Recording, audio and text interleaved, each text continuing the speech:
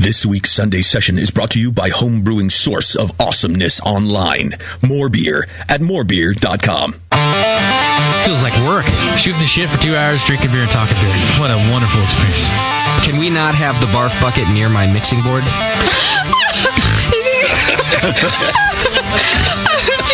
I think everybody could read the book. I knew you were going to use this book as an excuse to quit doing this show. Mrs. Bub, if you want, I can mail you the Bub Timer.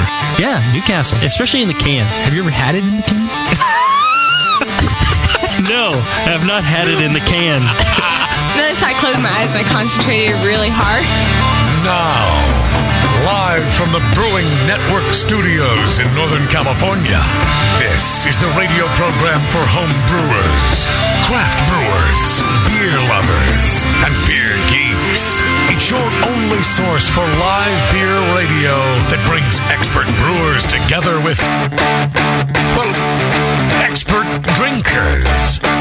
This is the radio program with a head on it. This is The Session.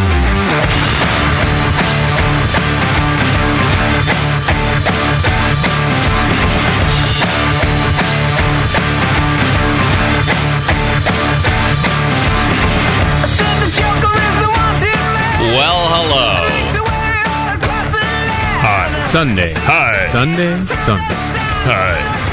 All right, back to the show. It's good to be in the studio here in lovely downtown Martinez, where the rats are big and the roaches are small. And the women are too.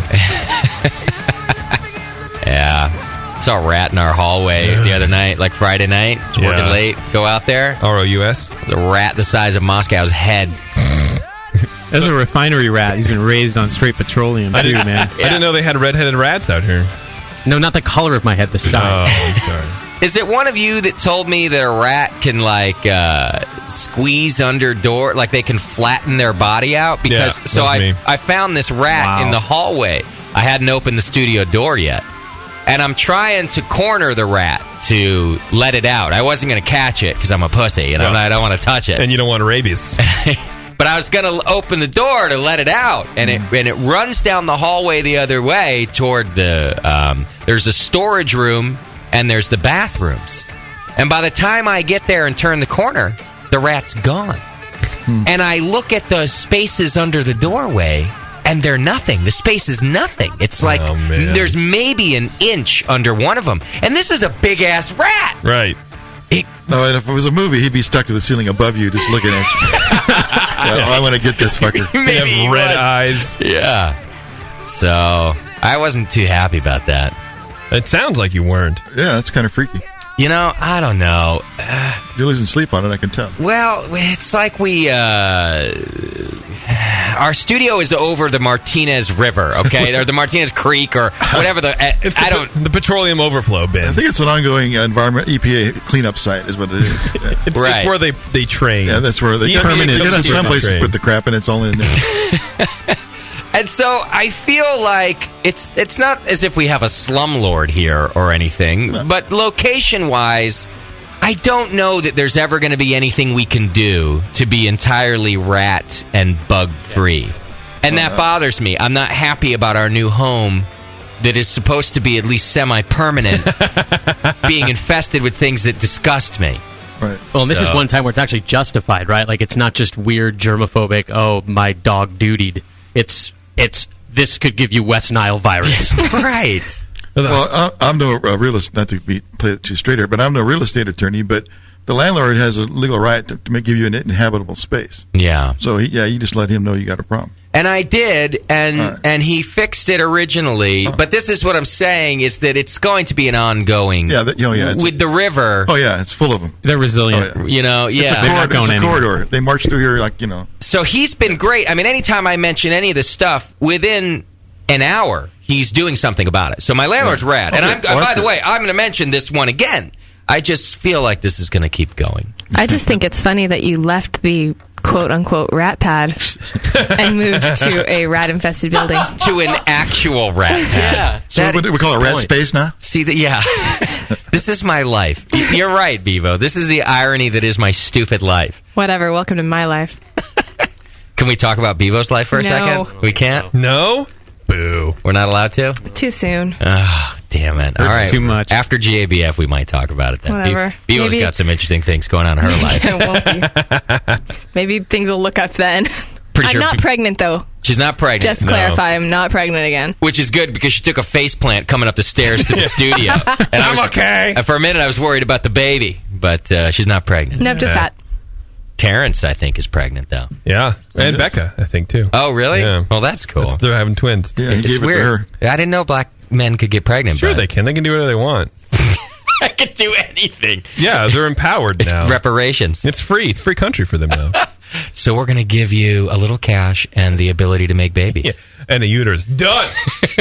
I don't know if you noticed, but Becca posted like an ultrasound picture. I was like, oh my God, we're having a kid, whatever. And all these people were commenting on it. And the ultrasound is the little baby from Alien, the Alien movie. Yeah. And I don't think anybody got it at all because everyone's like, I'm so happy for you guys. Oh my God. Oh, and it was actually the baby from Oh, Alien. yeah, It it's was got like, a big ass tail on it. It was I hilarious, see. and like this big cranium and these teeth, and it was like Nobody and so I said it's I don't know. I said something funny. You know what it is about those ultrasounds now? I saw one from a friend the other day, and it's that they're no longer.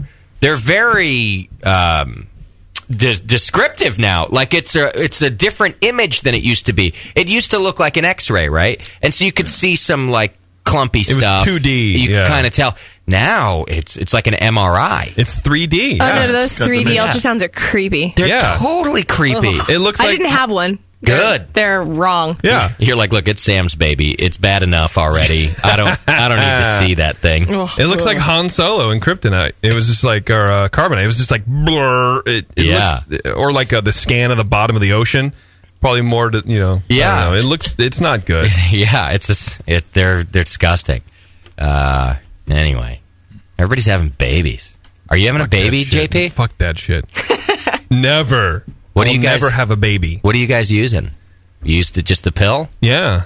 You don't. What do you mean just? It's That's worked all so you far. need. It's worked so far, man. 98%, bro. No, it's so much higher than that. Wasn't she light born on the pill? Wait, Yeah. first of all, No, how can they you weren't be taking it how can you be so much higher than 98%? Because it's 99.999 something. It's 100%, But I wouldn't not say 98. with 1%. I wouldn't say so much But more that's than a that. really important 1% because you're going to do it 100 times in 6 months. You are the 1%. 2% is a big number for me. But it's not. That's my inaccurate. life. It's not 2%. Point. That's inaccurate. 0.0001% is a big number for me. Either it is or it isn't. Either it is or it isn't. I don't know. Scott and his exaggerations. I don't know what I'm going to do when Taryn gets knocked up. You're not going to. Well, what you're going to do is you're going to hold her down for me. That's all I'm saying. Oh, JP, that's Because terrible. that shit will never happen to me. Right. Ever. All right, we got a great show planned for you today. We got Jim Wagner. He's the brewmaster at DuClaw Brewing Company. And I guess they have 4 locations. Are they all in Maryland? Yeah. It's all Maryland. Yes. I think I've had their beer at the Great American Beer Festival before and really enjoyed it. So I'm glad to have him on the show. So we got Jim Wagner coming on. If you want to ask questions, you can hit the chat button on the homepage, and Bevo's in there taking your questions today. Or you can always call 888-401-BEER, 888-401-BEER. We're also going to be talking to Neva Parker from White Labs a little later. She's coming on to talk about beer for boobs, which is always a fun topic for us, you know. You know, it's like been boob. 2 years since we had her on for that last time. 2 years. Oh, really? Yep. Did we deny her last year for coming on to promote it? Yeah, she called and you hung up on her. You don't remember? That's effed up. They're such strong supporters of the BN. I don't know why I would have done that. I am screwed up. All right, so we're going to be talking to Neva Parker. So while we have her on the line, you know, if you've got yeast questions, Neva's the shit. I mean, yeah. she runs that lab down there. She's the one to ask. Of course, Whitey knows all these things too, but Neva is a smart cookie, that one. So call in later when we talk to Neva if you got yeast questions also, or questions for DuClaw. Let's get through some announcements. It's GABF week. The Great American Beer Festival takes place in Denver, Colorado this week, and as always, the Brewing Network will be there to bring home the action to you. And we've got several different panel discussions that we'll be broadcasting live, all on Justin TV, like we always do, and we'll also be recording them and posting them later. and some really good ones this year, and I'm looking forward to it. So JP will be social networking the schedule throughout the week. I will. He'll try to give you some advance notice before the talks start. And then when you go to our justin.tv/brewing network page, you can sign up there as a fan. And by signing up, I think you just click a button that says become a fan. And it will always, you can, in the settings, tell it to text you or whatever, or email you when our broadcast starts. So if you miss it, as soon as we go live, it'll tell you. But JP will do some Facebooking and tweeting for the different things too. That's true. And this time, unlike a couple of years ago, I will learn my time zone. The central time zone. Yeah, I will realize. I forget. It's Mountain. It's Mountain. Think, yeah. See, I didn't know it either. Yeah. Between me and you, we're going to screw everything up. Looking forward to that. Now, also, on the Wednesday night, before the Great American Beer Festival, we'll be hosting a Firestone Walker beer event. And that one's going to be a good time. You can get all the information at fwdenver.eventbrite.com. So FW is in Firestone Walker, fwdenver.eventbrite.com. And if you go there, you'll get all the details. Basically, it's a vertical tasting with food from a top chef champion, Chef Hosea. I think he won season 5. All of the anniversary beers from Firestone, plus the release of this year's anniversary beer, and paired with appetizers from Chef Hosea all night long. And then the owners of Firestone Walker, David Walker and Adam Firestone, and Matt Brynildson, the brewmaster, and myself are going to sit down for a discussion about how Firestone got to be where it is today. $75 tickets, and that's pretty cheap. Yeah. But for BNers, we're going to give away 4 tickets tonight. I got 4. I've heard that before. Oh. Yeah. We're going to try it. I'm going to try it tonight. I think Neva actually has tickets to give away to the Great American Beer Festival itself. Whoa. She has passes for Saturday that she wants to give away tonight. So it's GABF week here in the BN, and we're giving away a bunch of tickets. All right. So if you don't win one of the 4 tickets, we'll probably just give away 2 sets of 2 for the Firestone event. You can come join us. And if you don't win those, it's just $75 to taste all these pretty amazing beers from Firestone Walker on the Wednesday night. And then all the other broadcasting we do, including the award ceremony. The award ceremony is held in a theater this year. Ooh. It's not in the GABF hall itself. I guess at the convention center they have a 5,000-seat theater. Wow. And that's where they're doing the awards this year. Hopefully it'll be better than the production value of the Taste Award. Yeah, oh God, I hope so. That would be good. I mean, believe it or not, even our production value is better than the Taste Awards. But not our graphics department. Maybe not, yeah. So, plus we don't have Aunt Jemima speaking about, what was it? Kiko Man soy sauce for us. If you want to make a quality dinner, Kiko Man. I bet she's available.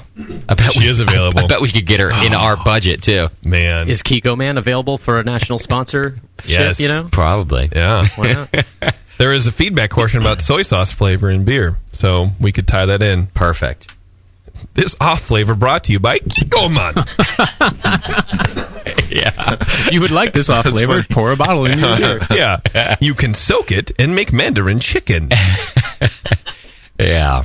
All right. So check us out at GABF. You didn't say you're going to be broadcasting the awards themselves, right? We'll do the awards. Yeah. We always do the awards too. And they changed the time of them also. They're now on Saturday morning. I think they start at 10 a.m. or 10:30. 10:30. 10:30. Okay. We'll get all this on the Facebook and tweet. So if you really want, the most up to date information, that's where you need to go sign up. But yeah, I think 10:30.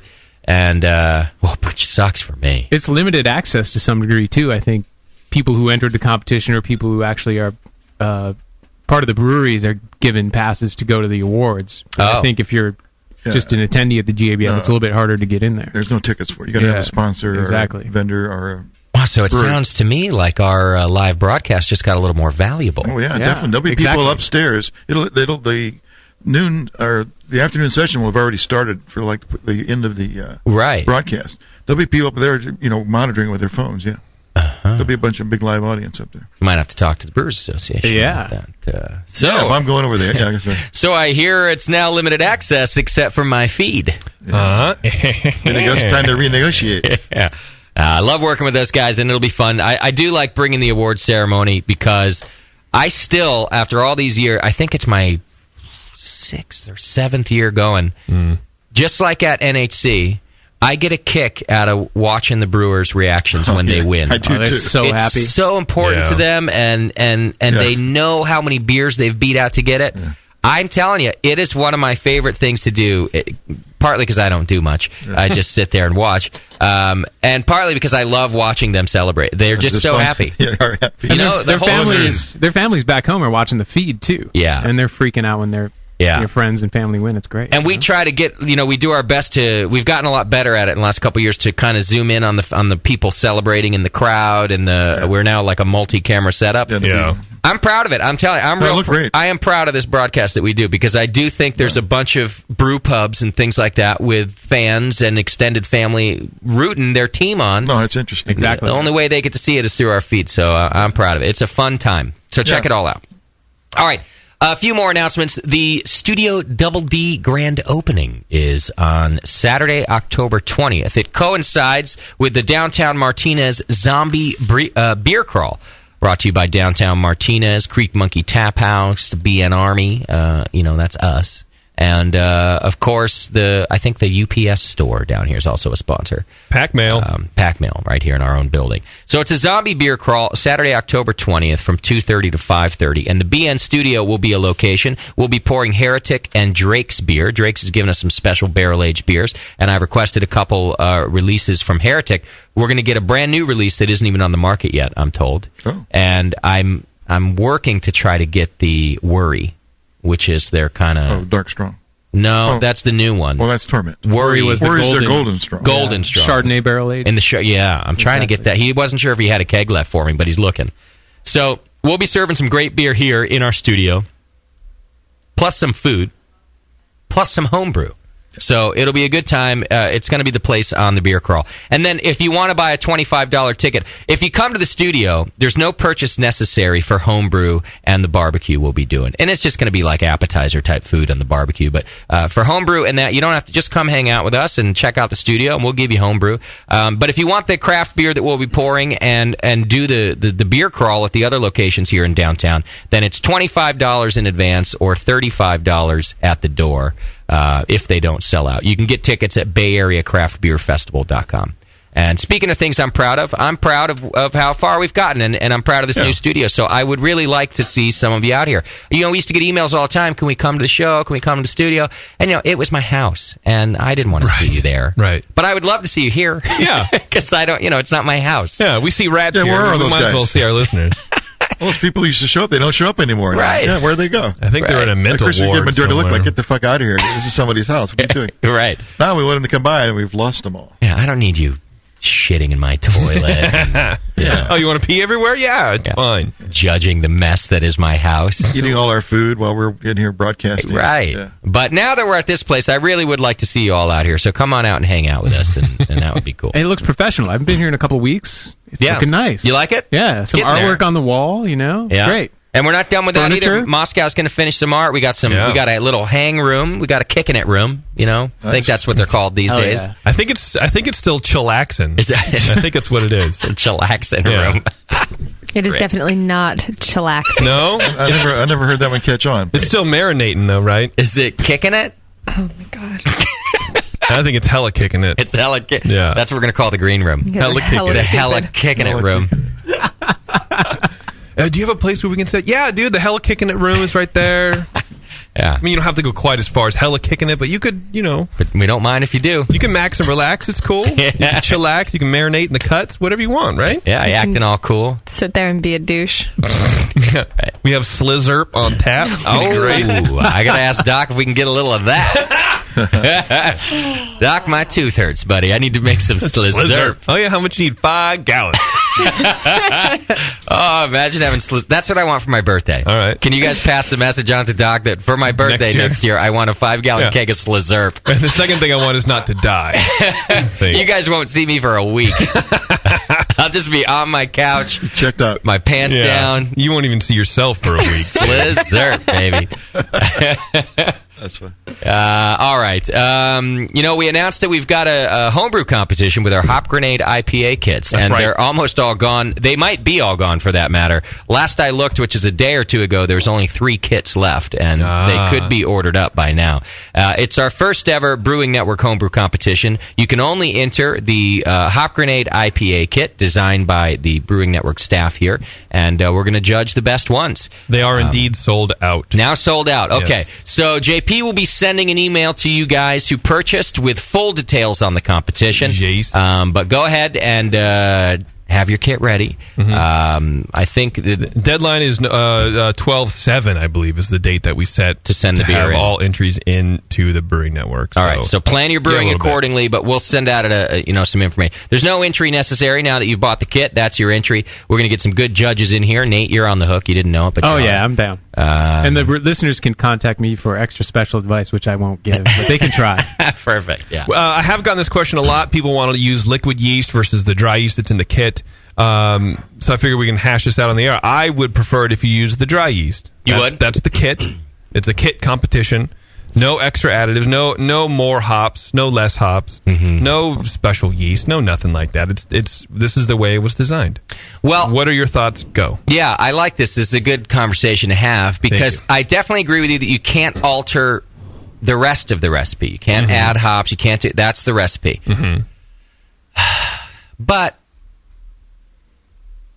I feel like since we're going to have 60 or so entries of one beer, that maybe we should allow people to get a little creative with their yeast. Like, for example, I think that Nate and Tasty did a good job of designing the hop timing additions, but you could maybe alter the time that you put the hops in, as long as you don't alter the quantity. Exactly. And you could alter alter the yeast. I'm super hardcore about it, so I would say no because it goes against the spirit of the kit. It was designed. That's why you bought the kit from us. It's a Brewing Network designed hop grenade kit. This is how we made it. And if you make it any other way, then it's not how we made it, and therefore it's not ours. That's true, but I will admit that the only reason there's not White Labs liquid yeast in that kit is that we didn't have a way to keep that stored for you properly during shipping and make sure that it shipped cold. So, in other words, if we had our druthers, if there was a way to do it, we would have gone with our boys at White Labs 100%. And sent that. So that alone kind of makes me feel like since that's what we would have done to make the kit even better if it were possible, we should allow people to do that if they wanted to. You know? Yeah, I mean it's up to you. I'm just for the dry yeast only. You're just a stickler for the rules. I know. Well, I think it's more about a level playing field kind of thing, right? It's also that too. Let's just say there is a difference between two beers, one made with dry, one made with liquid, right? We probably would all agree there is a difference, right? Yeah. Well, immediately you put somebody in the second class, second tier. They have no chance of placing in the competition. There's 60 beers, so or do could they? be 30. Well, I don't know. No, I'm with you. Yeah. No, you can still. No, I'm drinking a beer right now that's made with dry yeast. Yeah, it's Drake's beer. Yeah, it's not. That's not a big disadvantage. It's just that maybe not people aren't used to using it. Right. Whereas they're like know their stuff on. That's liquid true. yeast. So, what's your final take then? You don't get to change the I'm yeast. about 60% going JP's way. Yeah. Not a major, but I'm saying I think. Not so much in the spirit of, well, that's the kit, that's what we had in mind. Yeah. More about the level playing field aspect. Nate? I understand the arguments, but I got to say that kit was developed with liquid yeast. So if the brewer wants to choose that, I think that's the one change that I think would be acceptable. Oh, monkey wrench. Monkey wrench. Nate brewed it with liquid yeast when he did the test batches. Well, Bevo gets 2 votes, so... It's a competition? Yeah. Whatever. I don't listen when you guys talk. Yeah, she wasn't listening. No, I mean, way to be in the ball, I have been listening now, but not before this too much. I think that you should use it as even if it was brewed originally with the liquid yeast, if it came with dry yeast, that's what you should use because that's what you have. Okay. It's like being a baseball player and juicing. It's not fair. Right? I see your point. Well, that's 3 against and 2 for using your My own yeast. other boob votes the same way. Juicing would they just send us a bottle of Blind Pig or something and scrape the label off. All right, you've got to use the kit as is. All right. Yep, you got to use it just how it is. Dry yeast only. Yeah. Use it exactly how we sent it to you. Hopefully, we don't get 60 beers that taste exactly the same. It's going to make judging extremely difficult. That'll be fun. It's going to come down to fermentation control and packaging and sanitation. Yep. Yeah. Yep. And that's bribes, which in some ways makes this a cool competition in that way, because if we spend so much time talking about how important fermentation and sanitation is, this competition really emphasizes those two things. Yeah, we know the kit's good, and we got to pull this person on the air who wins and have them divulge all their methods here, right? How they interpreted our stuff, right? Okay. Forgive me if this is a rookie question, but if they were to use liquid yeast and claim they didn't, would there be any way to tell? No. Okay, it's a brewer's code. It would be a brewer's code situation. Yeah.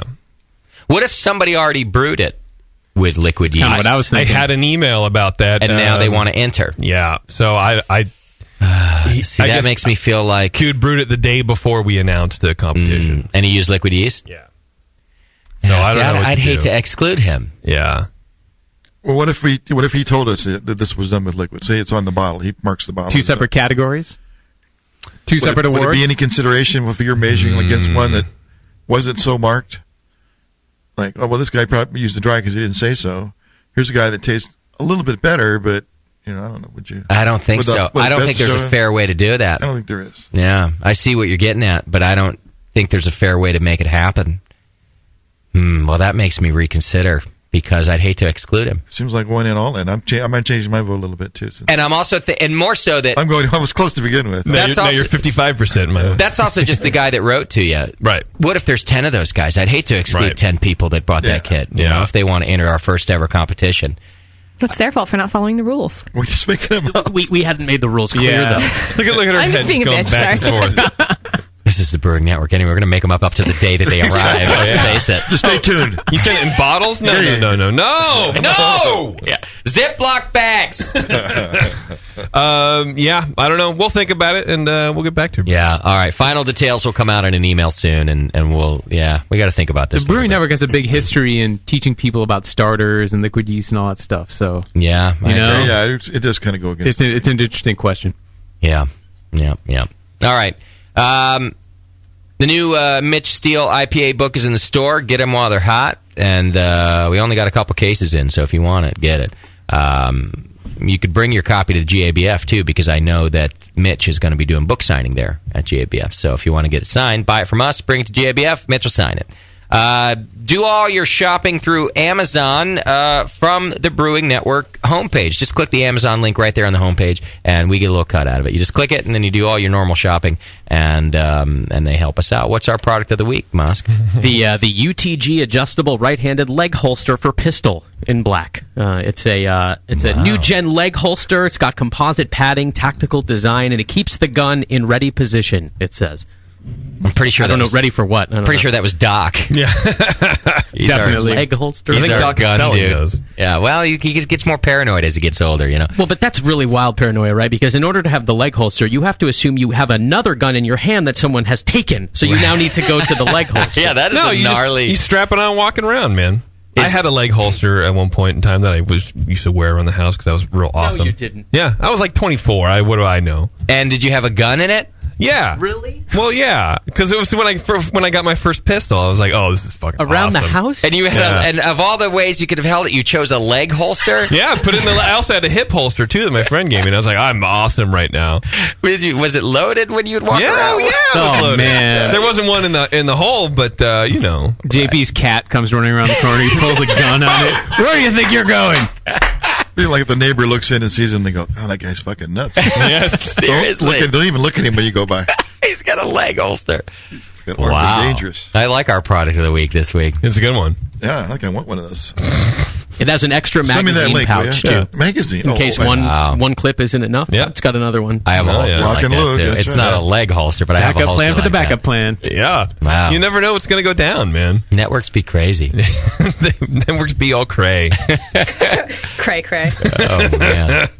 All right. iPhone and Android apps are in the stores. Just search BN Mobile, either in the Android market or iTunes. Watch all this on justin.tv/Brewing Network. Subscribe and join the BN Army. Get all the details you need on Twitter and I got one more quick announcements before we're done with this segment because we're trying to get an early start on the Secret Santa Exchange 2012. So PM Spider Wrangler in the forum before November 18th at midnight. There were like over 40 people last year. It was really successful, other than just like a few deadbeats.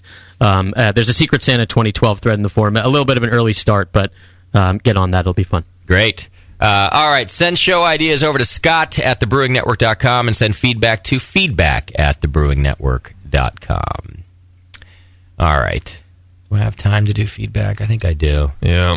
I might have a little time to get it in here. I do have a confession to make. You sent me an email to put in feedback. Yeah. I didn't put it in feedback. Oh.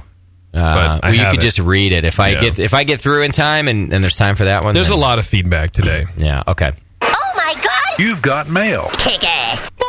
All right, feedback's brought to you today by Austin Homebrew Supply. Go to austinhomebrewsupply.com. They're a fairly new sponsor of ours, and we are stoked to have them on board. So go check them out over at austinhomebrewsupply.com. All right, what do I have here?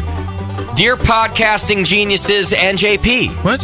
While I can only listen to the session via podcast because I live in Australia, it takes me all week to listen to it on my drive to work, and I always thoroughly enjoy it. I would love to. So would I. I would love to thoroughly enjoy it, too. I have to listen to the show with my headphones, though, so as to not corrupt the children. Yeah, I don't know. He's driving to work with his headphones on, I guess listening to us. Sounds safe. So... It's Australia. There's no rules. There's no rule. Yeah, I forgot. He does say, I have to say, the beer cocktails episode was the funniest shit I've heard for a long time. Great information and even better banter. Keep up the great work. And JP, hang in there, mate. Someday you'll catch up to the other brewcasters' talent. Well, except for Tasty. You'd be kidding yourself to think you'd ever be that good. Cheers from Boydie. It's true. Boydie. He had a whole thing about how keeping Australians just add a Y to their name. I don't know, and I took it out. I see. Boring. Thank you. But that's why it's Boydie. All right, Mark B. Damoe. From New Jersey writes in, I like that you let me be cheap. Like when I'm jonesing for a 40 of PBR. I'm a teacher and have a 2-year-old and appreciate that you let me be part of your adventures in brewing for such a low amount. This is my second month listening, and I love it. Garrett Oliver, by the way, seemed like a quality guy and knowledgeable. You guys, not so much. Just kidding. I guess I'm not a true home brewer because I use a Mr. Beer to dabble in this beautiful art that is brewing. I've given some Christmas presents, and how could beer ever be a bad gift, even if it's my beer? Well, look, I don't think you're not a home brewer. Absolutely not. I think if you're brewing beer, you're a home brewer. You brew beer at home? Mr. Beer Kit, whatever. I mean, certainly we...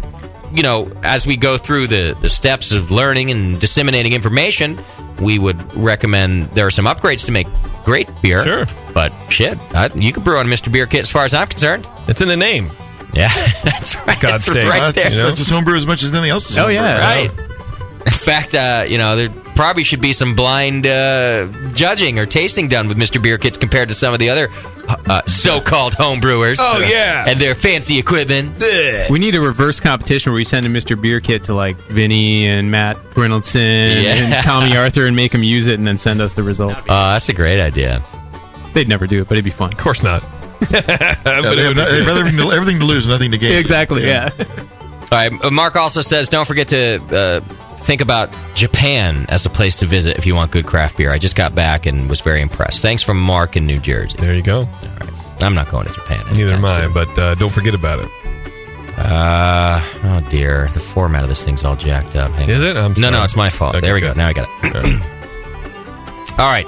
Dear Justin et al., I would like to thank you, or rather my fellow listeners, for the dear advice regarding the taint push to release the extra pee, which used to dribble upon my leg following pee-pee time. I just tried it, and poof! There goes an extra shot of pee from my long dong. This will for sure help me throughout my future endeavors, whatever they may involve. 2 loves, dripping in Seattle. So listen, there you go. It turns out in over 7 years of broadcasting, I finally have helped. I am getting more thank you emails about my dribbling pee-pee discussion than I've ever gotten, and they're thanking me for most of them most of them go something like, I have been pissing down my leg for years, and finally there is a solution. You're changing lives. I'm finally doing something good. Oh man, we need one of those like herpes medication commercials where it's like, I peed down my leg. Now there's a cure for that. Right. But that's just the narrative. It's me on a canoe in a park. Yeah, fly fishing. And then you're running down a pathway. I used to pee down my leg. Now I'm not afraid to wear pants. Now that I listen to the session. With a slow pan across. Oh, yeah. So look we are changing lives and helping people, and I couldn't be more proud. Now, Jamil came in the other day to do some Brew Strong shows, and he had a clarification, though, about the taint push, because apparently Jamil also had a dribbling pee-pee until he figured this out. It's not really the taint. He specifies that it's your urethra that still has pee in it, which is not really in the taint. It's kind of right at the bottom of the bag. So it's like at the start of the taint, bottom of the bag, transitionary zone, base of the weenie. And I have discovered it's working pretty well for me too. Yeah. I don't always get a good squirt, but I have not dribbled down my leg. I think since it's like forward versus backward sealing. Faucets on a beer tap. Yeah. It's also a timing issue as well. So if you can catch it right at the end of the stream, you give that little push, it'll force it all out. I have noticed that. You're right. So listen, what started out as an embarrassing conversation for me, I think it's really turned into an important segment here on the Brewing Network. Broadcasting gold. Life's an open book. Who knew this was such a widespread? It's like an epidemic. Not me. It's a scourge. And I felt so alone and depressed. Half the population. Right. And this is the black and white portion of the commercial, by the way. I always felt that it was just me that would, and that I would have to live this way in shame for the rest of my life. Until finally, the taint pee. I found the taint push. Let me bring it to color. I get it. Right. He's on the bus. He's got pee stain on his pants. Roll the black and white. Roll the big orchestra. It could be just for like those products where it's like, are you having pee problems again? And it's just like the super slam zoom that's black and white of like someone using a pasta dish and they can't. The pasta runs everywhere. They can't do it, but they fail at life. Try the taint push. Yeah, we could do a commercial where like I'm in a bar and I come out and it's all down my leg, and like Bevo's the hot chick at the bar, and I'm about to hit on her. She just looks at me in disgust because there's pee running down my leg. I actually am really good at already making that face. We should make this commercial. Make it happen. This is a crash zoom right in. Oh no! And I just look at you and give you some sneer, and you can just tell by my face like that you should just go kill yourself. And then I cry. Then you find like the next scene is me laying next to my bed with a bottle of pills all strewn across the table. But then I get an email about the taint push. Well, no, we're going to have a product. The product is going to be like a strap-on taint push, so you don't have to embarrass yourself in the urinal. Right. Yeah. Like, what the hell is that guy doing? It's battery-powered, which, by the way, I appreciate, Tasty, because I do feel a little uncomfortable doing the taint push. Yeah. I'm not very good at it now, so I can't do it inconspicuously. Like, you can tell that I'm doing something with my ball sack. But you can't because who's looking? Well, you got short arms. It's pretty hard. When you're in a urinal, you're looking at the grout. Right. You're not even looking at tie. You're looking at the grout. Like, I'm showing everyone that I'm so hyper-focused on this one point and not at your cock that this is... no one's ever going to know. That's why they put the sports page up there. Or people write in the grout. As soon as the guy's doing an unusual move over there, you're going to notice it. You catch it out of the corner of your eye. It's just practice. Yeah, you'll notice it. That's what I'm saying. I need to practice. Sleight of hand. I need to practice. No, I think the auto model is going to be of value. I think you're right. Yeah, $19.95, $6.95 shipping and handling, and you get a second one free. So. Done. Then the commercial should end we just with need an you 800 number. coming out of the bathroom at the same bar, and then I'm all into you, and you like diss me for another girl. Yeah. Oh yeah, there it is. Perfect. No, he Wrong, you walk right past her for a And then he looks at me dribble. and then like my boobs are leaking. Yeah. The follow-on product. We don't have a product for that, do we? It's called lactation. It just happens. Oh, I see. Kyle also write in, hey, Justin, I have suffered with wet underwear spots and the occasional piss-soaked leg ever since childhood. I would like to encourage you to try the taint pusher. I read about this technique a couple months ago and have been utilizing the move ever since. My dick, balls, legs, and underclothes have remained piss-free ever since. It's a godsend. Kindest regards from Kyle. Oh, that was very pleasant. I do truly find it amazing that this, after all these years, is the mark that I'm making in the world. This is the difference. This is it. That's what you were born to do. It's a mark you're not making anymore, I thought. Well, yeah.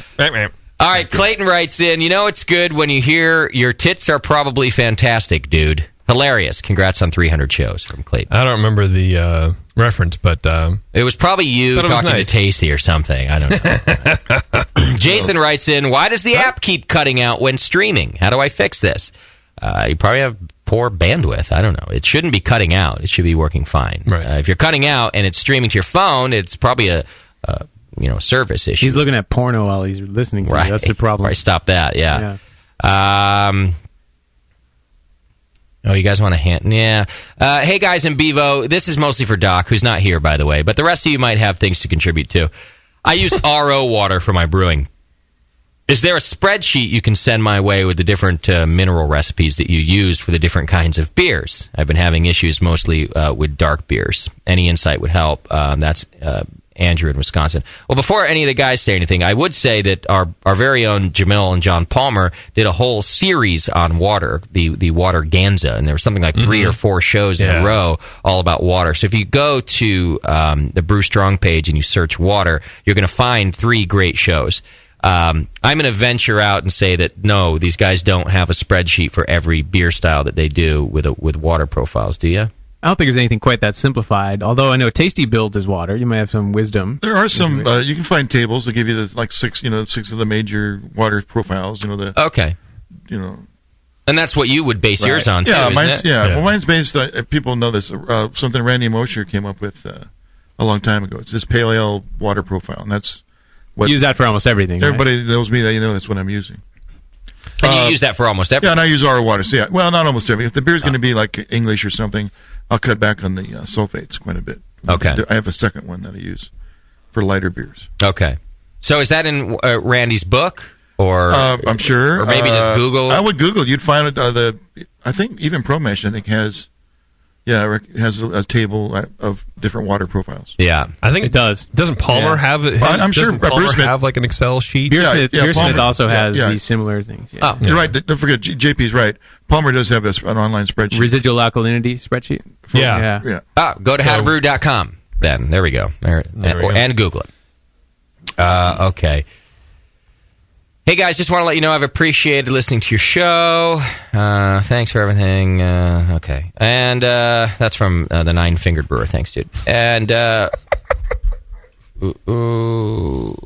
is the soy sauce one. Hey, guys, in Bevo, Susie, Nicole. Lately, I've been picking up a soy sauce taste in dark beers. Can you explain this taste for me? Is it just an oddity of my palate? Where does the soy sauce come from, Nate?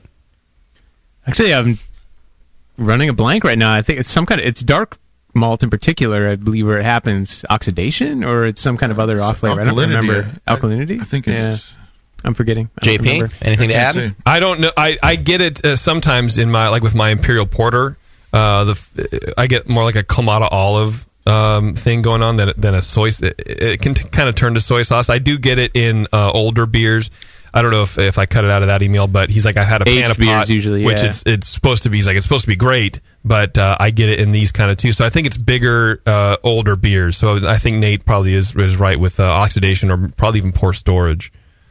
But yeah. Okay. I would also suggest that's a Brew Strong question that Jamil and John Palmer would really dive into also. But we've all picked up that flavor. I've tasted it too, and it is generally in the dark beers, I think like he says. You tend to get it on beers that had yeast left over in the bottle, and yeast starting to break down as well, interacting with the oxidative stuff. So. Okay. All right.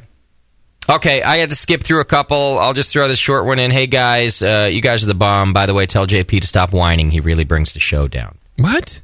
Regards from Rags. Do you think I don't think you bring the show down. I think. Well, why would he say that if I didn't? Well, some people, he probably had he was bullied as a child.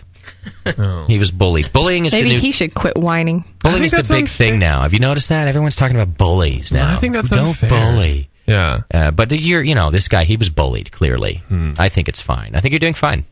Well, that hurt. It hurts my feelings a lot. Right. I don't like it. Well, I don't like. Do you think I bring the show down? It sounds like you're whining right now. He is whining a little bit. You guys are fucked. The show was a notch higher before you started your line of questions, so he might be right. He might be onto something. All right, let's take a quick break, because when we come back, we've got to get to our wonderful guest today, Mr. Jim Wagner. Jim's from DuClaw Brewing Company. Here's a quick 5-minute break. When we come back, we'll talk to Jim. 888-401-BEER if you've got questions, or hit the chat button on the homepage, and Beav will get your questions over to me. Hang in there. It's The Session.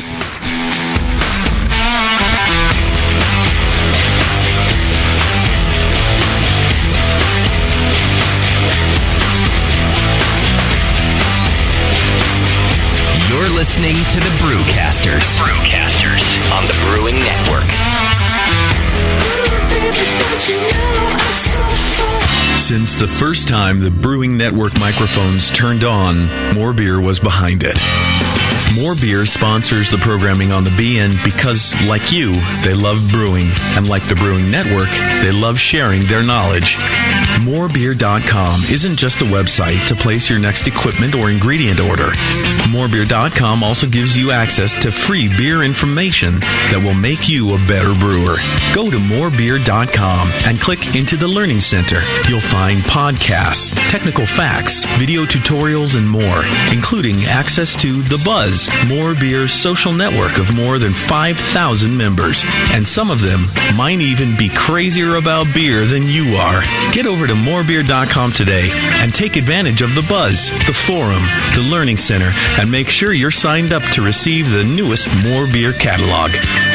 More Beer, bringing you absolutely everything for beer making. Hi, I'm Jamel Zanishev, and in addition to my work on the Brewing Network, I write the Style Profile column in every issue of Brew Your Own magazine. Hi, I'm Sean Paxton, and when I'm not prepping for the Homebrewed Chef on the Brewing Network, you can find me writing articles on how to cook with your home brew for Brew Your Own magazine. Greetings, cretins. This is John Palmer, and when I'm not writing for Brew Your Own, I'm reading it. John Palmer, Sean Paxton, Jamil Zanishev. If you love listening to them on the Brewing Network, you'll love reading their articles, tips, and recipes in the pages of Brew Your Own magazine. Join Jamil, John, and Sean 8 times a year in Brew Your Own. And when you subscribe to BYO on the Brewing Network website, half of your subscription price goes right back to the BN to support great beer and food programming. So sign up for Brew Your Own magazine through the BN website today so you can listen and read your way to better homebrew.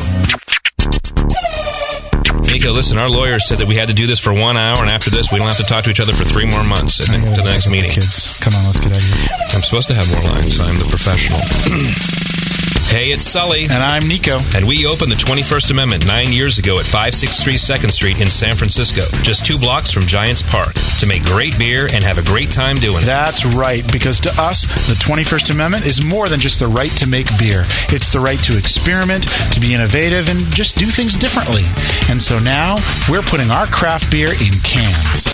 That's right, cans. You can find our world-famous Hell or High Watermelon Wheat Beer and Brew Free or Die IPA throughout California and Alaska. And now it's also available on draft at select accounts in the Bay Area. So next time you're at your local neighborhood pub or good beer store, be sure to ask for 21st Amendment in cans. Because everyone likes it in the can.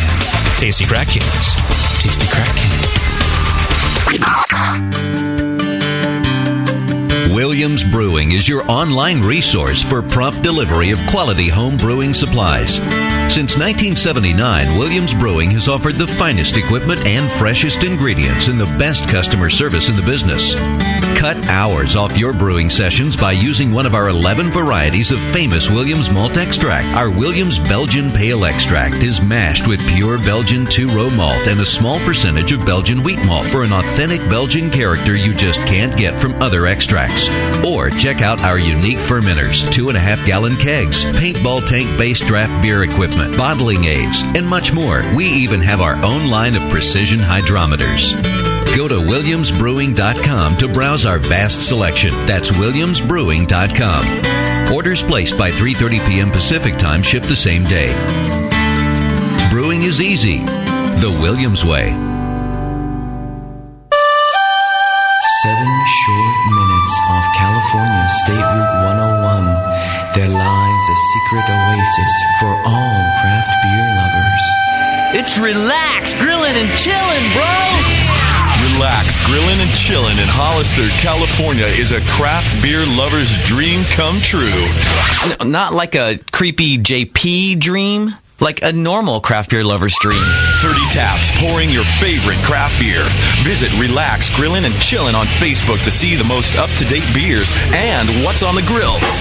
Let us grill so you can chill. Angus burgers, filet mignon, and ribeye steaks, dogs and sandwiches, and more. Great food, great beer in a place where you can kick back and relax. Tuesdays are brewery nights. Come in to celebrate, and you're not limited to enjoying your favorite brew at the restaurant. Relax Grillin' and Chillin' has beer to go. Relax Grillin' and Chillin'.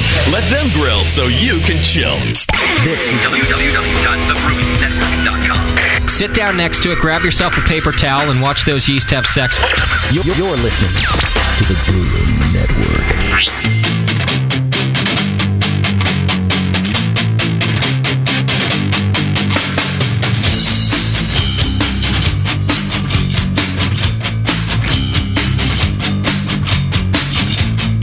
The session. Brewing up our next batch of Radio Gold. Right now.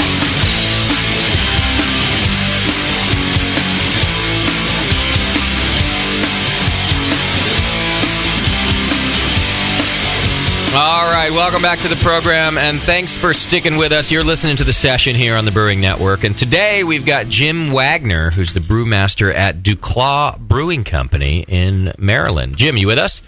I am. Great to have you. Thanks for being on the show, man. Hey, man, I appreciate you guys having us. Yeah, no sweat. You got a little East Coast time going, so we'll try not to keep you too long, but we want to pick your brain about beer for a while. Nah, man, it's all good. I'm up watching the O's. Yanks just scored, but that's all good. Oh, is that right? Yeah. Uh-oh. That damn Yanks, man. I don't know what that means. My families are all Yanks. It's a good Yanks band. Fans. Damn Yankees. The damn Yankees, yeah. Yeah, they're all Yankee fans, my family, so I'm sure they're cheering. There you go. Yeah.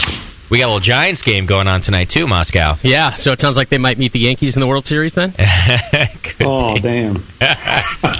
Could be rough. All right. So Jim is from DuClaw Brewing Company. If you've got questions, 888-401-BEER, or just hit the chat button on the homepage, and Bevo will send questions over to us.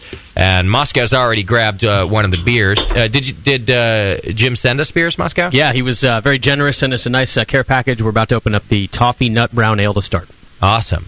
I got to say, thanks so much for doing that, Jim, because not everybody can or does, and it just helps us a lot when we don't get to try the beer when we're interviewing, so thank you. Oh, absolutely, man. Morgan, one of our girls in corporate, she actually sent those out, and the first batch she sent out, she realized they weren't going to make it in time, so she sent out a second batch. Wow. So we sent you some beers. It cost us like $1 million to get them out. Yeah, because we'll drink them like they had to overnight the second package. Wow. And the first package, I guess, will be at my house tomorrow, and you will not be getting any of it. Any of you people. Well, great. Now we owe Jim $1 million worth of advertising here on the BN. So right. That only lasts like a week around here, though. We'll give you that gives you one commercial on the Brewing Network. Are you going to GABF this week, Jim? I'm not. The thing is, GABF happens around the same time that we have our big Maryland Craft Beer Festival, and it's one of our biggest events in the state. So I'll be there, and with about 5,000 other beer enthusiasts, and we'll be having our own little GABF. Oh, that sounds great. So it's good. You guys have 4 locations, and all of them are in Maryland? Correct. Yeah. We got 3 locations that we actually own, and then we also have a franchise in BWI Airport. So if you're flying into Maryland, make sure you hit us up there and check out some of the beers. So as a beer fan, it is so awesome now that airports are starting to get these little craft breweries in them. Yeah, I agree. I love that you guys franchised out to do that because we need good beer in our airports. especially with all the delays. I mean, come on, and who doesn't want a beer? Who doesn't want a beer at like 5:30 in the morning? That's awesome. Well, Jim, they have Heineken. I don't know if you knew that. I will say this. So I flew to San Diego this week to help out at White Labs for a second, and I had a rather early flight. So I went to the bar at like 9:30, and maybe it's 10, and I ordered a Bloody Mary with my breakfast burrito. And the guy comes up next to me to the bar, and he's like, "Yeah, I'll take a Jack on the rocks." And I sat there judging him. I sat there going, "Dude, it's like 10 a.m. What are you doing drinking at 10 a.m.?" And I got my Bloody Mary in front of me, but I totally judged the guy. Well, it probably wasn't 10 a.m. where he came from. It was probably 5 in the afternoon. Like, airports are international waters because everyone's on a different time. I think another woman ordered a double something. The guy's like, "Do you want it in a tall or short?" And she's like, "I don't care as long as it's a double."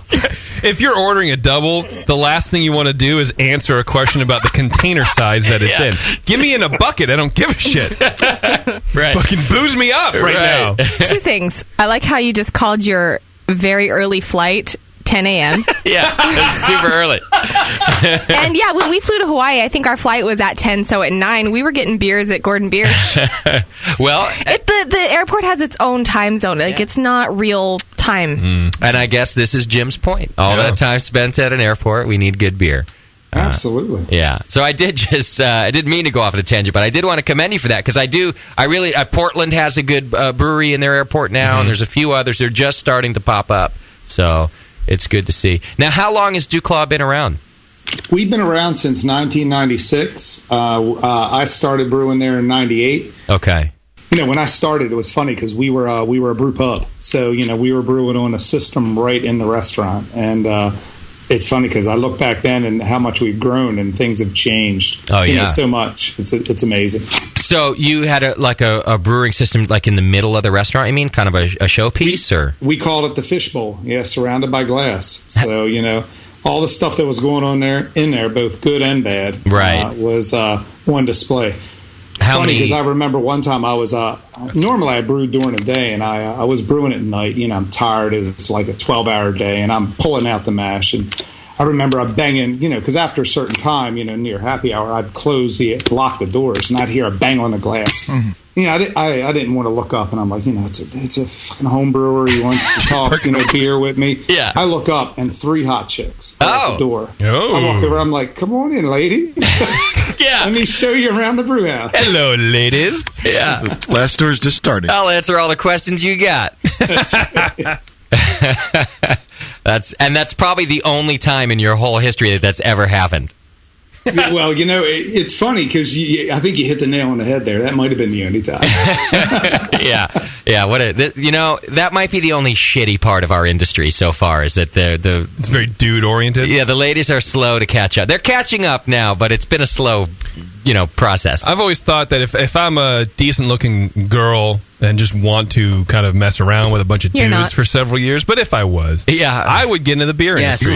Yes. Because you go to like a GABF or even NHC especially, and you have the run of the place. Right. Usually there's like two girls. Fat, drunk guys. Bunch of tubby know-it-alls. Yeah. All with beer goggles on. They all look good, the girls. Yeah, so you could be like a 4 you'd be woman-wise. Double you're the belle of the ball. Yeah, you're at a beer fest? Hell yeah. And the guys are, is it diacetyl or diacetyl? Right. Yeah. You're like, Jesus, I don't need to answer this for you. Let me talk to your girlfriend. And now GABF has ladies, lots of them. Yeah. And it's weird. By the end of the session, there seems to be 3 times as many good-looking women. I don't know what that is. Yeah, I think all the dudes fall out. And you're seeing triple. Right. Okay. How big was the system that you brewed on there in the middle? How many barrels? That was a 15-barrel JV system, and it had an open grant to it, which is pretty cool. Now we're getting geeky. Tell us about it. We're going into the diacetyl thing now.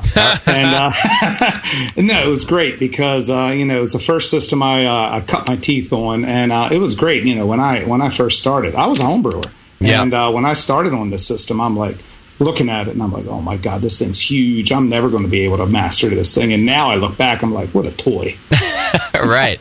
Well, most of our listeners are homebrewers too, so please don't be afraid to geek out. And on that note, I need you to explain to me what an open grant is. An open grant is the opposite of a closed grant. No, an open grant is basically just a Vorloff unit. So when the wort's coming off the mash, it basically the way this one worked was on a system where it would cause a float to kick off. Once that float kicked off, it would then take the wort that was gathered in that open Vorloff and send it back up into the mash for the recirculation. And you would do that, depending on the beer and several different factors, anywhere from 20 to 40 minutes. But it's so funny to look back at a system like that, and a lot of people worry about hot side aeration and all the stuff that goes on there. But the system did what it was supposed to do. It produced damn good beer for a brew pub setting, and I enjoyed it. It was a real nice system. And it was all just served on tap right there anyway, right? Yeah. We basically would filter it up. We would filter it through a series of pipes to the upstairs bright beer tanks that we had, and from there it would be gravity fed right down to the taps at the bar. Got it. Did you have no, you didn't. No. All right. You got a lot of people in the room here, by the way, so you're not just hearing voices. You're going to have JP and Moscow, of course, did the booking. We've got Tasty here in the room and Nathan Smith. So you get questions from all of us, just so you know. Yeah.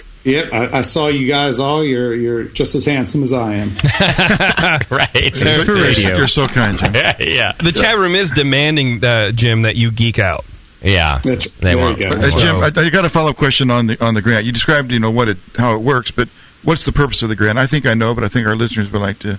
Why does a system have a grant? Yeah, basically, the grant is a Vorloff, so it's to clarify your wort in the mash before sending over to the boil kettle. Why wouldn't you just pump directly from the mash to right to the top? Why have a Vorloff? Why have that grant in between? Well, you want to basically send that first runnings of the wort over back through itself to get that clarification through the grain bed. Okay. So you'll get a real nice clarity, stabilize your pH, and from there on out, you get a real nice product over in a boil kettle. Got it. Okay. So, and speaking of nice, we just did open the Euphoria Toffee Nut Brown Ale. It's a ridiculous beer. It's fantastic. It's delightful. This is good, right, Beef? Yeah.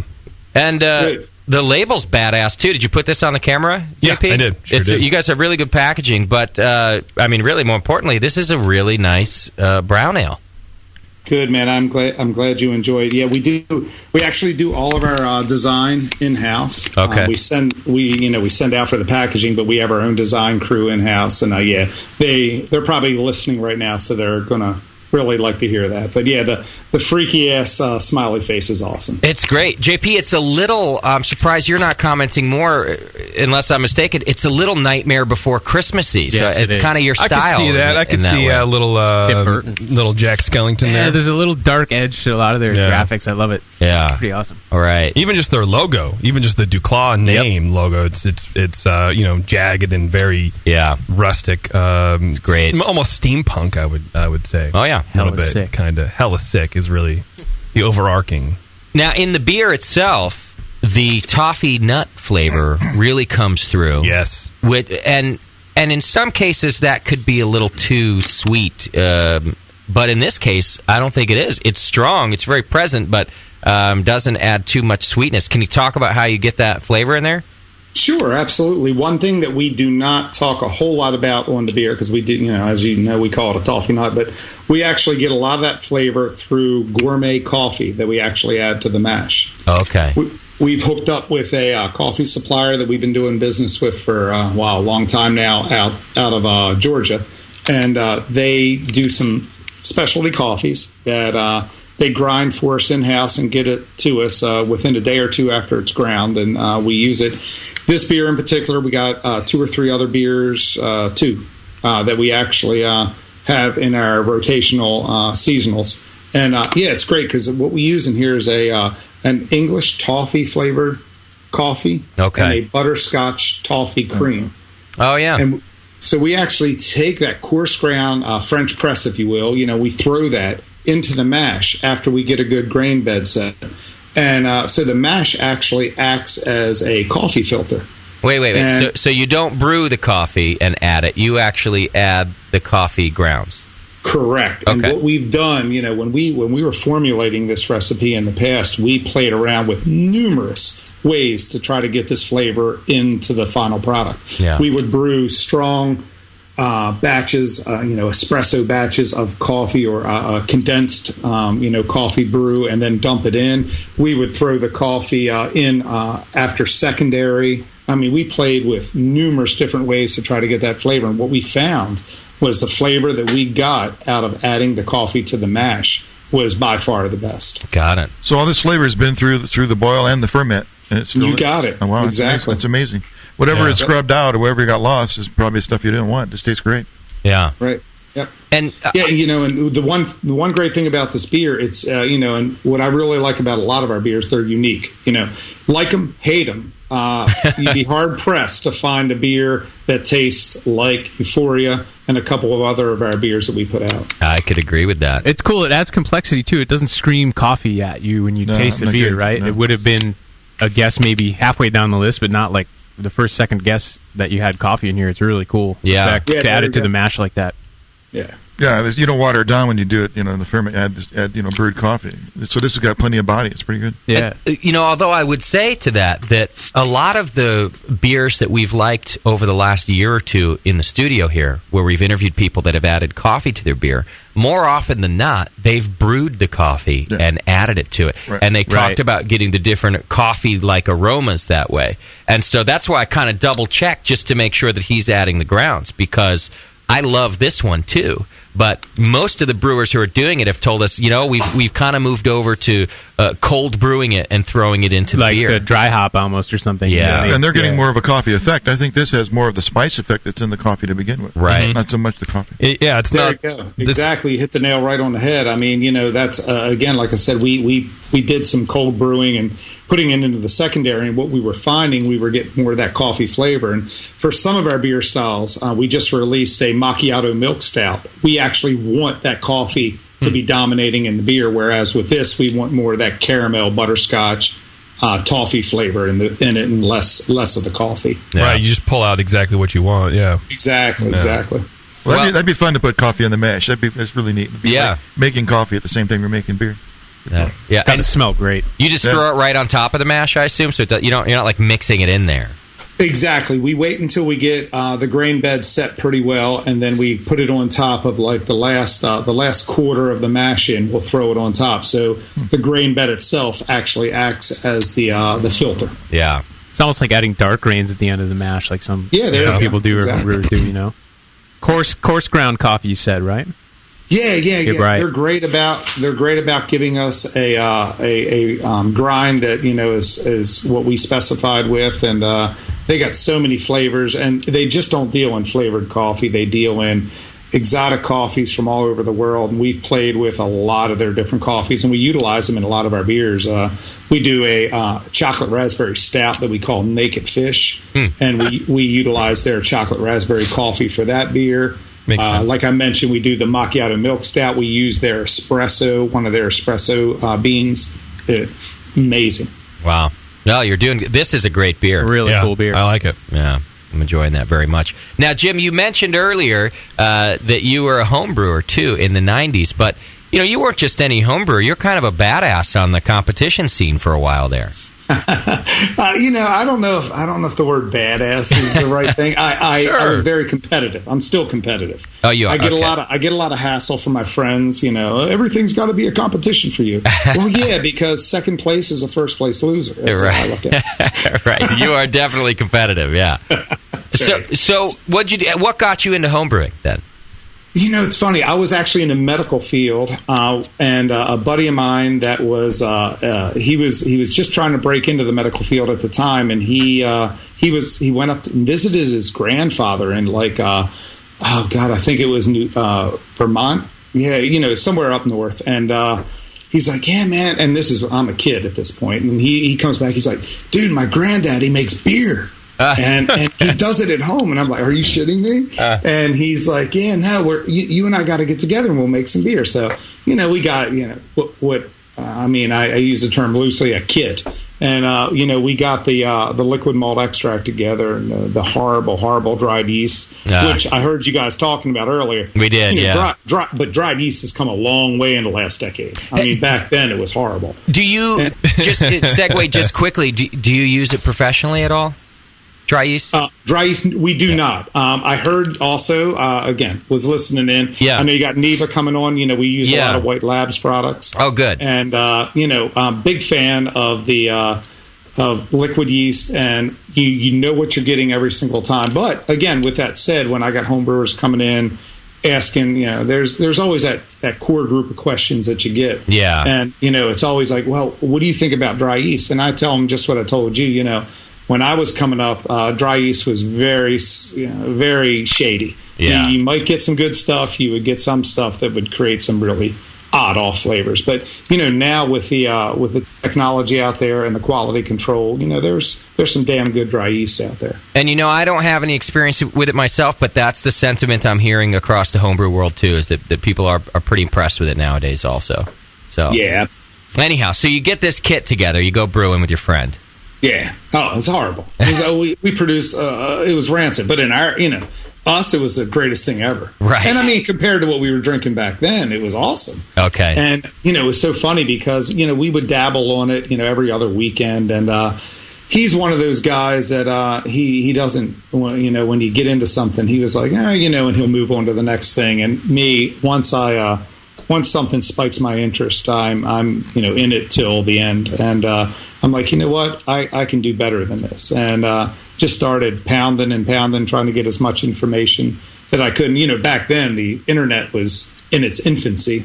And a lot of the stuff you would get on the ingredients, take this liquid malt extract, add 2 pounds of sugar into warm water, throw the yeast in. Right. Sounds great to me. I don't know. Yeah. And the other thing, I don't know, I don't think they even make this stuff anymore, to be honest with you. I don't know, but I remember some of the liquid malt extract maker, and as far as that DME, but they would do the bittered malt extract, and they would be pre-bittered malt extract. Yeah. And you're like, okay, but where is it? Is it 25 IBU or is it 75 IBU? Yeah, no clue. Yeah. They just said it was pre-bittered. They're like, don't ask stupid questions. We said it's bittered. Nobody cared about quality. I think it must have been the case. That's why they would buy things like that. By the way, they're saving you work. Everyone who's always clamoring for recipes from our guest, Jim just gave us a recipe. Right. Take this liquid malt extract, add 2 pounds of sugar and warm water. Yeah. So there we go. Yeah. Well, and throw in the yeast, and then make sure you spit in it once or twice. Right. Yeah. Right. Well, if you forget the yeast, it'll just ferment in a couple days on its own anyway. It's vintage. Really, I mean, come on. It's vintage homebrew. It's old school. Right. Yeah, if you want to go retro homebrew, here it is. That's right. Yeah. Well, things have come a long way in quality, huh, Jim? Homebrew? Oh, man, huge. But not in results. Well, and to finish that story up, I'll give you the meat and potatoes of it. Yeah. I got my buddy that got me into homebrewing. I actually got him in a little bit deeper into the medical field, and then this whirlwind of opportunity came up a couple years later while we were both doing that, and I was able to jump into the field professionally. And the joke is, he's like, yeah, I got the raw end of this deal. You got me in the medical field, and I got you into the brewing field. Right. Something's wrong here. Yeah, that's not a fair trade. That's right. So I sometimes when people talk about brewing then and the information not being available, yeah, I never would have got this far. I'm far too lazy for that. I don't know how you got your information. I know there was a couple books here and there, but were you able to go to the local homebrew shop and talk to other brewers? Not really. Okay. I mean, there was a core group of us. There was a hardcore group of brewers in our local homebrew club at the time, and I call this the first generation of the craft brew revolution. The one that, and I hate to use this word fake, but the one that was not lasting as long as the one we have now. It's not a revolution. The beer's here to stay. Right. People know. They're not drinking it because it's cool because their buddy told them to. They enjoy the beer. They know the quality's out there. Back then, it was a little different. It was a big pop, but that pop deflated real quick. Yeah. And, during that time, there was a time where we had like 30 people come into a homebrew club meeting. And then when that balloon deflated, there was like this core group of like 6 to 8 people, and we're all sitting around, and we got to know each other really, really well. Okay, yeah. A once a month meeting, and we're talking about all the shit that we were doing wrong and some of the stuff that we did right. And trial and error. A lot of it home fabrication of kettles, of mash tuns, hot backs, work chillers. Now you just click a button on the web and you can get anything you want. Back then, you had to either fabricate it or trade somebody beer to get them to make it, one or the other. So let me get this straight. Actual human interaction, a little bit of work ethic and dedication, and some real research is how you learn to brew. I'm talking crazy talking. Yeah, this sounds like all bullshit to me. Yeah, that's why I'm not in a homebrew club. I don't want to do any of that shit. If I can't learn it in 140 characters on Twitter, I'm not interested. Right. That's right. I think a lot of it was a lot of trial and error, and to some extent it still kind of is, but now all that information that folks like Jim and back in the 80s and early 90s that they did, we're all building on now as, well, that's just common knowledge. But back then, I think you had a lot of kind of myth of like, well, I think this happened, but nobody really had the time. And I think maybe as the internet grew and the hobby grew, there has to be a lot of trial and error. I mean, that's the only way. Sure. Try it and then see. To me, it lends some substance to the fact that brewing is a profession, and it has been a profession for a long time. And the reason that Jim and his buddies and anybody starting then maybe didn't have the access to information is because they didn't go to school for it. But the people brewing in Germany and brewing in England, people brewing the beer, they all went to school for it. It's an actual science and a profession. We've just glommed onto it, and now that information is readily available to the rest of us. Yeah, well, now you can get those books online, those either old textbooks or new ones or whatever, and you can get them easily in 5 to 7 business days. That's right. But back then you couldn't do it, so you learned something maybe somewhere and you figured it out on your own. Right. Well, and not only that, but not just us, but so many breweries out there. Small reed, micros, all the way down to brew pubs. You're a home brewer. You call them up. Hey, man, can I stop in and see what you do? Sure. We love it when home brewers come up. We'll let them brew all day with us. We'll give them some yeast to take home. Nice. Back in the day, we didn't have that. There wasn't anything out there, and the few that were, they were too damn busy to doing their own thing. Right. They just couldn't spare the time to do it. Well, especially if you got a sweet rack on you. You show up at the brewery, you can brew with us all day. Well, get all the yeast samples you want. Yeah. Bug Jim when he's pulling out the mash again anytime. Yeah. That's right. I'm sorry, my mash is hanging out, ladies. Now, Jim, why competition? What did you get out of that? I know you're competitive, but what did you get out of it as a home brewer? With me, it was one thing. Any home brewer that makes their own beer can be disillusioned that beer is awesome. Especially in the early stages of home brewing. You brew it, you put all this time and effort into it, and it could taste like ass. But when you taste it, it's like, oh my God, I just created the greatest Pilsner ever. Yeah. This is better than Pilsner Urquell. Yeah. Homebrew goggles. Your neighbor loves it, but that's about it. You don't know what anybody else thinks. Cellar blind. Or he chokes it down. Cellar blind, yeah. Yeah. So, that, and then, I guess the next step would be taking it to your homebrew club. And again, during the time I was coming up, that homebrew club at certain times was, a group of 4 or 5 people, and they become pretty close friends of yours. So you really didn't want to, some of them be like, oh, I'm not going to say anything, But I was to the point where, this beer satisfies me. It satisfies my core group of friends. Let's go ahead and throw it out there and see if the masses really enjoy it. And it's funny because that was a big thing with me. And one of my good friends in the homebrew club, he was the exact opposite, because I would be sending these beers all over the United States, paying 3 bottles, $5 a pop, and he'd be like, "Look, you can give me three bottles, and I'll, you don't have to pay anybody to try your beer. I'll tell you if it sucks or not." Right? Yeah. One of my funniest memories is one of my goals back when I was an amateur brewer is to win a medal in every one of the states that recognized homebrewing. And I sent my Belgian wit years and years ago down to the Florida State Homebrew Competition. And, of course, I didn't go down there. I just sent the beer down there. It was like 180-some entries. It was a big competition. And the competition organizer, he called me, and he's like, "Hey, Jim Wagner." Yeah, I'm like, "Yeah." He's like, "I got good news and bad news for you." And he's like, "What do you want to hear first?" I'm like, "Give me the good."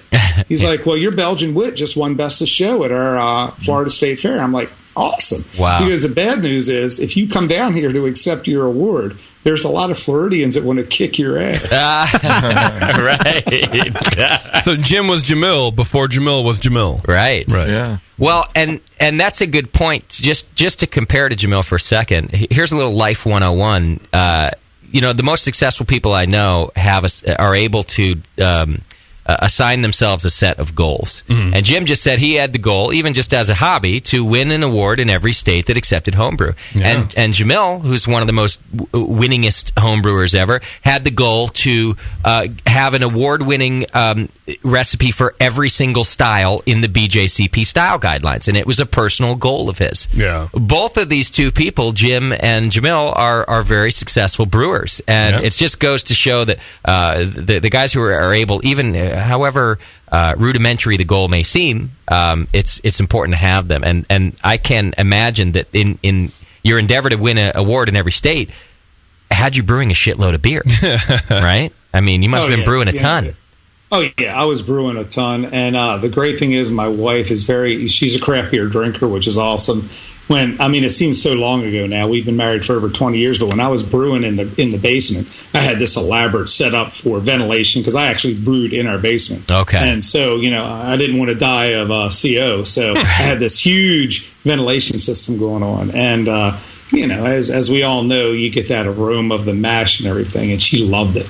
And it's so funny because I would go out to my homebrew club meetings, and all the guys would be like, yeah, I had to brew out in the garage. My wife thinks it smells like ass. And I'm like, oh, man, I am so lucky. Yeah, absolutely. You do need the support, too. Let's not leave that out of the equation. You got to have the support. Right. Yeah. So you brew your way through all of these competitions. You do very well. And how does the transition happen that you become a pro brewer? All right, yeah, I'll try to just give you the meat and potatoes of it because I could extend this out for another 40 minutes, but I won't do that. I don't want to bore you. Yeah. I actually was entering competitions and won a local homebrew competition. It was a brewery that was here in the Baltimore area called Brimstone Brewing Company. Some of the long-term hardcore people that were drinking craft beer back then would remember. And the brewer owner of that was Mark Toohey, and he was kind of a pioneer before everything really caught up to him. One of the beers he did back then was called Big Strong Ale, and that beer was 13% ABV back then. And that was like crazy talk back then. Now it's the norm. That's a session beer almost. Right.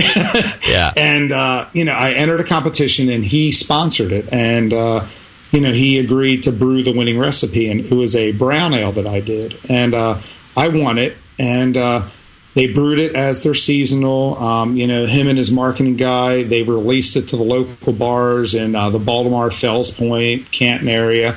And it was great. I was in heaven. Here I am, a home brewer, and I'm going out with the marketing guys to these local bars, and they're introducing me as the brewer of this beer. So I'm on cloud nine. And it was great. It was a 2-week run of just bliss. And, all good things come to an end. It ended. Go back to my home brewing and my medical field job. And a couple weeks later, Mark calls me up. And again, before this competition, I really didn't know him except he was the brewer at Brimstone. He's like, hey, Jim, how you doing? I'm like, good. He's like, you want to brew beer professionally? Just like that quick. Wow. And I'm like, whoa, what's going on here? Yeah. And I thought he was joking. And he's like, I'm like stunned. And he's like, no, I'm serious. I got a buddy up in Harford County that he's a good friend of mine. He's looking for a brewer. I'm not able to take that job right now. And the first person that came to mind was you. Wow. And I was like, whoa, this is crazy. And came home, told the wife. As always, she's very supportive. We talked it over. We went up. We met the owner, and that was back in '98, and been with him ever since. And you're like, wow, I don't know. I'm really enjoying cleaning bedpans all day. No, it wasn't that bad. Okay. No, I actually worked. It's funny too because I actually worked on hemodialysis equipment. So the going joke is, I would take care of people that would have kidney failure then, and I'm actually giving them kidney failure, which we all know is BS. Well, sure, it's a liver thing. So. Well, you can help them later on too, though, so it's fine. You can always give advice. Right. Well, that's really a great success story. I mean, getting recognition for doing something that you love and having a job offered like that, that's kind of a dream come true, man. Yeah, very much so. And, that was, 13, 14, and it still seems like yesterday. Sometimes I got to just step back, realize, holy shit, I brew beer for a living. Right. This isn't a bad gig. You probably have to remind yourself of that right about the time you have to empty the mash tun. Yeah. You're like, no, exactly. Just remember, it's still a good job.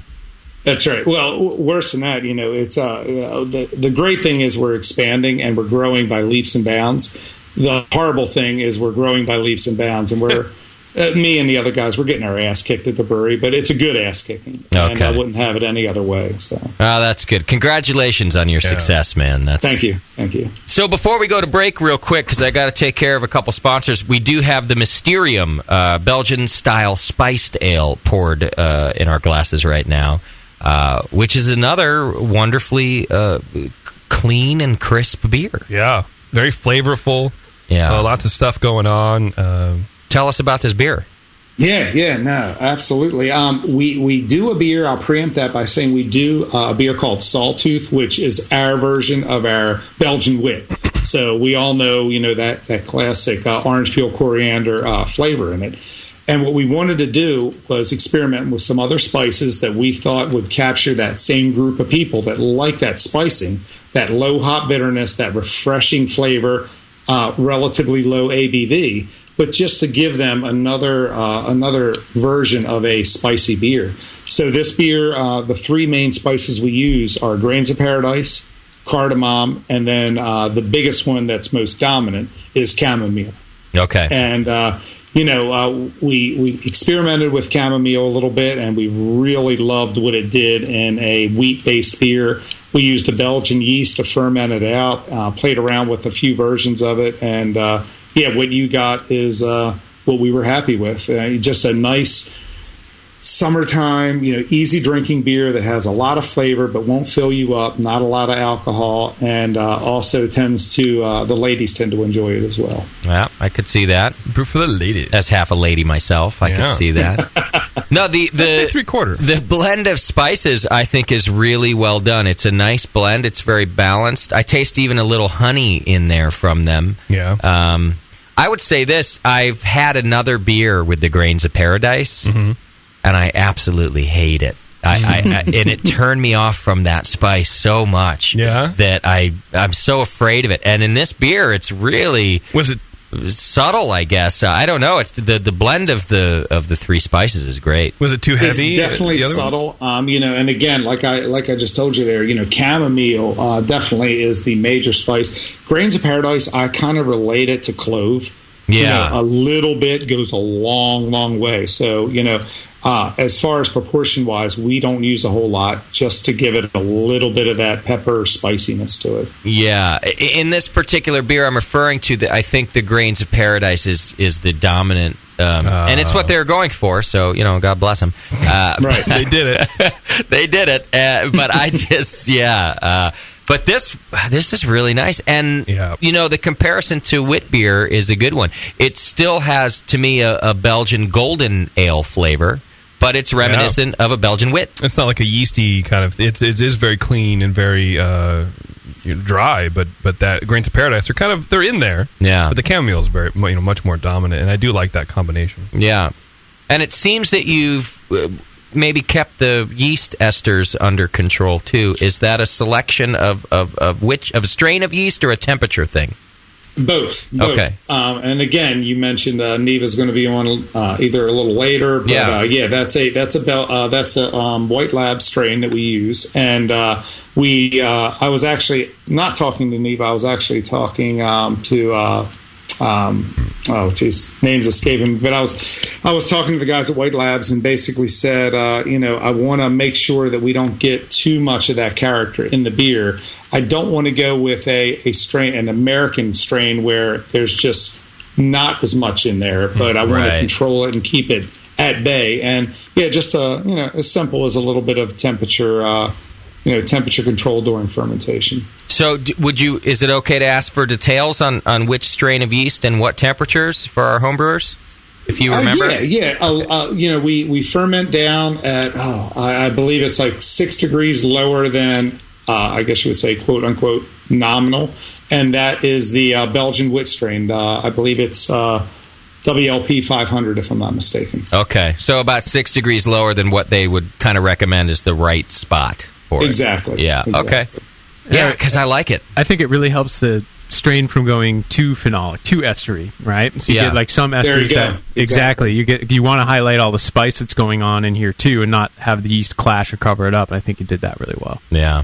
And for me, I'm not a big fan of super estery Belgian styles. I was when I started drinking them because it kind of blew my mind that there was all those flavors in beer. But I very quickly grew out of that, and now I much prefer the subdued ones like this. That's so funny you say that, because it's pretty much spot on where I am right now. I mean, doing this so long, you go through your phases. I mean, Christ, I can remember I've probably been through a dozen of quote unquote my favorite beer styles, and where I'm at now is I don't like a lot of that heavy phenolic flavor. I mean, there really was about a year there where I just really wanted to try all of them. But by the end of that year, it just was like a palate fatigue thing. At that point, I almost started avoiding Belgian beers unless they were sour altogether. But ones like this, this will bring me right back. Yeah, I like it. Well, if it had a big clove phenolics from the yeast, and then you had grains of paradise, they may just play off each other in a negative way. Right? Yeah. By keeping it under control, I think he's getting more of what he wants and highlighting the spice and a little bit of ester. It's pretty cool. Do you know offhand the and Plato is fine, whatever you use, the starting and finishing gravity of this beer? Yeah. The Mysterium is 12.5 Plato starting, and it usually finishes out around 2.5 Plato. Got it. Yeah, because it has a sweet character to it, but I feel like that's all the spices I'm tasting. That's that little honey character, and not really a malt character like it did, it finished higher. To an extent. You know, one thing that I share with everybody, it's no secret, I'm a big fan of European base malts. Okay. We use Muttons as our base malt. I just think it's a fantastic malt. Pretty much all of our mainstays, we'll bring in certain specific malts for our seasonals, but most of our mainstays uses Muttons 2-row as our base malt. Okay. I use a lot of German specialty malts. In my personal opinion, they're some of the best in the world, most consistent, most flavorful, and they just work out well for what we do and what we're trying to convey over in the beers. So what does a grain bill look like for a beer like this? What is the specialty malt that you add? This one, let's see. We got some wheat. We got a small percentage of wheat malt in there. We also use flaked wheat in that beer, so we use 2 different types of wheat. And then we also use a small amount of oats in that beer. Okay. To kind of smooth it out at the end. Yeah. I think it does that. What's the purpose of the 2 different kinds of wheats? Yeah, well, with wheat malt, just as you guys know, and most of the guys out there are listening, it's a malted product. Even though it doesn't have a husk, it's going to give you, even though it's wheat, it's going to give you a totally different flavor profile than, say, the gelatinized or the flaked wheat, which I like to talk in layman's terms and try to convey what I taste and smell. Good, we're dummies. In that way, and to me, flaked wheat is more of a raw, grainy type wheat, whereas malted wheat tends to be more of a less pronounced, subtle wheat flavor. Okay. All right. Well, I can't argue with you because I think because I don't know otherwise. Well, it shows up just right in the beer, so I think you're spot on. Okay, real quick before the break, I did have a question come through in the chat room. It goes back to the first beer that we were drinking, the Euphoria, and our guest in the chat room wanted to know what percentage of coffee to grist you recommend in the mash. And my guess is you probably don't even speak in percentages when it comes to something like coffee, do you? I guess we kind of do. But one thing I always tell people when we're doing any type of spicing or flavoring, grain is linear. You can take a 5-gallon batch and you can go all the way up. And with the exception of, runoff and everything like that, it's pretty much linear. Hops, you can figure out the calculations by just doing the alpha acids. But when it comes to spicing and coffee, it's all over the board. So what I like to do sometimes, when we do a test batch, we use a certain percentage. And if we were to just take that up linear to a 40-barrel batch, it would be overwhelming. So, you've really got to play around with it.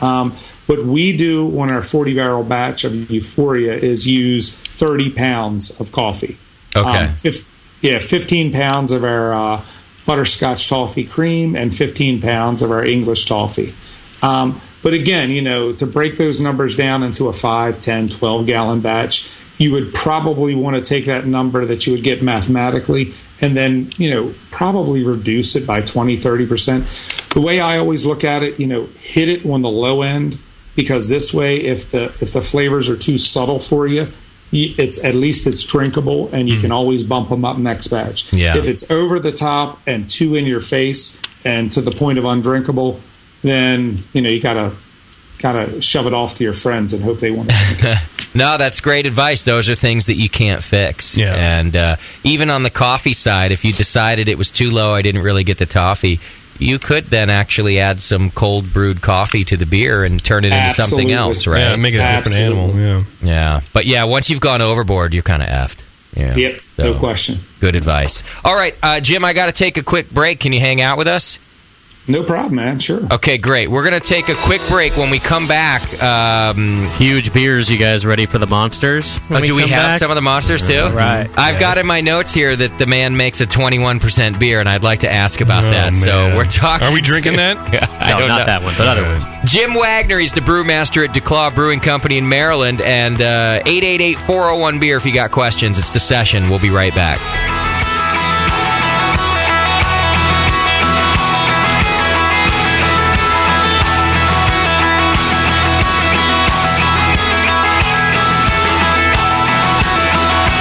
Listening to the Brewcasters. Brewcasters on the Brewing Network.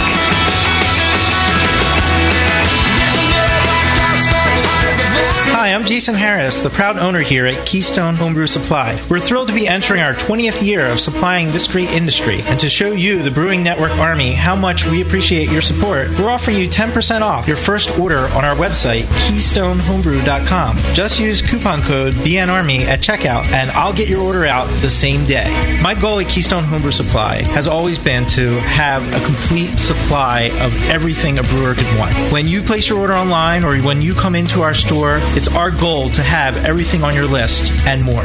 One aspect of KeystoneHomebrew.com that we're really excited about is the ability to fulfill customers' exact grain bills. Do you hate to wait? Keystone Homebrew Supply can get your precious yeast and hops to you within just one day if you live between Connecticut and Virginia, and within 2 days east of the Mississippi. KeystoneHomebrew.com. Coupon code BNARMY. I'm Jason Harris, and I approve this message. Are you a hophead? Beer lovers of all stripes will love Brewers Publications' latest release, IPA, Brewing Techniques, Recipes, and the Evolution of India Pale Ale by Mitch Steele. I wanted to write a book that presented an accurate review of the history of IPA and also provided current technical brewing tips and recipe information. India Pale Ale is a style I love because it has a rich, fascinating history, and today it provides brewers a showcase for all the great new hop varieties that are available. I'm so proud of this book, and I know you'll enjoy all the recipes and thoughts from so many of the world's great IPA brewers. IPA is available now from Brewers Publications at brewerspublications.com and your favorite homebrew store. Order your copy today and take your hop-forward beers to the next level. American Homebrewers Association and Brewers Association members receive early notice and special discounts to most Brewers Publication releases. Visit brewerspublications.com to learn more and to find a schedule of author appearances. IPA by Mitch Steele. Get yours today.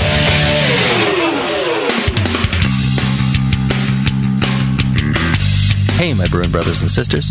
This is Jamel Zanishev, and I want to tell you about my favorite heretic beer, Shallow Grave Porter.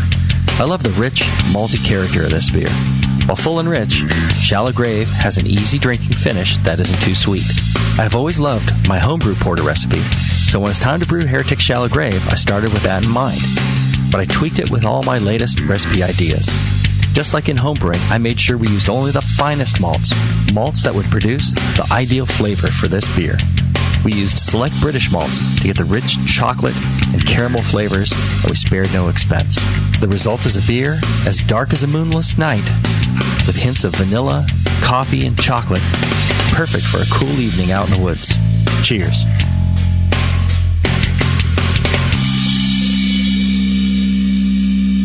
And now, Northern Brewer presents What If Homebrewers Ruled the World? Ladies and gentlemen, if you'll follow me, I will lead you into the gallery area. Now, the first piece up for sale today is a Jamil Zainasheff original, a bottle of 1997 vintage Evil Twin. Oh, I see. A bidding for this one-of-a-kind piece will start at £7,000. And if you'll continue to follow me, ladies and gentlemen, I can show you a rather abstract piece from Bay Area brewer Justin Crossley. It's a German Doppelbock entitled Justin's Giant Bock. The brewer's notes here indicate that this beer had excellent mouthfeel.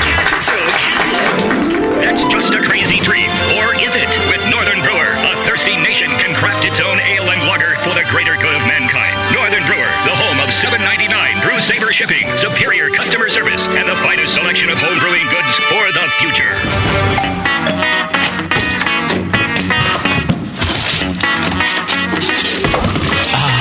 What'd you get?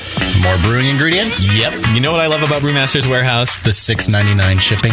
Well, yeah, but... Oh, the in-store classes for beginning brewers. Yeah, that's cool, but... Oh, the Brew Builder. Creating and saving your recipes online is awesome! No, yes, but... The cheese-making supplies. No.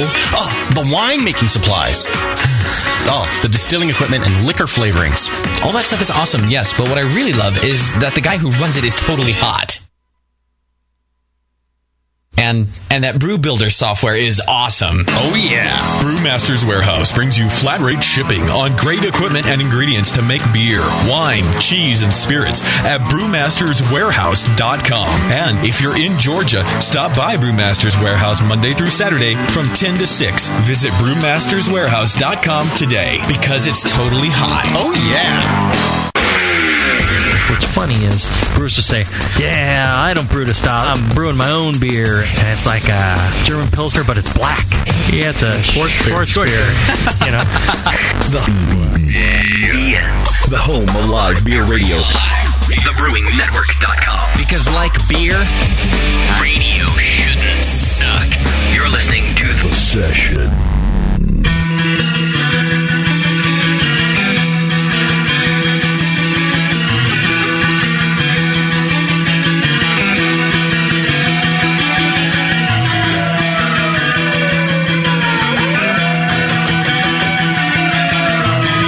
Tuned into this session because life's too short to listen to crappy radio.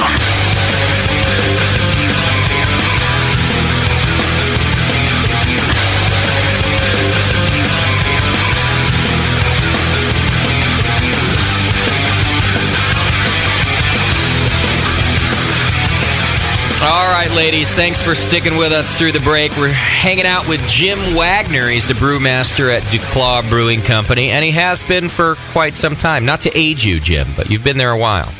You know, it's so funny because when I started, I was considered one of the young guys on the circuit, and now I look back, I'm like, damn, I'm old as shit. Now I'm one of the oldest shit guys on the circuit. He looks pretty young, though. Did you see the picture I sent? I had no idea. I figured he would look at least 10 years older than he does. That picture's probably from 10 years ago. Yeah, probably. That's right. I had to pick one of the better pictures. I mean, the rest of them are hideous. It's hilarious to me how often dudes do. You'd think that women would be the ones that do that send the post-dated picture, right? Right. No, it's the dudes. Every time we get press releases, their pictures are always from 10 years ago. You know, and it's always the dudes. They're very vague. Oh, well, my PR person hasn't necessarily updated my profile. Shut up. Right. Yeah. All right. Well, so what are we trying now, Moscow? This is the Imperial Chocolate Rye Porter. It's only at 8%, so it's not too high, but it smells amazing. Okay. But I do have in my notes here, Jim, that you guys make a 21% beer. Is that accurate? We do, man. Yeah, we actually hold the Maryland state record for the highest alcohol fermented beverage. Wow. And that's it. Yeah, it takes a lot of babying and time to make that beer get where it is. It's not, pitch the yeast and turn your back and come back in a couple days. Well, first of all, you should be thankful that you don't live in one of these backward states that doesn't allow you to do that. Amen. Amen. That's one thing. But Moscow, do you have something to say about this beer? Well, no, not the. I was wondering what record did that break? What was the previous ABV? Yeah. Well, I don't think, to be honest with you, I don't think we ever... Oh, you mean in Maryland? Yeah, in Maryland, yeah, it was something ridiculous. It might have even been Mark Toohey's big at 13, but I wouldn't swear on that. Okay, It beat it by quite a bit. Okay. Far as I know, there's not any other beer here in the state that is even close to that percentage. We're neighbors with the guys down at Dogfish Head with their Worldwide Stout and all that. But as far as actually in the state, I think we got it by a mile. Okay. Yeah, that's a pretty high water mark there. That's going to be hard to get. How do you get it? What's your plan of attack when you go after a beer like that? Say, what's the starting gravity on that beer? The starting gravity, we brewed it the initial time. I think we brewed it back in '94, and then we did it again a few years ago. This is something we don't mess around with a lot because it ties the tanks up forever, and it takes a lot of manpower to do. But I think the original gravity is 34, if I'm not mistaken, 34 Plato. I see. And we use 4 different strains of yeast. We started off with our house yeast. We then throw a Belgian Trappist strain in. We then throw what we like to refer to, and I hate using this because it sounds so geeky, but a proprietary strain. And we also throw in White Lab's super high gravity strain. I see. Wow. Yeah. In that order, pretty much, huh?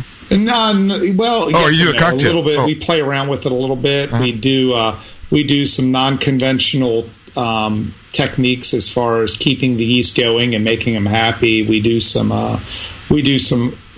more oxygenation than what most homebrewers are probably accustomed to. Or I see, further into the ferment. Happy with further into the ferment, you oxidate the second, third, fourth day kind of thing. Exactly. I got you. Exactly. Any enzymes in play? Yeah, a little bit. Yeah. Okay, gotcha. What kind of enzymes? Is it nothing earth shattering? We just use some yeast nutrient some high zinc yeast nutrient. We use, and again, I feel like I'm doing a little commercial here for White Labs. But we use cervomyces in it, and it just a lot of little things, making sure the temperature is very consistent. We also add sugars after the initial fermentation has begun, which, of course, a lot of the, and I don't want to say beer geeks because we're all beer geeks, but some of the, and I know you guys used this term before, but beer Nazis. You can't add sugar. That's horrible. You can't add sugar after you start fermenting. Well, we do.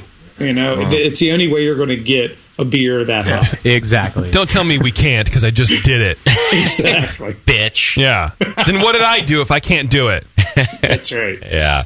So, Jim, question. I was going to ask you that. I'm glad you volunteered that info. And do you do that multiple times or just once or space that out?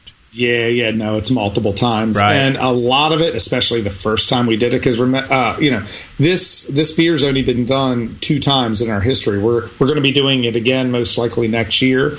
And it's great because it's a learning curve. It takes you back to your homebrew days to where everything you did the first time, you take good notes and you go, yeah, this worked, and yeah, this was a waste of frickin' time. And you take the good, you throw away the rest, you try to build on it, and hopefully each time it gets a little bit better. Not necessarily a little bit higher. I don't know if we're ever gonna. I don't want to say never going to beat that, but the goal is really not to beat that. I have a love-hate relationship right now with high alcohol beers. I think as we all do. Yeah, I hate them in the morning. Fun to do. It's fun to do, and I'm proud of the record. But a good 3.5% session beer, a beautiful thing. Yeah, absolutely. What was the name of the 21% beer? I think I may have missed it. Colossus, cool. Oh, there you go. Yeah, of course it was. Cool. Yeah, has to be. Yeah. The bell ringer. That's right. I got to be honest here and say that I'm having trouble focusing on the highest alcohol beer in Maryland because I've just discovered that DuClaw makes the best porter I've ever had. Yeah. This is my new favorite porter on planet Earth. You mean that literally? Yeah. I really mean this porter is my favorite porter I've ever tasted. I think real good. We're drinking your X Imperial Chocolate Rye Porter. Yeah, man. Well, and I got to tell you, not just because it's ours, you got good taste, because that thing just won us a silver medal at the World Beer Cup this year. This was the one. Yeah. I could believe it. That's delicious. mean, I tasted it just before we started the questioning about the 21% beer. Yeah. And I've been completely unfocused because all I'm thinking, I'm telling you, I love this porter. Yeah. It's the best porter I've had in a long, long time. It's really good. Yeah. It's the X1. It's a head tearer for sure. Yeah. X1. Yes. What category did you get silver in, Jim? Pale ale. Chocolate beer, because that beer actually has real chocolate in it. Right, I'm getting that. Yeah, it was fun to do that. And just to give you a little background on the Exile series is not only am I a home brewer, but all the staff that I work with, all my other brewers, it's 3 of them, and all 3 have come from a home brewing background.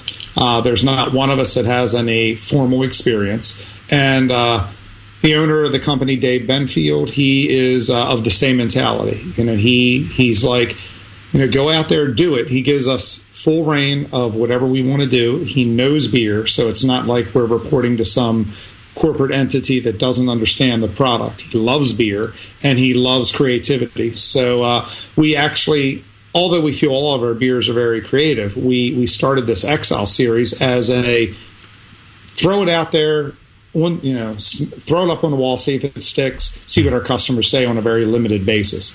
If it takes off, we'll take it further. If it craps the bed, it'll be one and done. Right. And we did Exile 1, that's number 1 of the series, and we just got lucky. Right. It turned out perfect, and we have plans on re-releasing it again, probably under a different name, because we want to keep the Exile series coherent so it doesn't confuse people. Because the minute we take that beer and bring it back, it'll cause a little bit of confusion out there to the consumer. But it's been a lot of fun doing these Exile beers. We're actually up to Exile 5 right now. Okay. I was hoping the X1 was a tribute to Pee Wee Herman's bike in The Big Adventure, but no, he's not that nerdy. Yeah, right.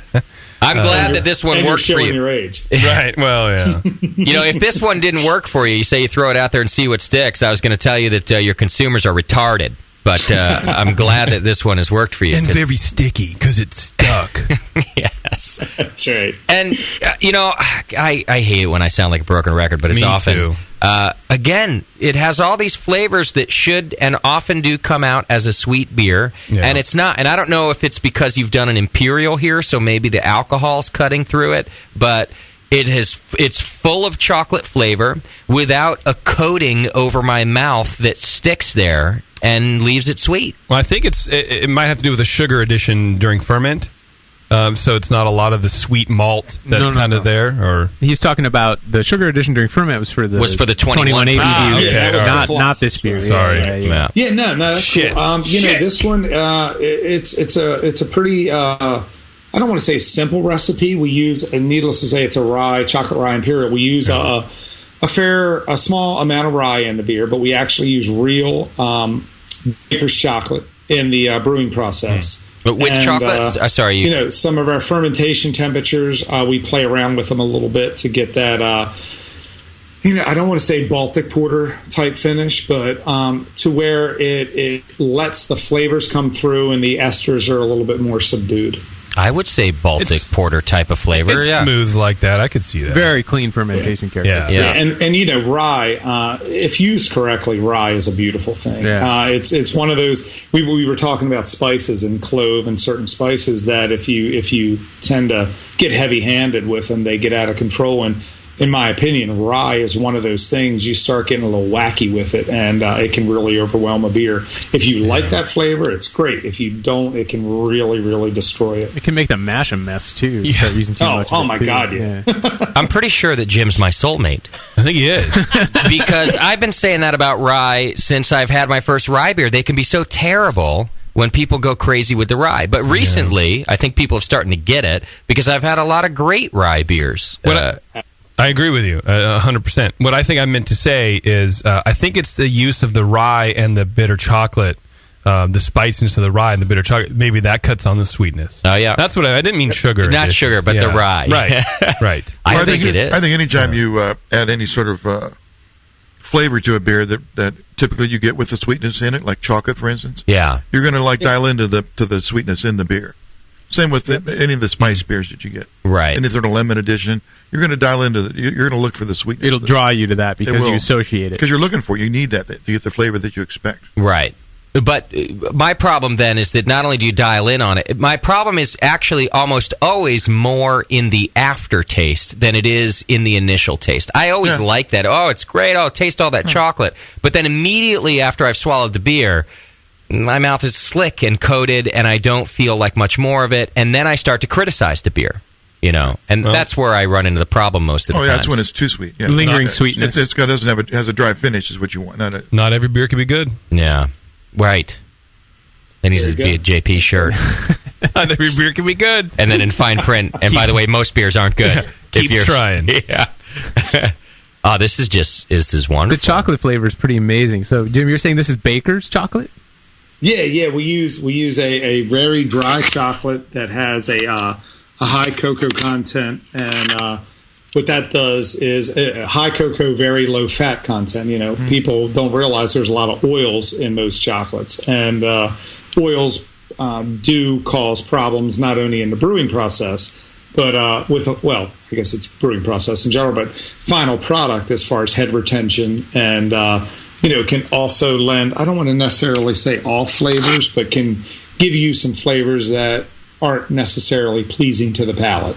And you try to find that balance there. And, I'm not the first to say it. It's all about balance. It's all trying to get that the flavors you want and the flavors that maybe an ingredient that gives that flavor, that detrimental flavor, to try to keep it at bay.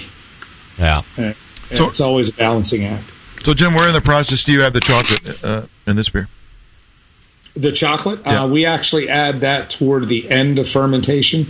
And we put a little bit at knockout and then the majority of it at the end of fermentation. I see. And what form is that? Like chips or something? Or no, we actually use a liquid. I guess it technically is an extract, but it's a pure form of chocolate extract. It's got a little bit of propylene glycol in it to keep it stable, but keep it liquid at room temperature.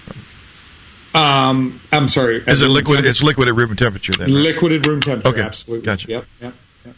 Oh, you can taste that chocolate. It's nice. It's wonderful. The right on your palate when you drink it. To me, there's a lot of chocolate, and then there's a hint of like a cola flavor. Yeah, and almost like a slight licorice too. Really I get licorice. Yeah, and then later on, after I've tasted it and put the glass down for a minute or so, it goes back to chocolate quite a bit, which I like. Cola, like vanilla bean or something. Like slight, not like in an not overwhelming like way, Coca-Cola, but just like a hint at it. You're right. Vanilla bean is actually probably a better description even than cola. Pretty cool. Yeah. If you stuck with cola, I would say Dr. Pepper. Oh, yeah. Yeah. I almost said root beer, but I would have been wrong. But Dr. Pepper's that in between maybe I was looking for. And like kind of a little dark cherry. Yeah. Oh, I like it. I like real it good because all of those flavors are still subtle in a way.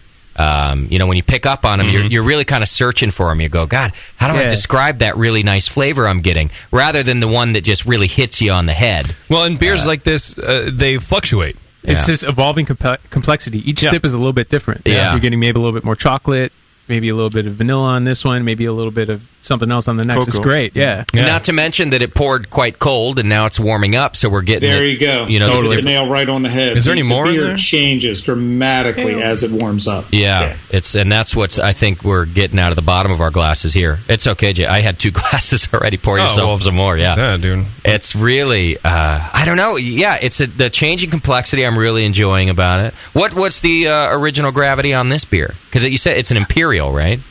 Yeah, you put me on the spot right now. Oh, I don't have my notes in front of me. I believe that one came in at somewhere around 18 Plato. Wow, okay. Yeah. Oh, I can see why this won a silver medal right now. Did you enter this into the Great American Beer Festival, too? I think we did, and I say I think. We've been so freaking busy at the brewery right now trying to get product out. We have our Morgan, who sent you the beers that you guys are trying right now. Yeah. I believe she sent that out to GABF along with a few others. Well, I sure hope she did, because I would expect, I don't want to jinx you, but I would expect good things out of it there, too. You know. Oh, man. I really like it. And, I've kind of gotten away from porters myself because I haven't had a real good one in a long time. I'll get a taster of one if I see it on the menu at a bar. I rarely will order a pint of a porter as a tester. Like, I'll order a pale ale. Give me a pint. I'll try that out. I can finish it. A porter is hard to finish if it's not good, to me. I've gotten away from it, and you might bring me back right here with this one. Good. That's a good thing. Yeah. No, but I agree with you. And, it's so funny because when you make a statement like that right away, and I'm sure you guys got your balls busted for it, but you get criticized. What? How can you not like porter? Right. And again, we're talking porter right now. We could be talking any style amongst the entire gamut. IPA. Me personally, Belgian triples. Yeah. I will enjoy a well-made Belgian triple. I will give you my critique on it. It could be world class. I'm probably not hard-pressed to order one when I'm out at the bar. Agreed. It's not my style. Right. Yeah. And, you're right that we will catch shit for this stuff, mostly because I think a lot of us are saying this. We just happen to be saying it on the air to, several thousand people. But to 400 people. But, I think as you mature, and as your palate matures, I should say, as a beer fan, these are the things that start to happen. Like I said with the Belgian beer, when I first had them, I just was blown away by the amount of flavor, so I loved it.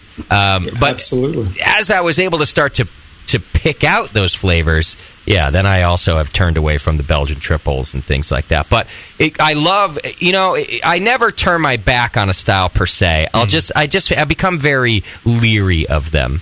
And this is what I mean about this, that I'm glad I've had this good one because it'll make me venture out a little more with another porter. It brings you back. And a good Belgian triple will do the same for me. If someone gives me a good Belgian triple, you know what, on the floor of the GABF, I'll go, okay, I'll go try another one because this is awesome. I love it. Right. It's not that I don't like the style. And your nose will grow. That's how those palate changes happen over the years, Say beer drinking is built for a lifetime. You find like one that brings you back into a style you forgot about or didn't have a good experience with, and then you dig on porters for a while, no question. Yeah, and it goes the exact opposite as well. There's a particular style for me, smoked beers. I'm not or wasn't a huge fan of them, but you get a really well-made, balanced smoked beer, and for the next month, that's all I want to drink. Is that beer or something similar to it? I told you, he's my soulmate. He's my doppelganger. Jim, you better hope not, because I don't know if you've ever seen Jay before, but I'm a mess. Not handsome. My reputation or what I had of it, right? Oh, seriously? Yeah. There's no girls knocking his door down. Yeah, he's got a short doppel, too. Yeah. Although I have recently discovered that my biggest problem with smoked beer is actually peat malt. It's not necessarily smoked beer. It's that I hate peat malt.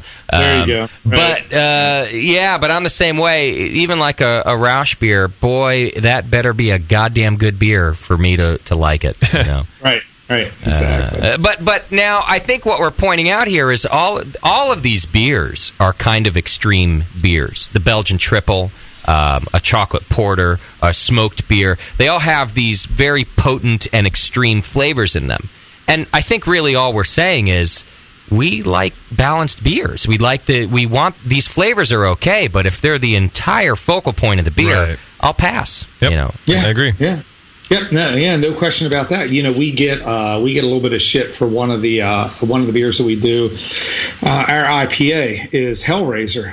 Unfortunately, you guys I don't think have it right now, but one of the hops that we use in that is a New Zealand hop. And it's funny how that came about. This whole style not IPA, but how it came about with DuClaw is we had that hop crisis a few years ago, and there were certain hops that we could not get in for our double IPA.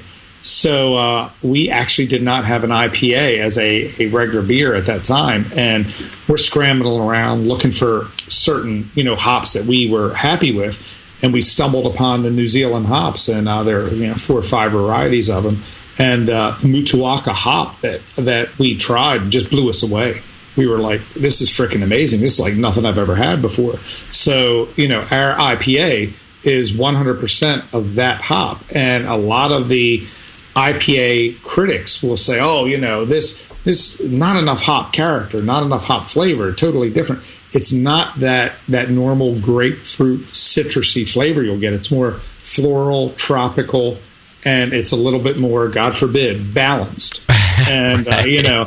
And we're real proud of the beer. And we got that same thing going on with this beer. We got our core group of diehards, but then you get the people that are I want to be bitch slapped by the hops. Right. And if you're looking for that, you're not looking in our direction. Sure. Well, not with that beer. I don't think that balanced has to mean that it's not a bold beer. Absolutely. I think every beer reviewers we've had tonight is a bold beer. All of the flavors are very bold. Yeah. But they're still balanced. They have a place. Bitch slap with balance. That should be your new motto. Yeah, bitch slap with balance. Exactly. And I know that some of this sounds redundant too, but tell that to all the brewers who are just making unbalanced brews. If we're just saying bitch these, slap. Yeah. I mean, tell that to all the brewers that are making unbalanced brews. Right. Because you said redundant and I made a joke. Thank you. Thank you. What do we have now? I gave it to you right there. The oak-aged Black Jack Stout, I believe is what it is. Yeah, man. Blackjack Stout. That's one of our 2 Russian Imperials that we do. 2? And we actually do 2 different. You're crazy. And again, you got an hour, I can talk about that, but Right. I'll try to condense it a little bit. Blackjack's been around actually before I even hopped on board. That was back in '96 that it came around. Blackjack, as the name might hint to, the original Gravity's 21 Plato. Back then, that was a big-ass beer. Yeah. And now you look at a 21 Plato beer, it's big, but it's not anywhere near where a lot of the beers are these days. So, we continue to brew that beer, and it's still one of our best-selling seasonals. But what we did is a few years back, we started barrel aging because, in my opinion, the greatest marriage of all time as far as alcoholic beverages is beer and bourbon. And it's a match made in heaven. Okay. And it's funny because when we were still a brew pub, we were actually I was messing with barrel aged beers, but 1 and 2 barrels at a time. That's all I could fit in the small pub that we had. And so I'd stick them off in a corner between the beer cart and the gypsum and whatever, and I'd just go to town with aging them. And at that time, these beers just were, I guess, what you would say, a little bit ahead of their time. Yeah. It just hadn't caught on. And I enjoyed them. I was always a bourbon fan. And, we had a few core group of regulars that would enjoy them. But for the most part, people were like, oh, this is way too heavy, way too much, way in your face. So, we never really moved on them at that time. And then years later, when they started gaining popularity, we got back into it. And, we kick ourselves in the ass right now because I don't want to say we were at the absolute forefront of barrel-aged beers, but we were definitely there before a lot of other brewers. And we just a little bit ahead of its time. Right. Had you stuck with it, you'd have been doing things that the vast majority of the people aren't doing, and now you're just chiming right in. Well, you'll be happy to know that you've broken the soulmate cycle. I won't hump your leg when I meet you now because but I'll look at your wiener outline in your jeans. Right. I'll at least check you out. Which isn't to say that I don't like the bourbon barrel-aged beers. Mm-hmm. I just rarely like bourbon. Virgins. Yeah. I really like virgins and bourbon barrel-aged beers.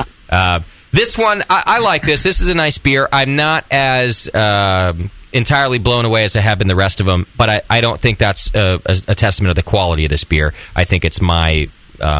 bias. Yeah, my bias against the bourbon and beer. I really enjoy it. And there's absolutely nothing wrong with that because I'm sitting here now, and this is great. I'm doing the interview and I'm like sitting in my easy chair. Yeah. The wife's laying on the couch. Nice. I could do interviews like this all the time. Great. But she, again, I mentioned earlier, she's a big beer fan, and her palate, she's not BJCP certified, but her palate is amazing, and she can pick out these flavors and aromas, and she knows what she likes. And out of all the beers I do, any of the bourbon barrel-aged beers, she refers to them as bad whiskey beers. She just absolutely hates them. It's a unique flavor.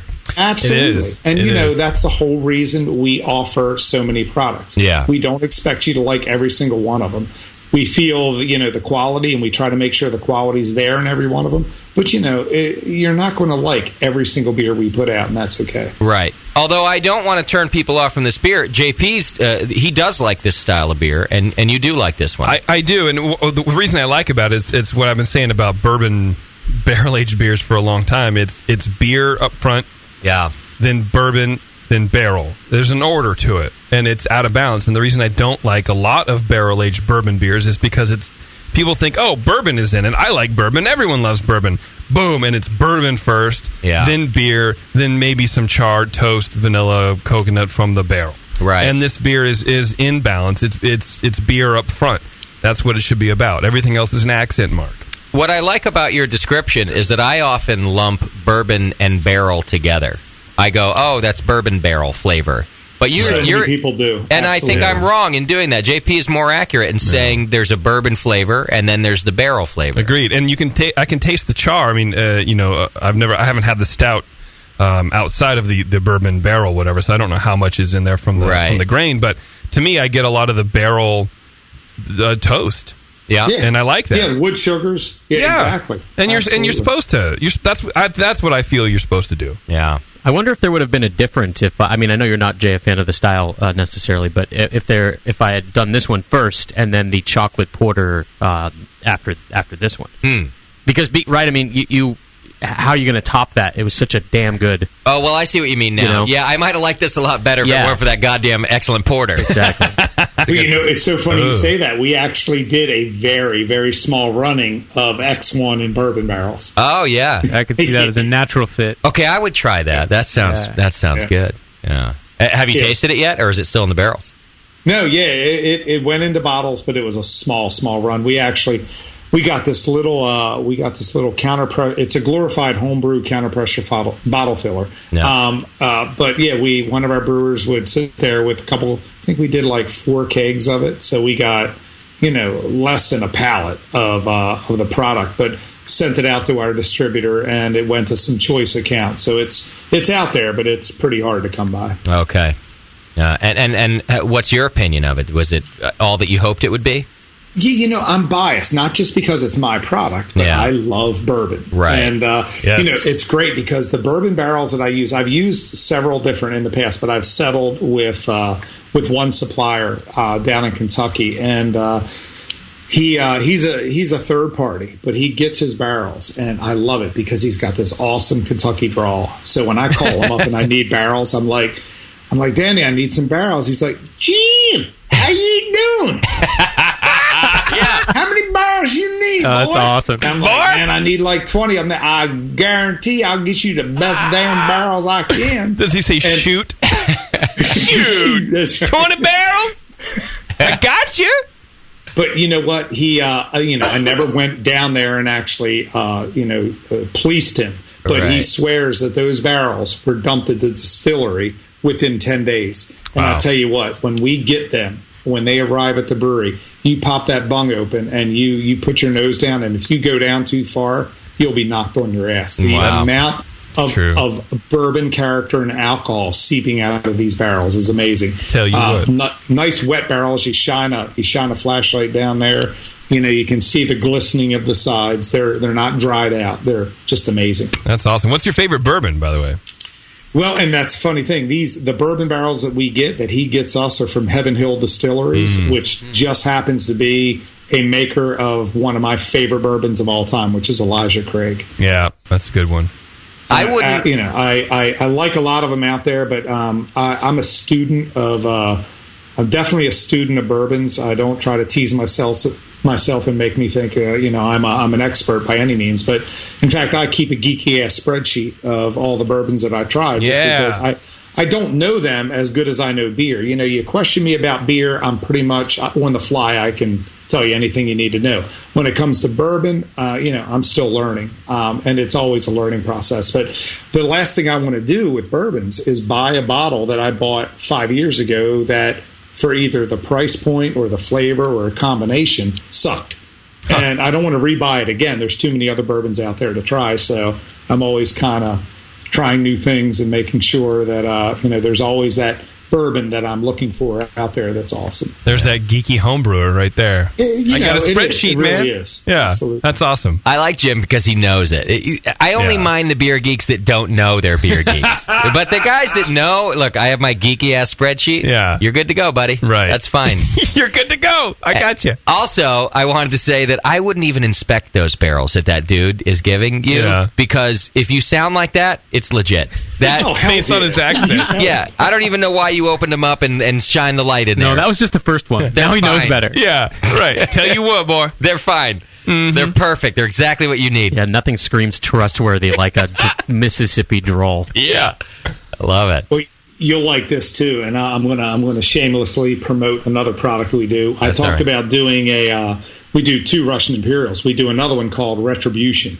And what's special about Retribution, I told you, we kind of, or at least I feel we fell out of the bourbon barrel scene for a while. And now that we're growing and we're much bigger and our production capabilities are better, we created another Russian Imperial that is much bigger because, Blackjack is in that 8.5% range. This one comes in much higher at like 12%, which most Russian Imperials do these days, it seems. But what we did was we actually took the beer and aged it in barrels, and then we bottled individually off each one of the barrels. So this is, if you're a bourbon fan, you'll understand that this is a single barrel bourbon beer. I see. So we on the label, when you buy a bottle of Retribution, it'll be from barrel 1 of 20, from 7 of 20.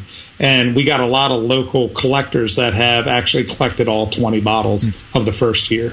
That's badass. For cool. Beer geeks that are into that, that's the coolest way you can do it. Especially, that's a great association with the single barrel. If you're a single barrel fan of Scotch and the bourbon, exactly, then you want it in your beer too. That's a cool way to do it. Yep, and there's no lie, there's no doubting. Part of it's marketing, but I tell you, there's some real legitimate shit there because each barrel does give these different nuances. Some of them a little bit more vanilla, some of them a little bit more oak, some of them are a little bit more boozy than others, and it's fun to just take them. And us at the brewery, when we're actually bottling them, we have the horrible job of actually trying each one before we start bottling them. So, Right. It's great. I'm sitting in the office, I'm doing shit, all this bullshit paperwork I'm doing, and one of the brewers comes in, he's like, hey, you want to try barrel 3? It's like 9:30 in the morning. Sure, I'll try barrel 3. What the hell? Yeah. Your paperwork for the rest of the day ends up perfect, I'm sure. That's right. Well, I was going to clean the mash tun out, but yes. Fuck it. I'm taking a break. That's right. All right. Well, it's all amazing beer. I've got a couple questions from the chat room going back to some of the things we've been talking about. One of them, actually, Film Lab Rat is in the chat room and just wants to know where the name DuClaw comes from. Lab Rat. I like that. DuClaw, actually, the story that I get, and that I when I came on board is our owner Dave. His great uncle. His name was Charles DuClaw Leinhart, and he went out to actually your area. He went out to the West Coast during the Gold Rush, and he went out with, like a lot of the guys did back then, with these these ideas that I'm going to strike it rich, I want to hit the gold, and got out there, and there was several other 100 guys doing the same thing, not getting shit. So he's looking around, and he had the entrepreneurial skills of going, you know what? I don't see it happening, but I see a lot of guys here that are hungry and thirsty. And he opened a little bar saloon, made beer there, and that's how he made his fortune. And so that's kind of where the play off of the name was, his middle name. Yeah. Charles DuClaw. That sounds like a Norwegian black metal band singer's name. Baron Charles DuClaw Leinhart. Right. Will eat your soul. It's a man's name. It's weird that metal names are very close to royal names. They are super, right? They're like, Von Clawface. I don't know. Whatever. Superfluous for no reason.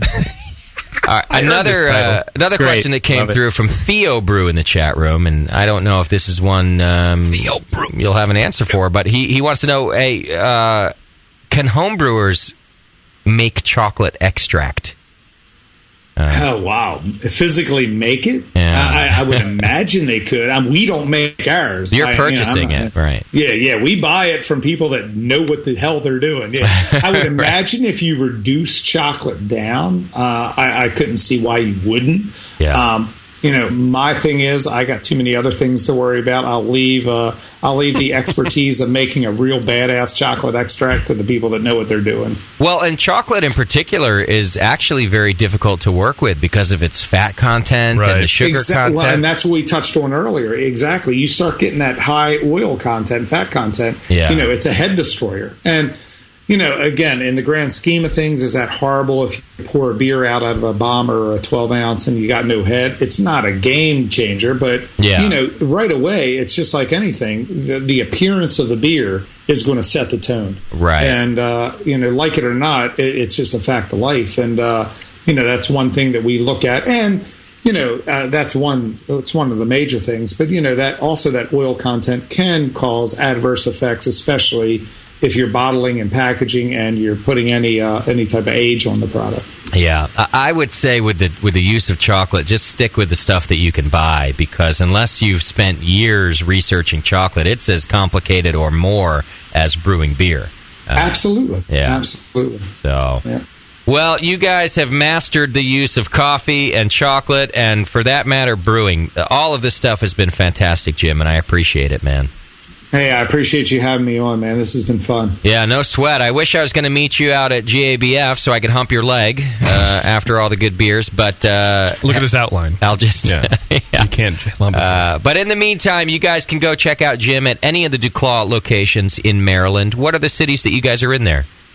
We are distributing bottles and kegs now in D.C., in Virginia, and Pennsylvania, and within the next 1 or 2 weeks, I say Pennsylvania, southern Pennsylvania, where we are soon to be in Philly as well. Beautiful. And you have 4, are they all brew pub locations, your locations?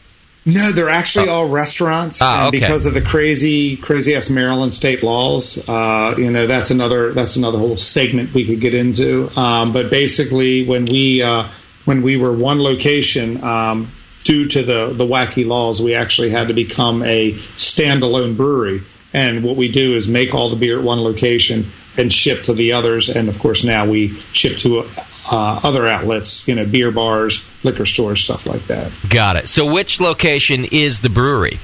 The brewery is actually, again, a standalone place. We're in Abington, which is about... Abington, okay. It's about 25 minutes north of Baltimore, up Route 95, and we are a production brewery. So when you come here, you're not going to see all this glamorous, beautiful stuff behind, glass like you used to. We are... we're busting ass and we're making beer in a warehouse type setting. But with that said, I'm glad you mentioned that.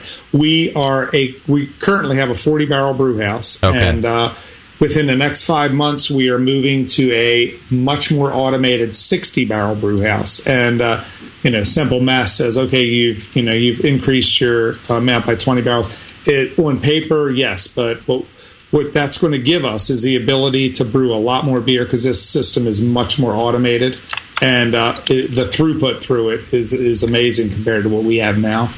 Well, good. Does it have like an additional vessel? Is that how it has better? Exactly. You got it. Right. Yep. Beautiful. Well, good. Plus, it's brand new. It's funny because I relate brew houses to computers. Our brew house that we're working on now is 1994, which is like 1865. Right. You're running the original version of Windows on that. Exactly. That's right. No, they've upgraded to Windows 95. Yeah, it's got new software, I suppose. Well, good, because you need to be putting out more of this beer. So I'm glad to hear that you've got a new brew house coming to Cali too. Yeah. Okay, well, I'll still look for your beer on the floor of the GABF just in case it's pouring there. That'd be awesome. And I wish you luck in the competition. And again, I can't thank you enough for sending us beer. Also, thank your associate for us for sending us beer twice. JP will be raiding Moscow's house this week, knowing that beer is going to arrive. I got a rock. He has a window. It's a match, dude. I'm all for it. Yeah. Jim Wagner, he's the brewmaster at DuClaw Brewing Company. Go check him out in Maryland and surrounding states, it sounds like. And I guarantee you have our word. You won't be disappointed in this beer. It's really fantastic. Yeah. Jim, thanks for spending time with us. I appreciate it, man. Thanks, guys. I really enjoyed it. This was awesome. Take care, brother. We'll talk to you again. We need to get more into barrel-aged beers with you, I think, so we'll have you back. And we need more That'd beer. be great. Yeah. All right, Jim. Cheers, man. All right, cheers. Thanks. Let's have Jim on every month, and then we'll just get shipments every month. Right. Yeah. I am so pleasantly happy to have him as a guest on the show. Yeah. All those beers were really wonderful. I agree. Super fresh, too. Really nice of them to make an extra shipment because they knew that the first one wasn't going to arrive in time. Yeah. Very cool. I bet you the first one did arrive, and Moscow was like... Nope, never got it. Yeah, nope, hey guys, that didn't even show up, so we're going to need more beer. You got to do what you got to do. I don't blame you. All right, I got to get us to a quick break. When we come back, we're going to talk to Neva Parker. She's from White Labs, of course. We're going to talk about beer for boobs. She's got some tickets to the Great American Beer Festival to give away. So get ready, get your phones ready. 888-401-BEER. We'll tell you what you have to do to call in, and she'll give you away some tickets and hopefully raise a little money for Beer for Boobs. Yeah. And we'll find out about some yeast stuff. Plus, I've got some tickets to give away to the Firestone Walker event that we're doing in Denver before the GABF. So hang in there. It's the session. We got a lot of things to do before we go. We'll be right back.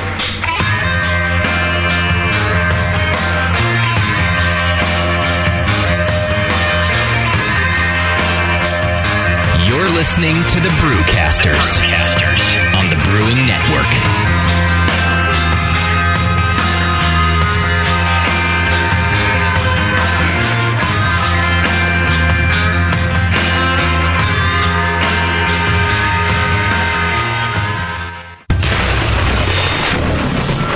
Tonight is the night. We bring the creature to life, Dr. Blitzmingstein? Yes, J.P. Gore.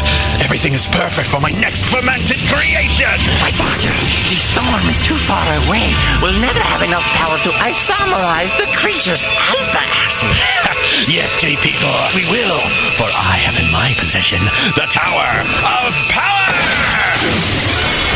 Blickman's new Tower of Power is the evolution of automation. Control hot liquor, sparge, and mash temps like a pro. The Tower of Power is a high-quality gas-fired rim system that works with your current brewing setup. With ultra precision, the tower can hold your mash to 1/2 of a degree Fahrenheit. Precision and repeatability. The Tower of Power is the answer to automatic, fast ramp times. See more at BlickmanEngineering.com. Bring your next creation to life with the Tower of Power. Dr. Blitzmingstein, with the Tower of Power, you can probably give me an afternoon at the pub to enjoy a pint. Don't be silly, J.P. Gore. We have beer to brew.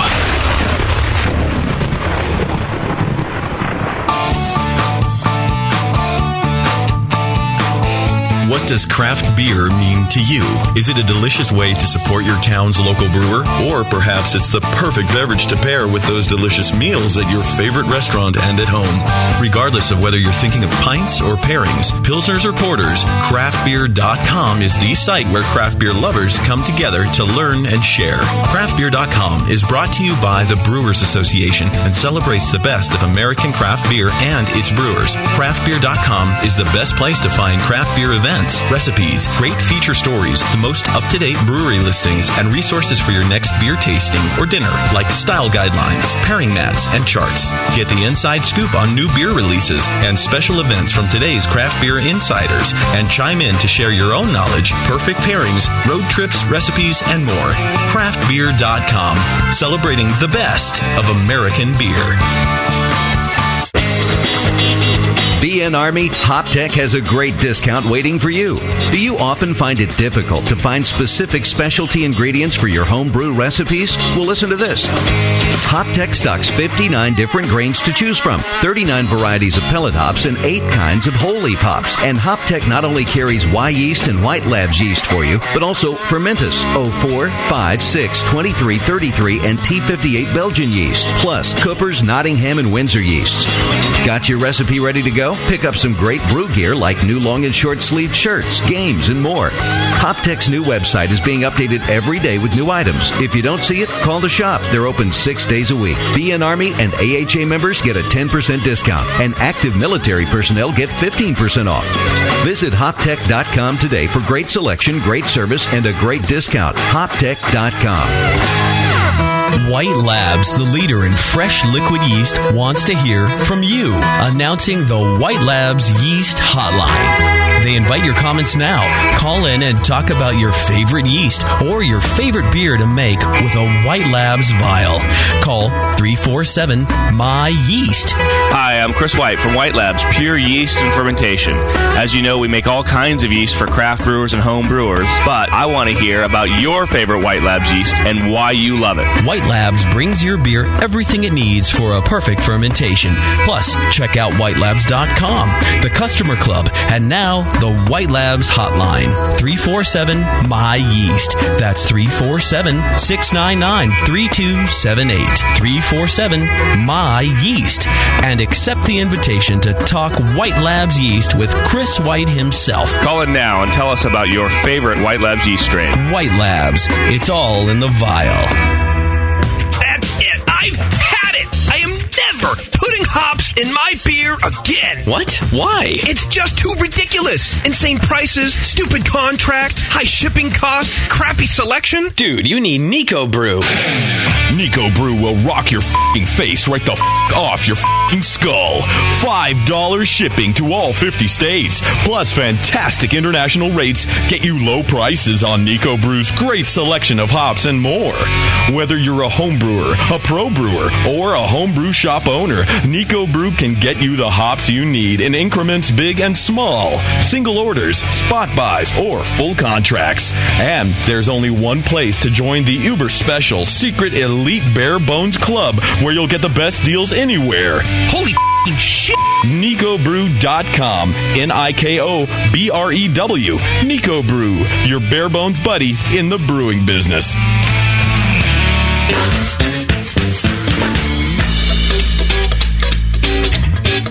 888-401-BEER. This is The Session.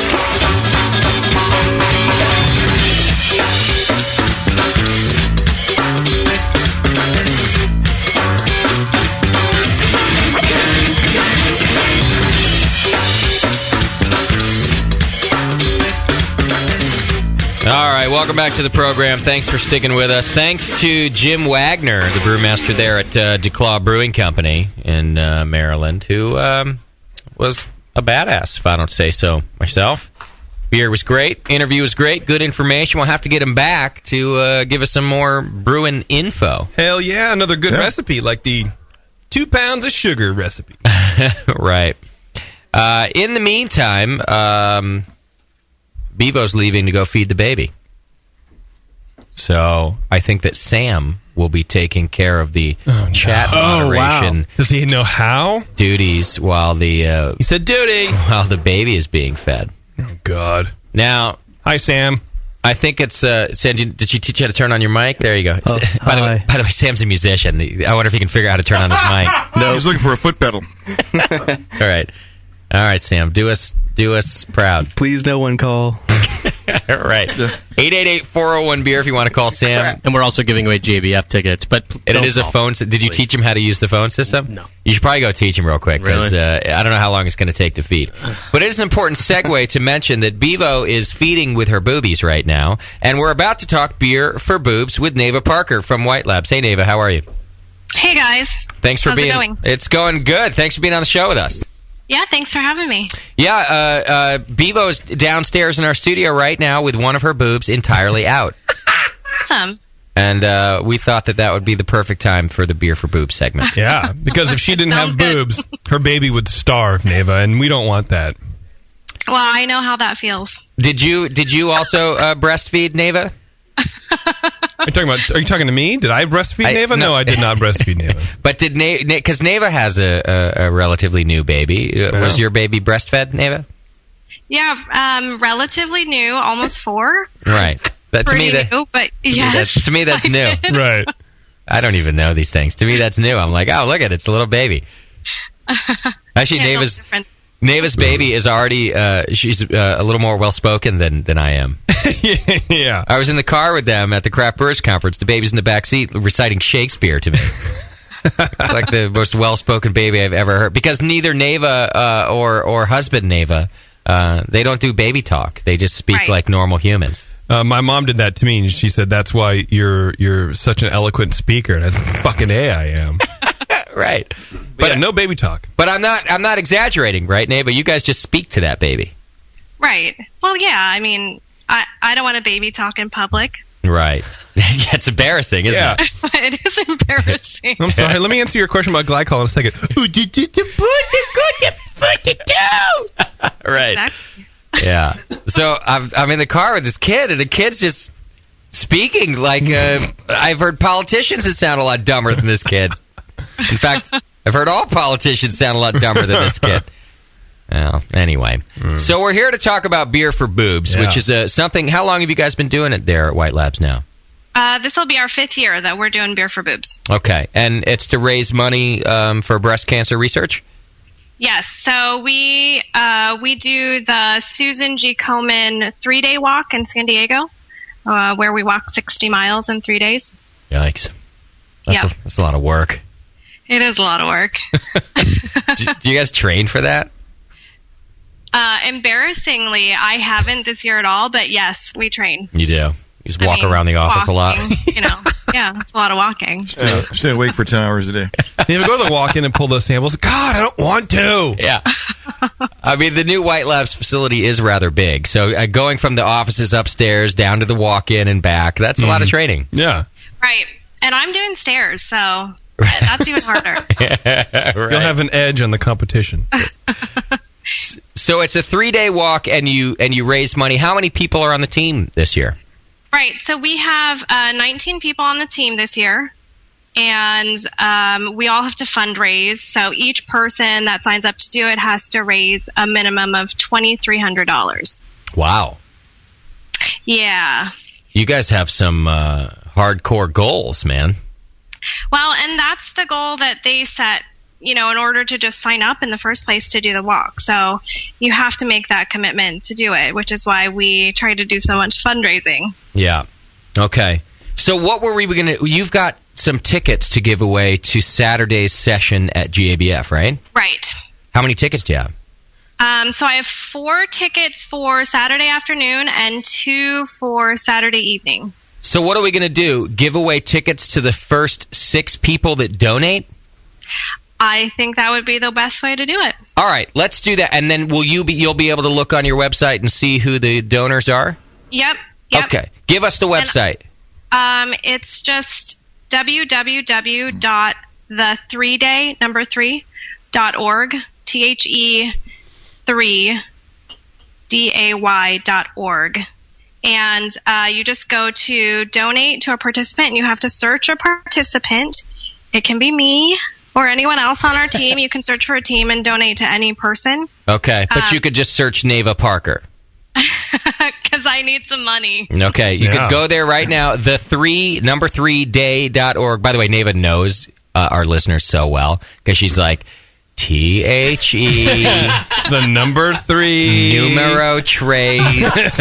She knows us. She's been around for a long time. I know that you're a couple hours into the show, so I'm sure everyone's had a few beers by now. Who's that supposed to mean? The3day.org, and then search Neva Parker. And the first 6 people to donate right now are going to get tickets to the Saturday sessions at GABF. 4 of you will get tickets to the day session, 2 of you to the night session, which has all the hot chicks. Let's be honest. If you want to get lucky, go to the night session at GABF on Saturday. If you want to see beer and boobs mixed together very well, you go to the night session. And we'll actually be there too. So we'll have a booth there. You can see beer and our boobs. No, but you'll see us there. What a hold you to that. All right, go to that page right now, and during our conversation here with Neva, we'll discover who the first 6 people are to donate. And look at, I hope you donate generously, but if you don't... I would encourage hopefully a $50 to $75 donation, because those tickets are sold out. Right. And we happen to, come upon a few extras here and there. And it's a $50 to $75 ticket to go. So here you are. You're about to get a ticket. You're going to, 100% of your money is going to go to a very, very good cause, and you're going to get to go in. So let's do that. Let's set it at $50. Okay. If you're doing less than 50, you're kind of trying to skate into the GABF. But what if you're the 47%? As Mitt Romney says, you're a fucking douchebag slacker anyway. See? And we all know that. We all know he's right about that, don't we, Moscow? Nobody says it. I'm not getting into politics on this show. Smart man. All right, so, make it $50 or more and help Neva out and help out a good cause, and you'll get yourself into the GABF, man. That's a good ticket to have. And you'll not only get to meet us, and which is wonderful, isn't it? But you'll get to meet Neva and her team at the Beer for Boobs booth. So that's right. And make sure if you do go to the site and donate to leave your email address on there so that I can contact you and let you know where the tickets will be. There you go. Perfect. Now, Neva, while we have you, can we yeasticize you? Can we ask you yeast questions? Oh, I never thought you'd ask. Really? Yeah. Well, I told the guys beforehand. I was like, "So Neva's going to be on. So if you want direct answers about yeast, we should ask them. We should ask her questions." Hey, come on for this thing, but also stay for the other thing. Right. Tasty. I keep hearing a lot about this San Diego super yeast. I could read about it, but I'm kind of lazy. What is the origin of that? What's the origin of that yeast? Well, I can't tell you that. Oh, what's the rumor?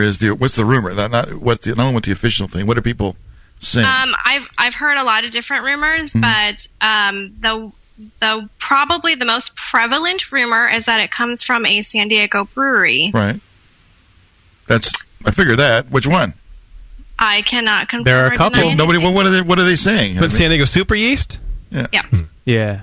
Is that 090 or something? I've heard Pizza Port. I've heard Stone. I've heard a couple of others. Mm-hmm. I'm going to use this tactic when people ask if something they've ordered has shipped out.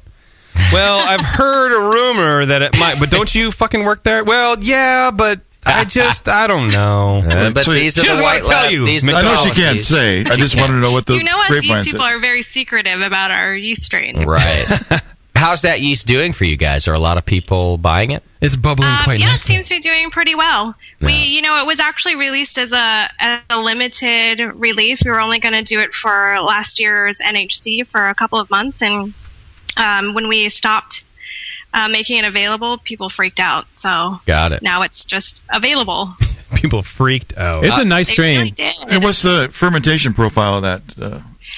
It's a neutral strain, so it's pretty similar to Cal, but it's got a little more kick to it, so it'll attenuate further, and it's more alcohol tolerant than Cal. I see. It flocks really nice too. It kind of drops like an English strain almost, which is sort of a cool thing. Well, that's neat. That's better than Cal for sure. Yeah. Yeah, and the one other thing that I've noticed in using it and have heard from other people also is that it doesn't produce as much foam as California does. So if you have problems blow off or anything like that, you won't see that with that strain. Wow. Ferments really quick too. And even though it's fast, it has less krausen. Interesting. Yep. I have a caller for Neva. Sam, does this caller have a question for Neva, or what was the deal here? Oh, this is Kevin with Beer for Boobs, co-founder. Kevin, you're on the line. What's happening, man? Okay, hold on 1 second. Kevin with the Beer for Boobs co-founder. Sorry about that. I just had to take you off speaker. That's all right. He's acting like we called him. Well, I have him as listed from calling from Toronto, but he's a Beer for Boobs co-founder? Well, they like boobs in Toronto. Go ahead. We love them. Sorry. We a little while ago we started up a group in Toronto, and I contacted Lisa White and said, hey, do you mind if we use this name? We think your charity is a great idea. And we formed an event similar to theirs with a group up here in Toronto. Oh, I see. So the Toronto version. Now it's all... Sorry, Kevin. Sam the retard is working the phones for me today. And, I can't tell from his descriptions what he's talking about. I just heard boobs and got excited. Yeah, exactly. But now I get it. All right, Kev. So you're running a Beer for Boobs charity up there, raising money for the same charity. Yes, sir. Yeah, we chose the Canadian Breast Cancer Foundation. Okay. Just to keep it a little close to home. We did our first event last year, and it was a collaboration at a local bar with 9 one-off beers from all-female brewers in the Toronto brewing industry at this one event. Love That's awesome. That is awesome. Now, is there... Yeah, we managed to raise about I don't have the numbers right in front of me, but it was over $5,000 in that one day for the Canadian Breast Cancer Foundation. Oh, that's I bet you saved at least 2 breasts. That's fantastic. Not on the same person. Yeah, that covers at least 2. Right. But that's 2 different people's breasts, and so I think that's wonderful. 2 different people's breasts. Yeah. Well, they may not have been good-looking breasts. You never know. Well, but it may be a detriment to boobs. I'm with Tasty You have on no that. idea. They're all worth saving. I don't care what they look. I don't know. We are paying top dollar here. Right. Now, how can people help you out this year? Do you guys have a website, Kevin? We do not have a website. We have a Twitter at the moment. We're just gearing up for this year's event. They usually happen in late February, March. Okay. At Beer for Boobs TO, the number 4. And, the announcements will start coming out very shortly about what we plan to do and how we're going to make it a little bit bigger and better than last year. Love it. So our Canadian listeners can go to Twitter and sign up to follow Beer, the number 4 Boobs TO, and Beer for Boobs TO, and maybe help contribute or even join the club. I assume, right, Kevin? Can people join up with you guys? Yeah, somewhat. I mean, we have a core group of founders who kind of organize everything, and then we love support. We're trying to make it bigger so it involves not just Toronto, but most of the Ontario brewing industry. Everyone that's in as a founder is, a brewer in the industry. So we're trying to expand it to be not just so Toronto-centric, hopefully, and involve the rest of the province. Love it. So it sounds like if you're not a douchebag, you can maybe join up and help, is what he means. He's like, we got a nice core group, and if you're not an idiot, then maybe you could help. So I'm the same way. Exactly. That's how I am too, That's Kevin. a big if, though. I'm like, I'd love help, but you're a fucking douchebag. I'll be fine. If you're not a douchebag. Yeah. All right, Kevin. Good luck, and keep doing the good work, man. Thank you. Well, cheers, guys. Thank you very much for taking this call. No problem. Cheers, Good buddy. luck, Kevin. Like, I couldn't help out. Right. I'm a super douche. Yeah, you could maybe contribute money. Right. No, I can't even do that. Right. Yeah. But you can't Makes him a poor douche. you can't join the team. I'm a poor douche. You come in and you're like, "Hi, I'm JP. I'm really interested in helping this. I have some, what can family you do? and nothing. I can look. Well, are you good with people? No, I really don't like people. Do you have any experience with this kind of thing before, JP? No, not really. I mean, I saw some sort of mammogram show, a pamphlet actually at the doctor's office, but that's about it. Right. Well, listen, do you have a lot of time to spend on this thing? I do have a lot of time. I do. Yeah. We don't need your help, but thanks for coming by. Okay, well, hey, thank you very much for seeing me. Keep up the good work, doing whatever it is that you do. Yeah. All right, any other questions for yeast-wise, Tasty or Nathan? I had one follow-up. Neva had talked about a few different techniques at NHC this year. It was a great talk, and one of the things that I took away from that was the O2 requirements on certain strains.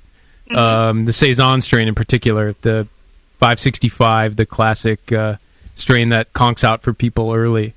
And you recommended higher oxygenation rates on that and WLP 400 than maybe you would normally use for something compared to something like WLP 001. And I found that normally I do about a minute for 5 gallons. I found that if I oxygenate for about 2 minutes with 565, I'm getting much more of what I'm dropping, like about a Plato more than I normally would have in the past. Do you think that 2 minutes is maybe about right for the average home brewer for 5 gallons for that strain when you said more O2 or less?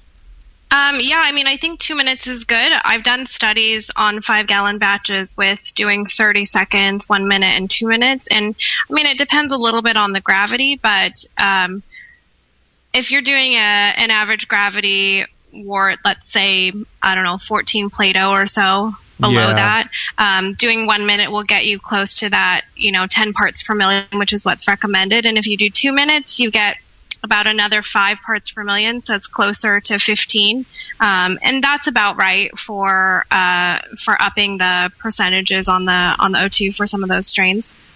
Why do you think they're more oxygen dependent? They just need more O2 to develop the cells correctly versus other strains, or? Yeah, I mean, it really is just the genetics of the strain and some of the requirements. I mean, they all have differences in nutrient, oxygen, vitamin requirements and things like that too. And usually those other factors are a little bit more slight, and by just adding yeast nutrient or something like that, you compensate for what's necessary for each strain.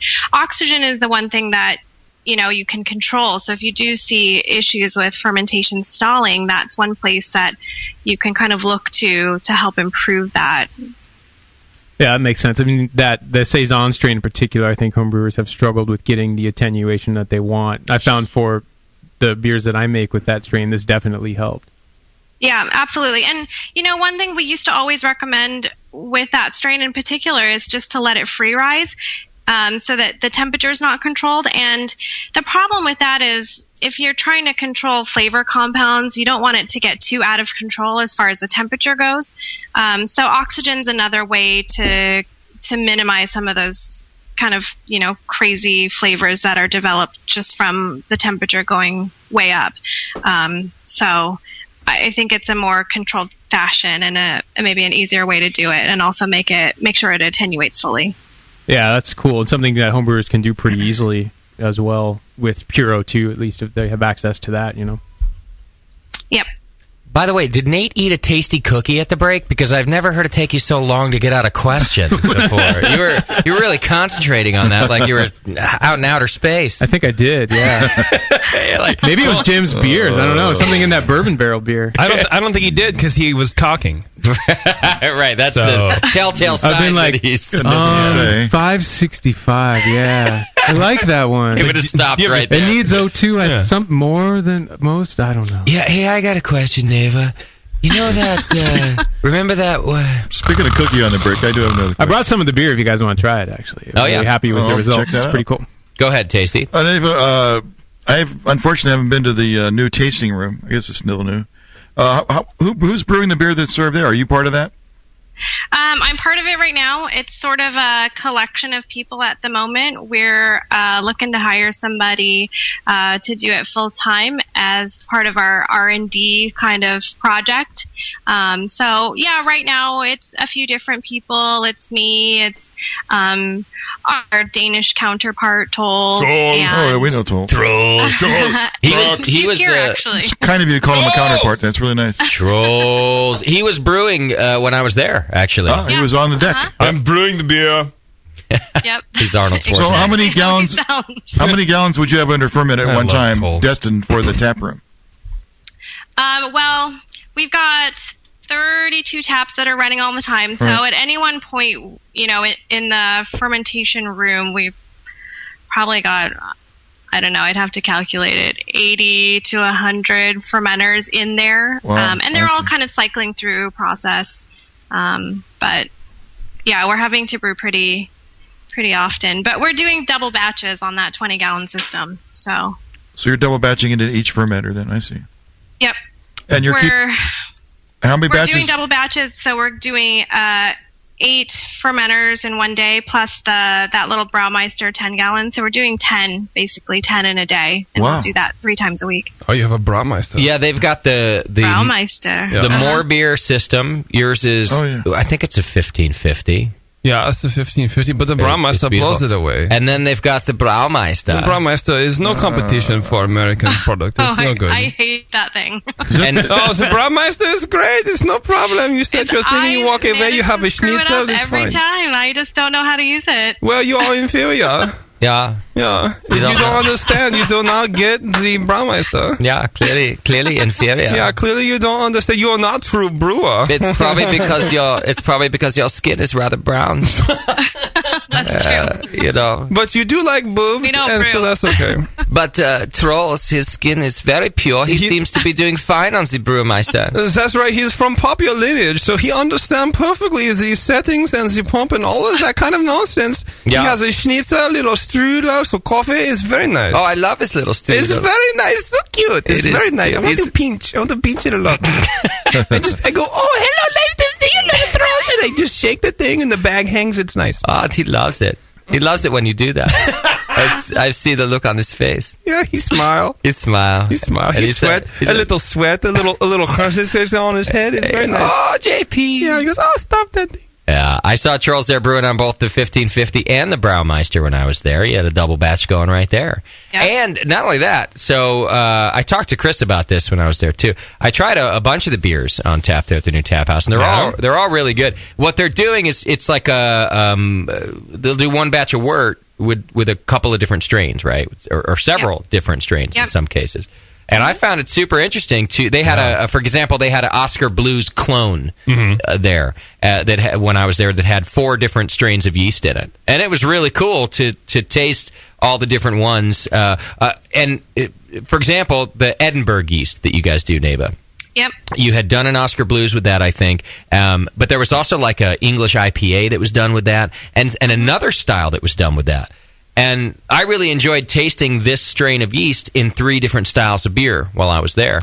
And I have to say, I think I became a fan of the Edinburgh yeast. That's a good yeast. I've never used it, but I liked every single beer I tried with it. You've only brewed 3 times. I'm really glad you That's say true. that because it's one of my favorite strains. Is it?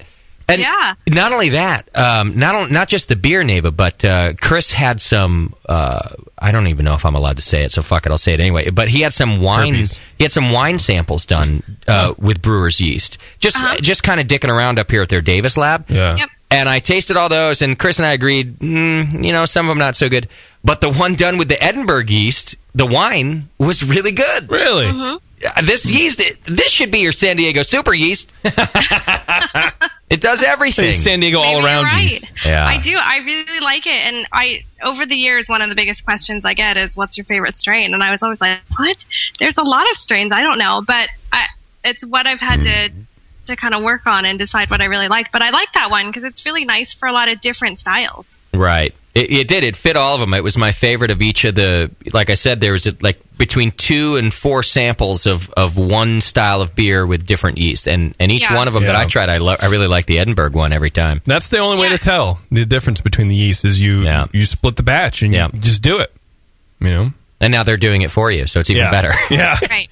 To show up at the tasting room. By. There was also, I'm sure Neva has no comments about this, but there was also a fairly cleavage-claden bartender while I was there. Yeah. Yes, that would be Delaney. She was lovely. There's a new one? Yeah. She's she's into the pinup girl style. Oh, I love it. I know you do. JP would have She been. will be at GABF. I will not. With us. I like 2012 pinup girl, like all the tattoos and the dyed black hair. She's not tatted up, but like the dark hair, She will and be then soon. the bright red lipstick on white skin, and so true pinup, like Betty Page style. Yeah. Oh, okay. Yeah. She's retro style pinup, and she'll be at the Great American Beer Festival at our booth. So It's probably best all that the I'm more not. reason to go check come it by. out. All right. Now, go for me, please, everybody. If you're just tuning in, you can go give us the website once more where people can donate, Neva. It's www.the3day.org. With the number 3, the3day.org. 3. And then search Neva Parker, and you can donate there. And the first 6 people that donate $50 or more are going to get tickets to the Saturday sessions. She's got 4 tickets for the day session, which is a fantastic session to go to if you're a beer geek. And then 2 tickets for the Saturday night session, which is a great festival to go to if you're a heterosexual. Just throwing that out there. Exactly. Well, I would say that there are 3 colleges, I think, around Denver. So even if you're a homosexual, there's a lot of handsome young men there. That's true. There'll be a lot of handsome young drunk men the Saturday night session. If you're a homosexual, you make a good point. Thank you. I make several. I should have emailed Neva our Adam and Eve copy. She could do our Adam and Eve read. Wow. That would be awesome. Those. Have you? Yes, I have. And you're still here. So, she can do it from memory, I think is what she's saying. If I copy and paste it into your Skype window, will you do our Adam and Eve read for us, Neva? Right now? Yeah. All you have to do is read these bullet points. Sure. If you don't, I think trolls could do it. The stupid... It doesn't Can copy I and do paste. it with a straight face?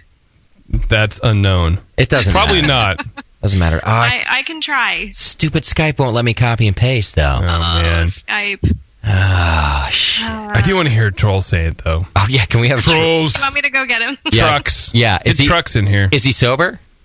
Doubtful. Perfect. Is he sober-ish? Well, yeah. No. I mean, we talked about taking shots before, but that never happened. No, so. Justin, he's not soberish. He's Danish. That was good. Right? Go get him. Right? No. All right. Okay. Go get him. I'm going to email it to you, though, Neva, and then you need to Okay. open your email, and I'm going to have Trolls do our read for us. All right, I'm gonna go get him. Perfect. Hold on. Talk amongst yourselves, JP. His perfect. Trolls movie was good. Troll and Troll 2, it was awesome. Those are fucking sick movies. Right, Nate? High quality. I didn't know he did those. Super high. Yeah, he totally did. I didn't know that. That's amazing. The kid's like 10 years old, but I know, he made must have those been 10 movies. when he did it. Yeah. Yeah. It was real good. And he moved on to brewing. I mean, come on. I do like Trolls. Trolls just got married. What? Really? Yeah. Wow. I hadn't seen dude in years. Well, he got married to an American chick. Of course, because American chicks know how to do it. I was thinking, Sex. you just needed a green card. No. That's kind of what I was thinking. No, I don't think that's why. But we'll ask him. Yeah. But he would, though. Actually, his wife's rad, too. She's cool. Yeah? She's a cool broad. Wow. Yeah. That's one less American. You know, those foreigners taking our women and our gerbs. Yeah, she's hot, too. So he's really taking a good one. They took our gerbs. Or what? Our gerbs. Tell me about the Braumeister again. Oh, the Braumeister is very nice. It's all in one. You know Spotch Brewing. It's very fantastically sexual. Is that like beer in a basket kind of thing? Is that what that is? Is that the one with the the basket? Yeah, so it's just a mash, and then when you're done, you just lift raise it out. like beer in a bag, but you got a basket. Yeah. Gotcha. There's a set limit on the gravity, but you can add some DME to kind of bump it up. But And it's kind of it's like a no sparge deal, right? Because it's no sparge, so you still have all the sugars in there. So if you were a savvy brewer, you could probably take that and do a runoff or whatever and pour it back. But it's a cool system. It has 5 step mashes. Oh, really? Yeah. Oh, yeah. I think Charles told me that when you were there. It's pretty sick. Hey, Charles, what's happening, buddy? Hey, how's it going? Charles, it's going well, man. How are you? I'm good. How's married life treating you? That good, huh? Yeah, that's. Do not ask. She's standing next to you, huh? Yeah. Ask her to leave. Yeah, so we can talk about this. He's like, it sucks, but I can't say that. No, it's pretty good. There he is. Okay. Just pretty good. Not everything you've ever imagined there, Charles. Hey, JP, how are you doing? Hi, friend. I miss your face. It's good. It's really good. It's been treating me with some kayaking at Catalina last weekend. Oh. Okay. Catalina Island kayak. Oh, yeah. Well, I've been to Catalina Island before. Yeah. Yeah. A lot of swinger parties going on out there. Oh, yeah. That's why we picked it. Yeah. Trolls is European, man. Come on, those Euros, swing it out. This is how rumors start, by the way. I have no idea about this, but people are going to go, really? Yeah. Catalina, huh? Yeah. That's how rumors begin. They don't call it Catalina for nothing. Now, Charles, right. Just make it up. Yeah. By the way, Trolls, I don't know if you know this, but in Danish, it stands for very fertile man. Oh. Yeah. So we have little mini trolls running around. He who lasts long and have a very large tree. Yeah, that's what it stands for. Now, Charles, I just sent to Neva's email the Adam and Eve copy that we need you to read. Right. Have you got that open in front of you? I actually do. Okay, so do you mind doing? It's just a little commercial thing that we do here. You could you can read it however you'd like to. Okay, I think you'll choose to read it with a strong accent. Perfect. Thank you. Seems to be what comes naturally. Use your American accent. No, don't do that. Just be yourself. Yeah. Now I'll use my my instincts here. Good. There we go. Go ahead. Adam and Eve DVD copy. Am I supposed to read that first? No, you don't have to read the title. No, but that was good, though. Brought to you by... Yeah, this is a good start. Brought to you by White Labs. Yeah. This is a good start. Page 1. Yeah, scene 1. Okay, carry on. Everything below that. And you don't have to mention that there are bullet points in front of each one. Just try to filled in circle. Try to make it sound conversational. Go ahead, please. You're natural, kid. Don't worry about it. All right, here we go. So, for a limited time only, adamandeve.com will let you pick 3 adult DVDs with your order. Go to adamandeve.com and order almost any one item at 50% off. Yeah. He's good. He's good.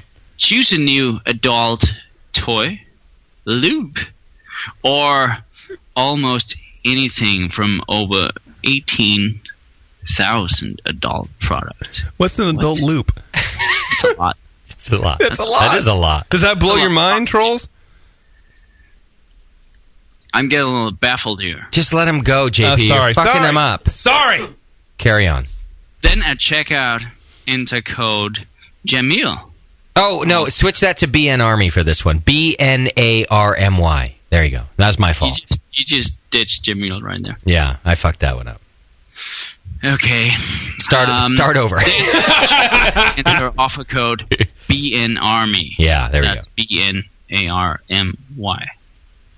And you'll get to choose 3 adult DVDs. That's right. You get to choose your own DVDs, plus receive a free mystery gift and free shipping on your entire order. Yeah. Choose from genres such as anal, amateur, Asian, big breast, big butts, bisexual, chunky, codes. I didn't know you knew that existed. Yeah. Fetish, gay, interactive, POV, lesbian, MILFs, etc. Can I add to that list? Sure. What else? Yeah, go ahead. They got it. Okay, now let's get to the next. Danish Now, should be on that list. Cream-filled Danish. your mobile phone at adamandeve.com. Mobile phone is a category? No, you can shop from your mobile phone. I talked over him. He got it right. Yeah. I wish mobile phone was a category. Was that all of it? It should actually be. Yeah, I think that's all I have on this. All right. Impressive. Trolls, otherwise known as the Danish dildo at back home and his other job, did a wonderful job on that Adam and Eve read. Thank you, He Trolls. brought a Danish, dude. Yeah. That's the best read I think we've ever gotten. One of the best, if not the best. Dramatic. He put some effort into it. That's for I think sure. he went to add kayak sex into that list of genres. There's if you're asked to do something, you gotta do it with passion. That's right. You can shop from categories such as anal, American wife stealing. Right. I don't know. Yeah. Man, I'm gonna steal anybody's wife. By the way, like Neva and a bunch of the other people, just to defend Trolls here for a second, he's another brainiac down there at White Labs. Super smart. We just turned him into a sex toy salesman. Right. But he's one of the smartest people I've ever met, especially when it comes to yeast. So if he wasn't, the whites would not have him on staff. Right. So, let's just be honest. I always have to do that because the people at White Labs are always such good sports when I ask them to do degrading things. And Like then say anal. And then I fear that people won't know that they're a serious company. So, Yeah. Trolls is a badass. Oh, for sure. Right. And I'm not wearing the shirt. It's a radio. Exactly. All right. Thank you, Trolls. Yep, you're welcome. Have a good night, guys. All right. Bye, thanks. buddy. Pass this back to Neva, please. I will. She's back on. All right. I love that kid. He's a good dude. Yeah. Yeah. Oh, man. Neva, is Trolls coming to GABF too? He is. All right, good. Hey, Neva, how stoked are you that the copy-paste didn't work on the Skype? Hate Skype. But I'm really happy to see that Adam and Eve offers Asian. Yes! As a category. Toys. Right? Yeah. I mean, yeah, Glenn right now, he's like, oh, yeah, I totally didn't know that. Yeah. I didn't know that I could get Asian videos at adamandeve.com. Yeah. We should have Glenn read it now, too. Oh, Glenn. Glenn's like Sam, but taller and smarter. He is. It would be good. He is a lot. It's actually, I've always said that to Glenn. I was like, you and Sam would be best friends, BFFs forever. Glenn kicks a lot of ass, man. That dude's cool. Yeah. All right. Neva, have you looked at your page to make sure people have donated? Okay, so I got my first donation Okay, good. from Gregory Rodwell. Oh, Grod. He can't even go to GABF, I don't think. He's in Australia. I think he's just generous. Yeah. But he might just be donating to be nice. Well, he made a donation. Thank you, Gregory. Thanks, Grod. Gregory! That was very nice. Yeah, he's a good dude. Yeah. He's Australian, though, so. I'll tell you how this could probably work, and Neva, you could correct me if I'm wrong. It's Sunday now. A lot of our listeners download the show on Monday morning. These tickets are for Saturday. So the first 6 people to donate between now and, let's say, Friday night, you could probably still make their tickets available at will call, right? Absolutely. Okay, so you've got plenty of time to do it if we don't have a lot of live listeners right now. But the first 6 people to donate $50 or more, if you're looking for tickets to the GABF, or if you have friends that are, and they'd like to donate to a good cause, NAVA has 4 tickets to the day session and 2 to the night session. You can go donate right now, and the first 6 people to do $50 or more, leave your email, and NAVA will arrange getting you tickets into the Saturday session. Anybody can donate, of course, if you'd like to donate less than $50. It's very much appreciated by the Beer for Boobs team, so everybody should do it. Yes, it is. Okay. Thank you, guys. Thank you, Neva. It's always a pleasure to talk to you, and we'll see you in a couple days. Yeah. All right. Okay. See you guys. Bye. Thanks. Take care. Bye. All right. There you have it. Trolls selling dildos. That's all I do. Such a great company. Their company culture is fantastic at White Labs. They don't give a shit. Every time I think I've stepped over the line, Chris is like, I don't know, I don't care. Whatever. Yeah, whatever. Right. That's fine. They let their yeast do the talking. That's true. Not their employees, because they end up talking about chunky and anal. But and mobile phone category. That's right. Mobile phone will be a category soon. I'm should sure. be. Yeah. I really want it to be. Right. All right. I should probably do another commercial. Meantime, take care of a sponsor, whatever it is I do. Did Adam and Eve. What about Beersmith? Yeah, I got to do Beersmith. Yeah, you do. Oh, by the way, earlier we were talking about water profiles. I mentioned another software vendor. I'm sure Beersmith has water profiles in there. Actually, I think Nathan software. backed you up on that and said that Beersmith does. That, absolutely. Yeah, okay. Right. They have good. In fact, I think they have some pretty extensive water profiles. Yeah, Brad does a great job there. I'm sure he's got everything in that software. Well, the awesome part is you don't really have to take our word for it. If you've got questions, you can go figure it out all yourself, because Beersmith is a free 21-day trial. Go to beersmith.com right now. It's brewing software that allows you to enter your recipes and plan your brew day. I mean, these are just the tiny fraction of the things it allows you to do. But it's a rad software available on both PC and Mac. Go to beersmith.com right now to get your free 21-day trial. Beersmith 2.1 is out right now. It's got a brew day timer that you can show the time for each step, mashing schedule, hop additions. I like the timer situation. I'm always doing 2 things. When I used to use the other software, I would use that software, then I'm like programming my iPhone with the stupid timer on it and the whole thing. Beersmith has it all in one. You can use their timer right there. There's also a cloud storage folder now for sharing privately between machines or with the world on the new beersmithrecipes.com. You know, most file sharing is being done in the cloud right now anyway. We use Dropbox here extensively at the BN, and most data storage is moving in that direction. And Brad, being a techie guy, is already there. So you can do some recipe cloud storage with him and sharing it on the brand new site, beersmithrecipes.com, which, after only a week of being set up, had more than 2,500 members. Yeah, not just standalone software, but he's really building this community around it, too. It's cool. Yeah. So all sorts of fantastic reasons to go try out the Beersmith brewing software at beersmith.com. Again, don't take my word for it. Get your free 21-day trial right now and check it out yourself. Moscow, what just happened? Giants doing okay, buddy? No, they're doing crappy. They finally got their first hit in the 6th. They were getting no hit through 6. So I was flipping out because a single is a big deal. What's the score? 4-0 Reds. Shit. Yeah. And we lost yet. Shut up, Sam. I hear him yelling down there. I can cheer. Fan. I mean, at least Sam has a stake in this thing because he likes another team. JP's just a dickhead about baseball. I'm ready for Bay Area baseball to shut the fuck down. Yeah.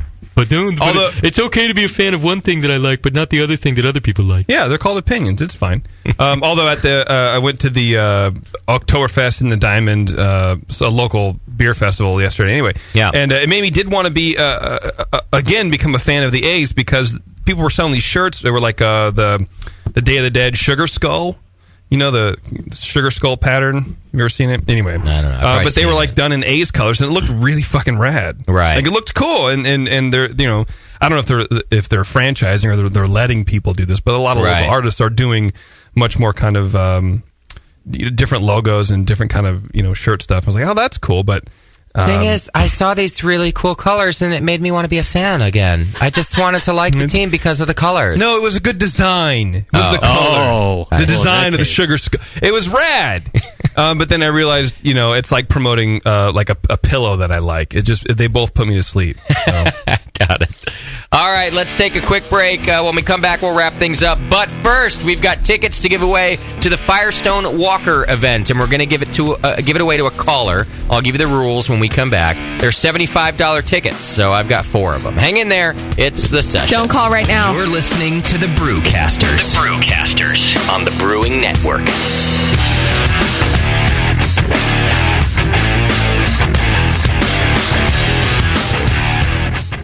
All right, BN Army, it's trivia time. What's the only homebrew shop with over 1,000 recipe kits, $4.99 shipping on orders over $100, and is also home of the Wolf shirt? The one and only answer is Austin Homebrew Supply. For over 20 years, they've specialized in creating recipes such as the best-selling Texas Blonde Ale, Apocalypso, Hop Bomb 2.0, and Double Chocolate Stout. And they just recently unveiled their small grain kits that produce 1 gallon of beer.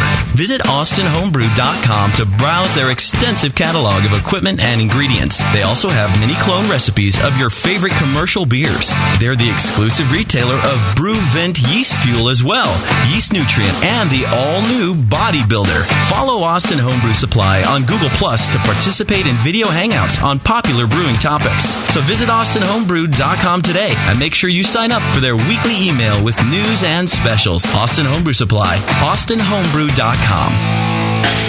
When I order a beer, I want my server to know more about it than I do. I want someone who enjoys good beer and loves helping others enjoy it too. I want someone who knows how to pour a perfect pint for any beer style. I want a Cicerone. The Cicerone certification program is creating the type of people who help you enjoy great beer.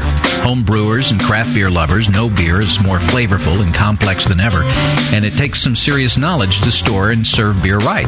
Cicerones know beer. There are 3 levels in the Cicerone program: Certified Beer Server, Certified Cicerone, and Master Cicerone. Cicerones are truly the sommeliers of beer. The best beer locations have a certified Cicerone on staff. Relaxed and unpretentious, Cicerones are tested on storing and serving beer, beer styles, flavor and tasting, the brewing process and ingredients, and pairing food with beer. Learn more about your next beer guide at cicerone.org. Certified Cicerone, because it takes top talent to present a perfect pint. This summer, Reed Antis from New York won fully paid tuition to the 2012 World Brewing Academy Concise Course in Brewing Technology, thanks to Lallemand and Danstar and their 2012 Beer School Contest. It was so much fun, they're doing it again. Announcing Danstar's Beer School 2013 Contest. From now until December 13th, 2012, every time you use Lallemand or Danstar Premium Brewing Yeast, your empty packet is your entry for a chance to win a professional brewing course. In the Beer School 2013 contest, Lallemand will sponsor 2 lucky winners, 1 professional brewer and 1 home brewer, in a random drawing for fully paid tuition to the 2013 World Brewing Academy web-based concise course in brewing technology worth nearly $4,000. This course will change the way you think of beer and brewing. Get your official entry form and rules at danstaryeast.com. Get brewing with the dry yeast advantage from Lallemand and Danstar. Visit danstaryeast.com. When Michael Fairbrother started moonlighting, he had no idea how quickly his dream was going to grow. Having homebrewed for 15 years, Michael decided to go pro, but not with beer. While attending his homebrew club meetings, he saw ladies knocking their men out of the way to try his mead. Moonlight Meadery is now 2 years old and can produce 200,000 bottles a year. It's the first New Hampshire winery to ever distribute to California and Australia. In fact, you can now find Moonlight Meadery meads distributed nationwide. And they ship direct, too. They produce 56 different varieties of mead and are unlike anything you've ever seen on the market. Michael Fairbrother at Moonlight Meadery is a real success story that can make the BN Army proud. Visit Moonlight Meadery in Londonderry, New Hampshire, or online at moonlightmeadery.com. Moonlight Meadery. Romance in a glass. Did you know the Brewing Network's very own Code Writin' Fool's son, Ryan Wolf, has opened a beer mecca in Missouri? The The Wolfbrow House of Beer has hundreds of beers from all over the world and is conveniently close to I-70 in St. Peters. Free tastings Saturdays 4 to 6 p.m. featuring special guests from local breweries. The best build-your-own six-pack around with every style represented. And kegged craft beer available for your kegerator too. There's always something new at the Wolfbrow House of Beer.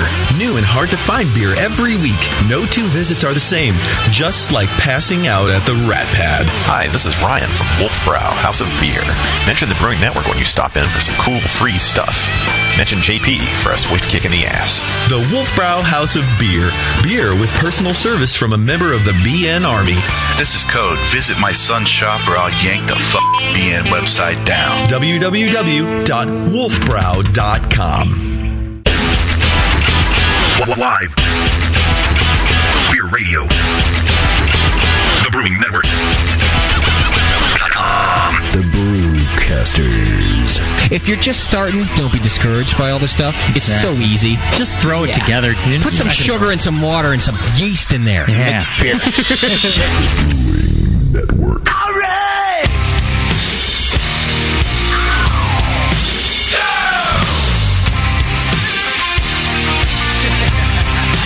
Check it out. I wanna make one thing crystal clear. When I want an Oscar beer, get it real quick and say yes, dear. Those are the words that I wanna hear. We'll get along, you will say. Focus on taking care of me. You gotta make me a priority. 'Cause I'm a pretty bitch commodity. Dear old dad, now he's dead. When he was alive, he always said, make those bitches take care of you.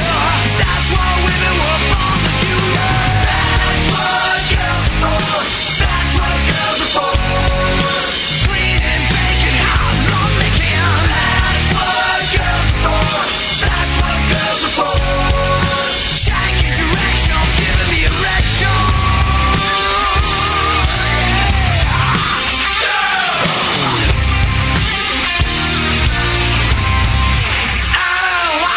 Do my laundry, pay my bills, cross my oxycontin pills, clean the sheets where my man juice spills. On the weekend you can run on trail. You'll see it's a way of life. Do a good job, you can be my wife. Love my guns and sharpen my knife. Just kidding, you ain't gonna be my wife. No. Dear old dad, God rest his soul.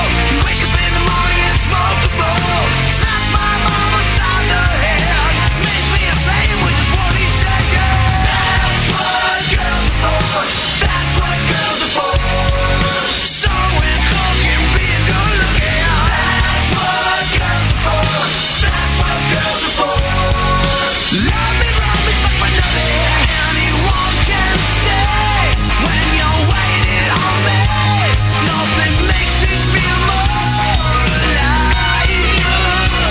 And I pray every day that somehow we can stay stuck in 1955.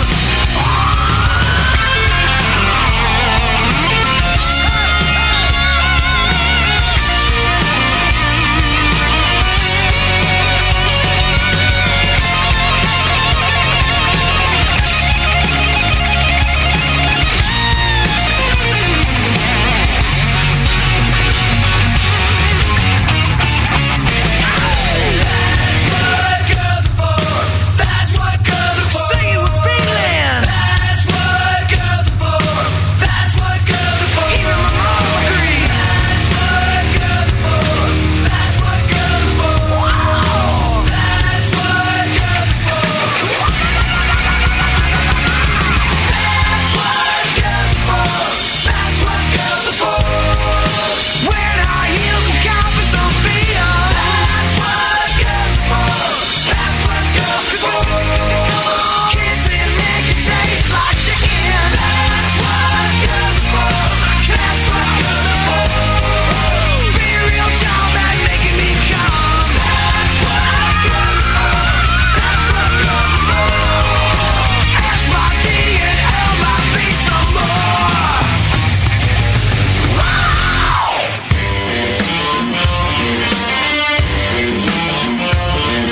Brewcasters are back. It ain't 401 beer.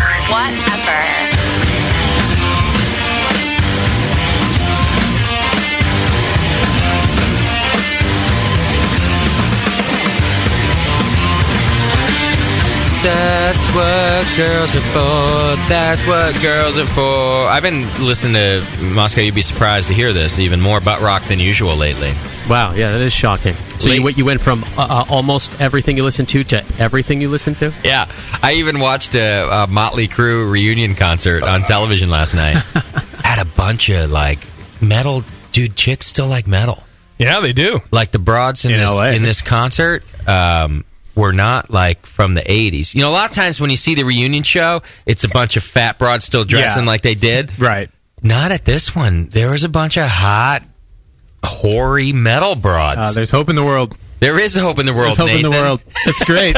See, Nathan's like, see? There is hope in the world. He's coming back. No, Tommy Lee turned 50 this week, right? But doesn't Tommy Lee look great compared to all of his compatriots who are like that Brett same Favre or age? whatever? Yeah, who are a mess. Tommy Lee could still, like, be in a band today. He looks less like the revived corpse that the rest of those Like guys. C.C. DeVille. Yeah. How are there hot metal chicks now? I mean, what is they're what's 22. creating that? Yeah, because they're younger than us. And it's Because the 80s. metal rocks. That's why. But how are they discovering it? Like, who's turning them on to it? I'll be honest with you. I thought the same question myself. Metal is timeless, dude. It's making a comeback, like everything. Well, like everything from the 80s.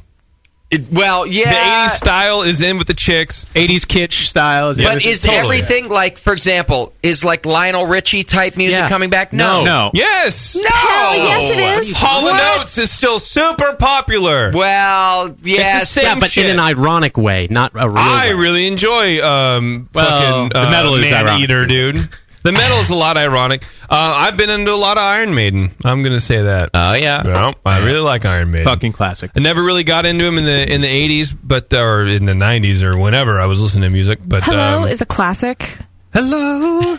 Nicole got mad at me because I think I said, I was like, Iron Maiden, it's all the same as the other shit. Like, on the show. Right. You know, and I think she left it alone on the show. You know, of course she said that's not true or whatever. And I was like, that's all the same. She sent me an email afterwards. But it wasn't like a declaration. It was just a question. She's like, do you really? Like, she was feeling me out. She wanted to know if I was that much of a douchebag. She's like, really? Iron Maiden is the same as the other stuff? Is that what you really meant to say? I didn't know that. That's funny. And I think I was like, she's right. Like, it's not the same. Yeah. But I'm stubborn. And I think I was like, yeah, fuck that bullshit. It's all the same. Right. Well, especially if somebody asks you the question. Yeah. You got to stick to your guns then. It just makes it more fun. Yeah, she hasn't spoken to me since. The thing about Nicole, like, she's like super like beer, like Wikipedia, like knows everything about beer, and like is really intense. But she's also like super band Wikipedia, like especially like punk rock, like crust bullshit. Right. Like she knows a lot about what band stems from what and all this kind of stuff, and it's like right. Wow, like you kind of don't get that really. That's what happened to my record collection. Damn it. She's gone through it, man. Yeah. Are we taking Drunk of the Week calls? Not Yes. yet. Okay. I gotta give away tickets first. Shit. Shout at the Devil, really? That's the one you're playing? Yeah, why not? Play Deja Vu. It's pretty classic, man. Shout out to the Devil. Come on. Really? Deja Vu? From Iron Maiden. It's a horrible song. Oh, I was already talking about Motley Crue, though. Oh. I actually, the funny thing is, I listened to Deja Vu on last night. No, it's a horrible song. Somebody It's else terrible. It's the worst song It's one of the they've ever worst. made. Yeah, don't take that one up. Well, but it's good. It's good for... There's like two or three other decent songs on that record, not that one. Deja Vu. Horrible. It's great. Fucking horrible. That's they're pumping out the album when you hear that shit. All right, Beaver. All right, nobody's on the phone right now. Okay. No. Caller number 5 right now will win tickets to the Firestone Walker event in Denver, Colorado. So just say, give 1, them 2, 3. and hang up on them. Yeah, I will. Exactly. Caller number 5. We'll give you 2 tickets right now. Caller number 5 is going to win 2 tickets to the Firestone Walker event in Denver. If you want to go get your own tickets, you can go to fwdenver.eventbrite.com, and we're going to be doing a live broadcast from there, too. I'm still waiting to hear about the internet from them. I tried to find out today if it's actually going to be streamed live or just recorded live, and then we can post it for you later, but I'll find out. But if you're in Denver and you want to go, fwdenver.eventbrite.com, or you can win tickets right now if you're caller number 5, 888-401-BEER, 888-401-BEER. I got a great email from Jim Wagner, Mr. DuClaw. I feel like I need to read it. Oh, cool. Yeah, he said, thanks for a great interview. I must admit that I thought it was going to be a pretentious beer Nazi format. You now have a fan, and I'll be spreading the word that you guys are not beer Nazi assholes. Well, maybe assholes, but that's good with me. That's good enough. Yeah. He got it. In other words, He's listening. He gets it. Who's this? The power ballad. Oh yeah. You can't go wrong with a good metal power ballad. This was a huge hit for them. Huge and Massive. You know when you the watch, video is like epic. You know. And the rock historians, when they make those stupid documentaries on VH1, they say this video was the first life on the road video, and that's why it was a hit. It showed us about life on the road. And then I watched the video and I'm like, who gives a shit? They're just partying and screwing chicks and getting hammered. But it meant something. It's a hard life on the road. You get to do all those things over and over and over again. Yes. Every day. All the way to rehab. You got to show the struggle. Right. It's not all fun. It's a lot of hard. Some of it's in black and white. Some of it's in slow motion. There's a lot of lights. Topless ladies. Right. You know. Really hot 22-year-olds, huh? With the boobs. Oh, and when this song comes on, going nuts. Really? Just like 1986 all over again. I'm going to Motley Crue if they come to town. Not because I like them. It's fine. I don't really care. It's okay.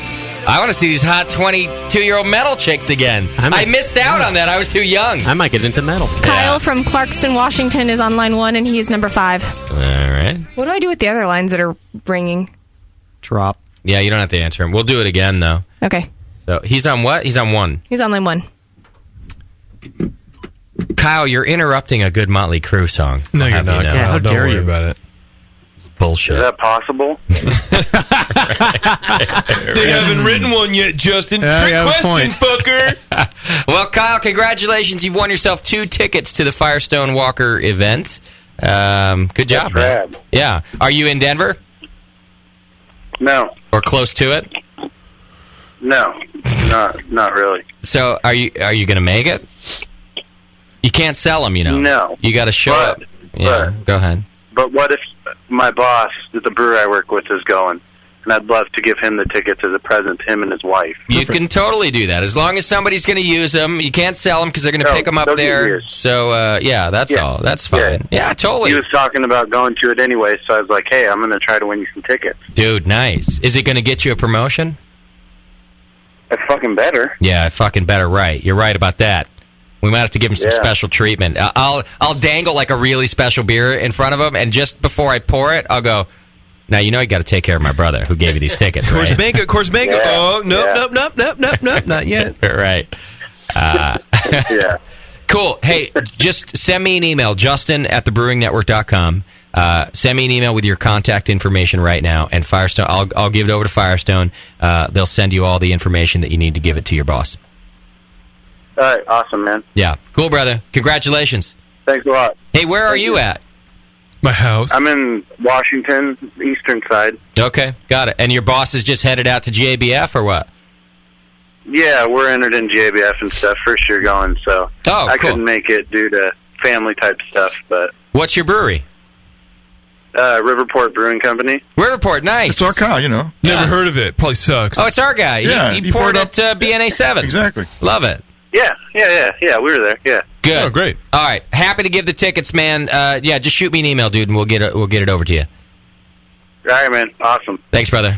You don't want to do that radio thing where we go, and who hooked you up with tickets? And then he goes, the Brewing Network, you know? Right, 94.9! Yeah.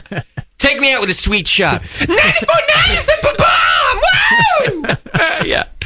Who's got your tickets to GABF? Crazy 1079 in the Earl and Warren morning. Woo! All right.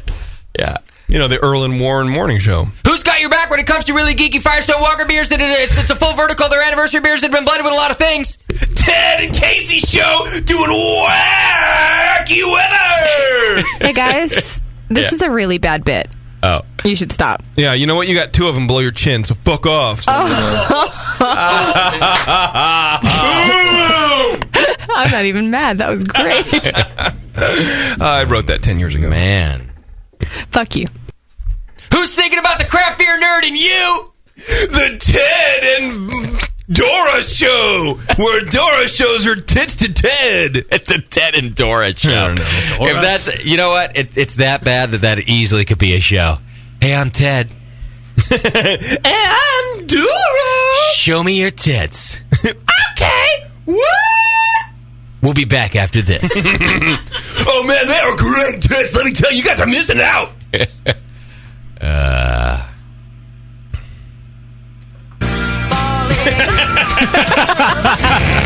Kind of like the Dead Air, man. Beautiful The only segue. way that could have ended. Oh, dear. Yeah, dude. Hot rods everywhere. And the show is actually from a few years ago. I think the reunion show is from like 2005. Close enough. So, but still, I say that's close 7 years. It's Yeah. fine. It's still coming They back, might still man. be around 7 years later. Yeah. I would venture to say that Steel Panther is as good, if not better, than Motley Crue ever was. There were plenty of ladies at that show. Yeah. What's all that noise? Beav, is that your... Turn off your mic real quick. Oh, sorry. No, it's my fan. It's hot in here. Shit. It is real warm in here, though. Yeah. All right. I'm in a glass case of emotion. What caller do we want to do to give away the other two ticks? I get it. I've seen that movie. 12. Have JP roll the die over there. All right, caller number... All right, yeah, roll the... What number am I thinking of? Hold on. Well, now you got to... Okay. What if Well it rolls done, a 40? Tasty. What if it says 46? Oh, Jesus. We're going to have to make some rule here on this. It's a 1,000-sided die. 20-sided die coming in. 20-sided, okay. It's a low number. 20-sided? Do I get a +2 to attack or anything, Tasty? No, this is rolling. Shit. One roll. Saving throws. 17! Big 1-7. That's not Coming gonna up. Lucky number. All right, caller number 17, 888-401-BEER. Call in right now. Who's your big hit in Denver, Colorado this week? I'm going to blow my brains out. Were you asking me a question? Just do the Brewing Network now. The Brewing Network. It's good. Pretty good, right? I love that the siren sounds actually come from our hosts' mouths. We don't have any of the fancy We don't have a board. soundboards. Can you make a cowbell sound with your mouth? We could do it if we wanted to. No. Tonk, tonk, Dong. tonk, tonk, tonk. Tonk. Is that not right? I'm going to have Scott cut out this last, 45 seconds and use it on my demo reel. All right, the Brewing Network bringing you the best JBM. Wow! Caller 17 wins with tickets. Here's a little Motley Crue. Girl, don't go away. Just go away. Right? Right.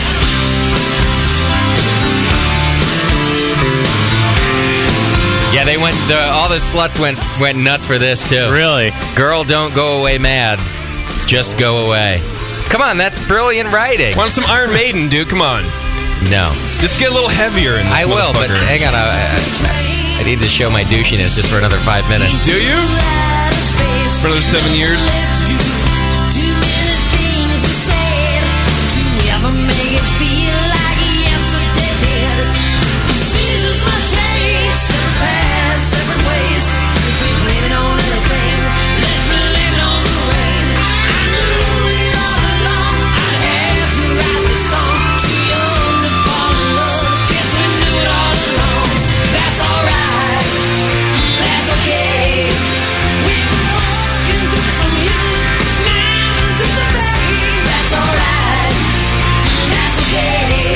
Campfire Star.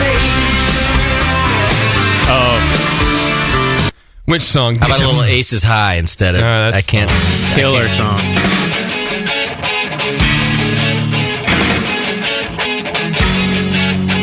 See, it's the same. This is heavy metal. Motley Crue is metal. Iron Maiden is heavy metal. No love for any metal, Moscow? Listen to that riff, Scott. Doesn't that talk to you? Doesn't that speak volume? So, I went through a little Scorpions phase in the 8th grade. Yeah. I was 10. They're the worst. 12. They're bad. Candle in the wind. Says the guy who's listening to Motley Crue. Yeah. Scorpions. Ew. Get out of here with the It's like Scorpions. singing like Winger. Winds of Change and all that shit. Yeah. Down to Gorky Park. We'll listen to the winds of change. Huge hit for them. Whistling. Yeah. Exactly. Yeah. Yeah. Oh, it's so awful. That was Moscow's favorite. There's not enough whistling in metal. I mean, come on. Yeah. They're bringing it back in hip hop now, too. You know what That's I liked? right. What I Yeah. liked that's the most right. about the Ooh. Scorpions? They had an album with a naked 14-year-old chick on the cover. It was You remember allowed in that? That's how they Germany. do stuff in Germany. Yeah, exactly. It is. It's a little Perfectly old acceptable. for German standards, actually. Oh, man.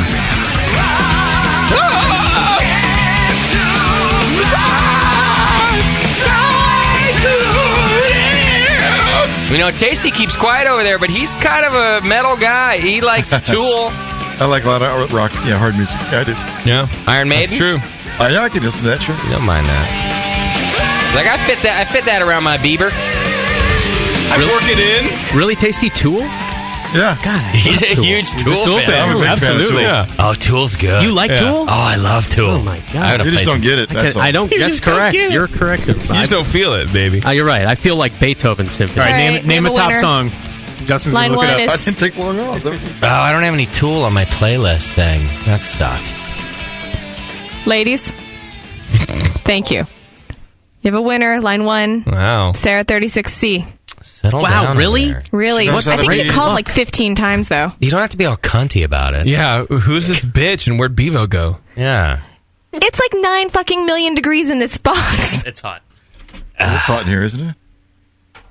All right. Hi, Sarah. Hi, how are you? I'm good. How's it going? Excellent. How are you? You going to be at GABF? Well, I don't know, maybe. Am I the right color? Can I see your boobies this time if you go? Probably. That's a no. You know, I have to stay reserved on the first time. I can't show everything. Yeah, and I met you the have first to be time. a proper lady. He's not asking for a cervix shot. Damn. And you were reserved the first time, so now that it's the second time, I can see him, right? Oh, girl, let me see them tubes, baby, them fallopian tubes. I love them. Yeah. What do your intestines smell like? I love it. Yeah. What do you think? Can I see him this time? We'll see. You are caller 16! Caller 16! Turns out you're just shy of winning 2 tickets to the Firestone Walker. Better luck next time.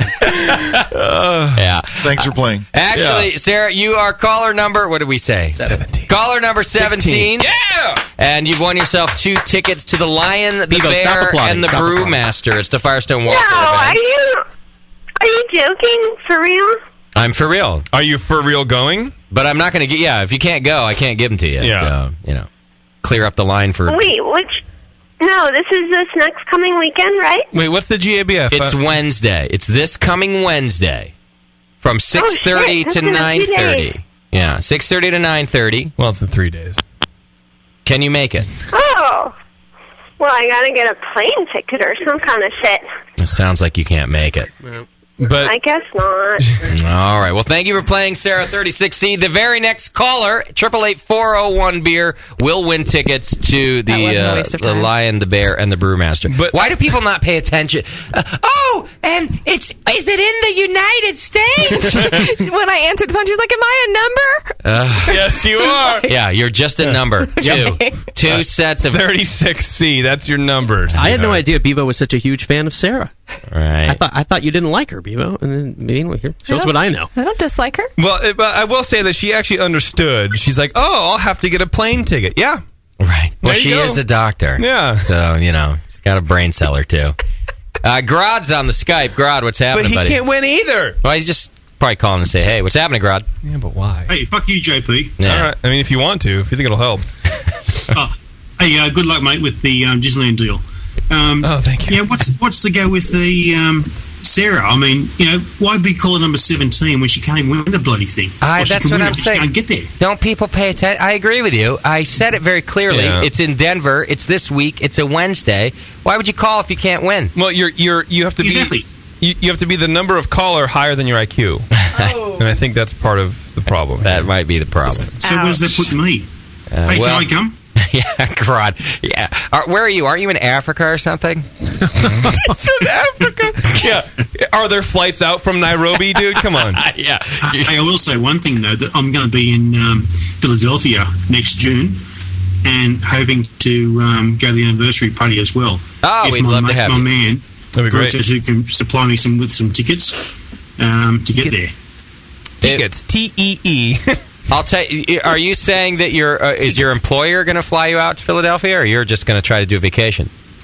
No, I'm booked in now. I mean, Mrs. G has booked the flights, and we'll be in New York on the 24th, I think, or 23rd. Yeah. And I'll be in Philadelphia on the 25th of June. Hopefully, I can get some tickets to NHC and the Brewing 8.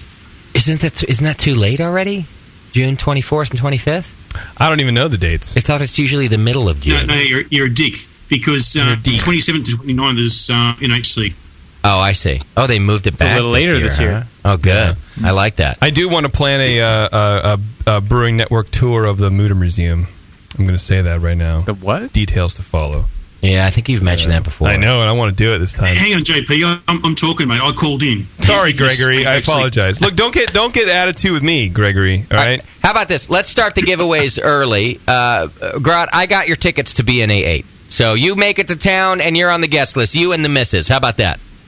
So well, the missus won't be coming because she hates all stuff brewing. No, F that bitch. I do appreciate that, Jay. It's taking a load off my mind. All right, you've got a single ticket then to BNA 8. You cannot bring a date unless she's hot, and then I might give you a second one. But yeah, we'll cover you. We're giving away tickets early right here on the Brewing Network. Oh, hey, Grant, who's your friend? Who's your friend at NHC? So hopefully, Bruta 2 can secure me some tickets to the NHC. Yeah. I also joined the AHA via the BN website. Took me 4 days to get onto the bloody thing, though. Oh. Wait, he just called him Brew Tutu. Brew Tutu in the AHA. Brew Tutu in the AHA. Sounds like KKK. I like Brew Tutu. He is kind of a Brew Tutu.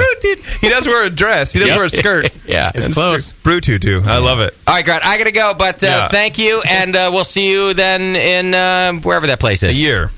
Yeah, next year. Thanks, guys. Cheers, Grant. Thanks, brother.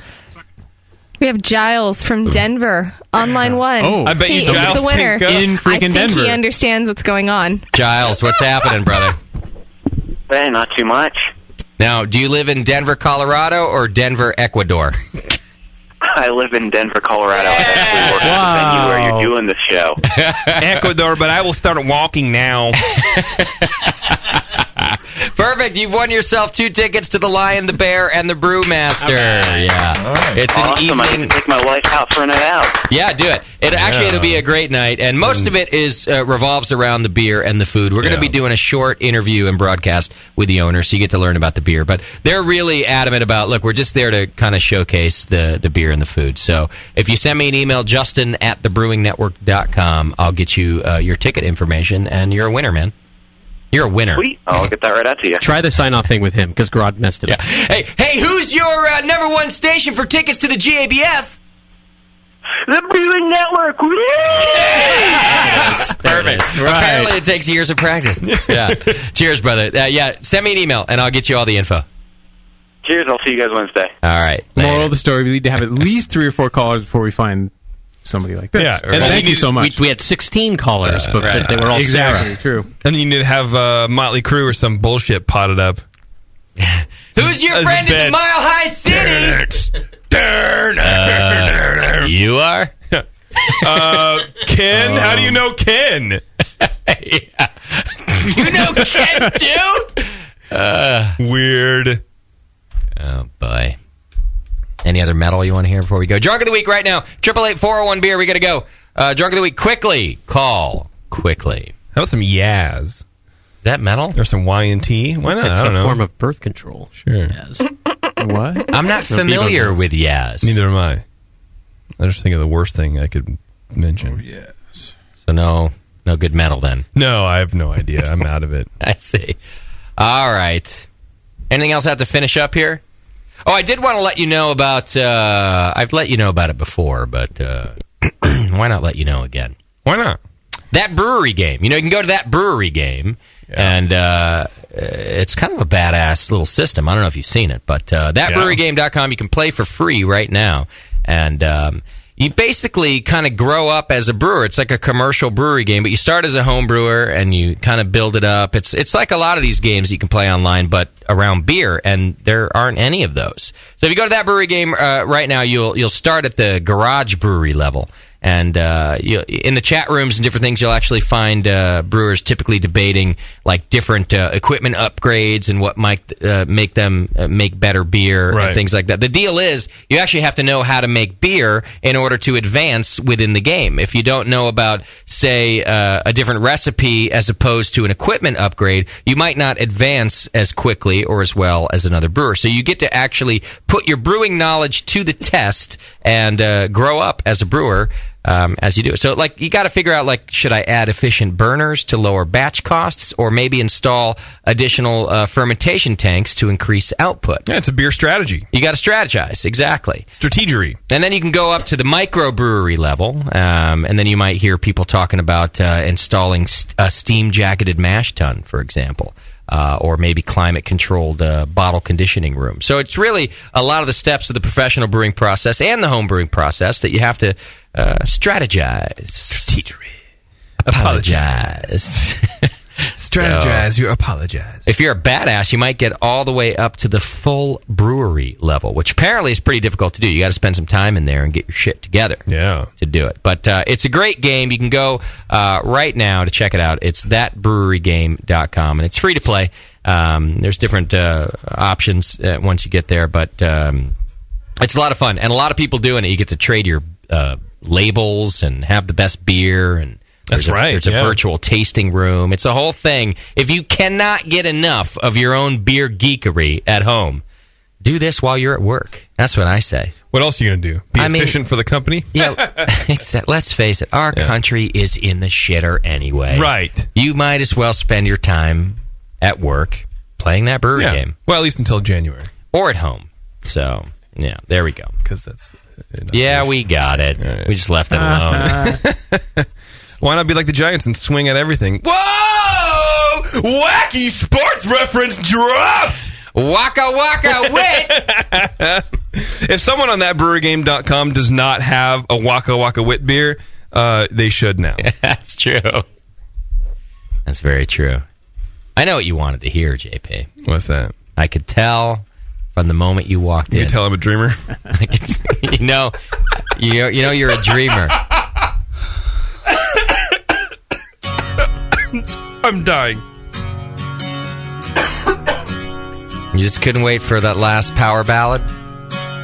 He is dying. He's leaving. He's leaving to die. We both lie silently still in the dead of the night.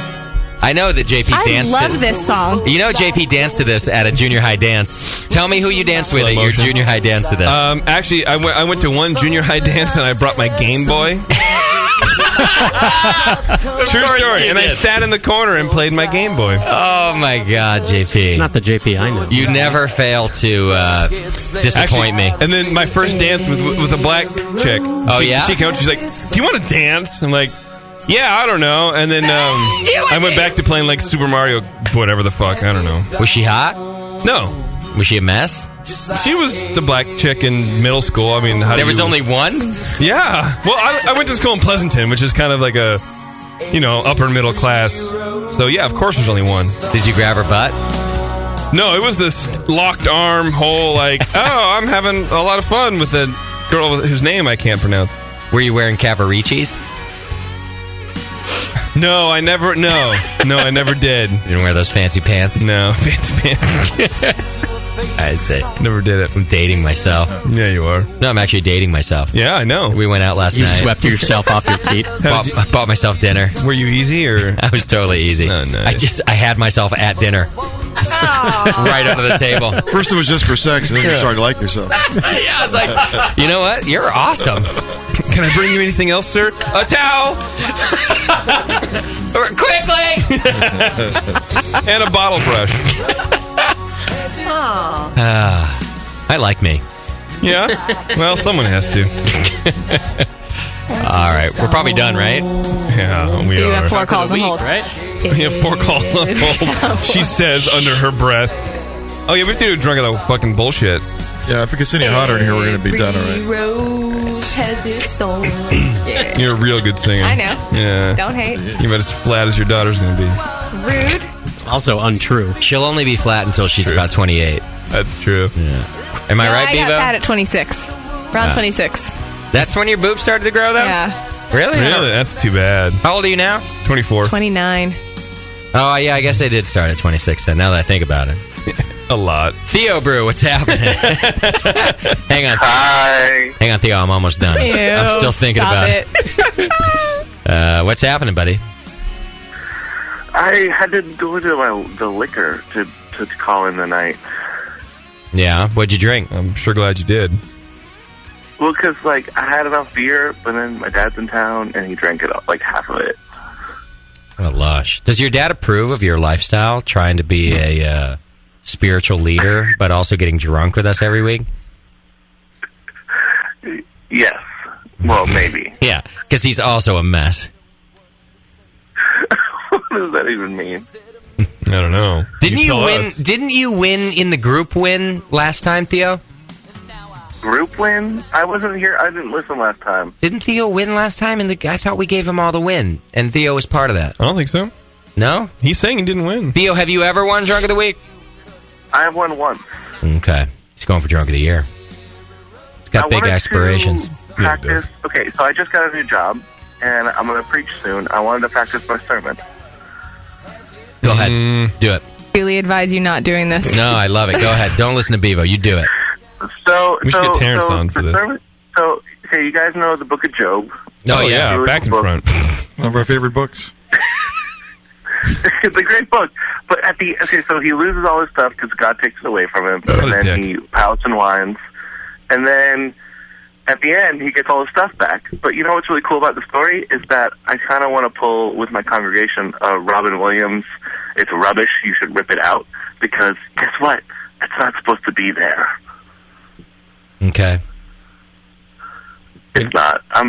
Were you destroying this call? You should probably just hang up on me, by the way. Oh, wait. That was our big reaction moment. Oh, I'm sorry. Wait, say it again. Give us the punchline again. You're just, it's the problem is that you're punchline in the Bible. You're speaking. Oh, it's not? The punchline is the end of the book. I thought it was the punchline after punchline. The punchline is when you die. Oh, my gosh. And then that's it. Yeah, you're talking to the wrong crowd. Wait, where's the light? Where's the light? Bumps. But I'll tell you what, we haven't had somebody try to preach to us on the air yet, and I say that puts you in the running for Drunk of the Week. Right there. I don't know. He didn't try very hard. It didn't make any sense. There wasn't a lot of yelling or sweating or, Or sense-making. Or asking for amens or nothing like that. Yeah, exactly. Yeah. You got to be drunk to do that. The guy came on the air to preach to us. Well. And it didn't make sense. He's drunk. It didn't make sense. None of it makes any sense. All right, let's go to Steve-O in California. Steve-O, what's happening? What's going on? Who's this? Justin? Yeah, man. That's Bevo, bro. Justin, what's going on, man? How are you, brother? Bevo. All right, good. Good to finally talk to you, man. First time caller. All right, where are you calling from? Mexico. Whittier, dog. Whittier, around the area. Weren't you from over here somewhere? Dude, I grew up in Whittier, my nigga. I'm from Whittier, dog. I'm in Whittier right now. Say that. That's my dog. That's my dog. Well, I grew up there for I was there for 5 years. I was in the ghetto. I grew up there for 10 minutes. It took me to fill my gas tank up and then leave. Oh man, I was in Pico Rivera. There's nothing more ghetto than that, dude. Yeah, no, that's more ghetto. You're right about that. But let me tell you, I had like 5 bikes stolen from my house where I was. My bike got stolen every other week, and I got oh, shit, man. I got beat up. Me. But I was going to say, you sound like the guy who stole my bikes, you know? Hey, I'll sell them back to you. You do sound like the guy. That's all I think about him. And like when I drive around Concord and I see like older Mexican dudes riding girls' bikes, I'm like, who did you steal that bike from? Yeah. Hey, you're the one that. Hey, Jesse, you're the one with the banana seat, huh? Yeah, that was my bike.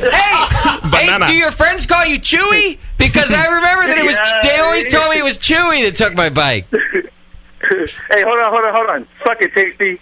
Oh, there you go. He'll take it. Yeah, he might. So watch out. All right, I love Steve-O. JP. I just want to say I want to sit next to JP on the ride to Disneyland. Hell yeah, dude! Let's do that shit. Are you coming? Can you afford it? Actually, I got a family. I can't. Fuck that.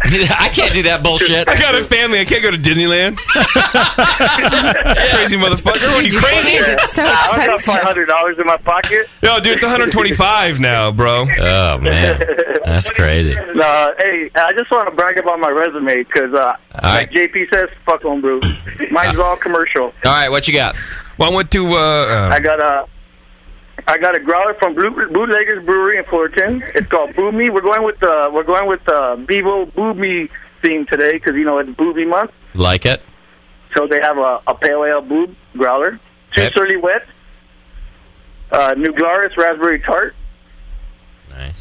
Nebraska Brewing Black Betty Imperial Stout aged in whiskey barrels. A Founder's Breakfast Stout. Oh, wow. Yeah. A Maori Brewing, I don't know how to fucking pronounce this damn thing, that Sobre Hermano Italiano Ole. Sounds good, bro. No, he was just saying, like... He's trying to work it out. Get him a glass of water. He was translating it. Yeah. He was calling one of his friends to the phone. He's like, I don't know. It's like orale ole. I don't fucking know. Some shit. I don't know, man. I'm trying to figure it out. Sure doesn't say pale ale. He's not Cuban. I thought you were from Pico, dog. all the same, man. Tony Montana.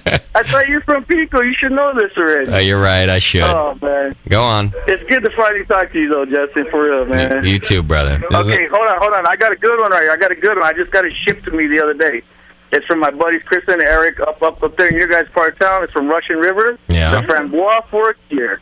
Oh. That's dedicated to Bevo. Just came out last week. Wow, how'd you get that? You got some good friends. You got that. Yeah.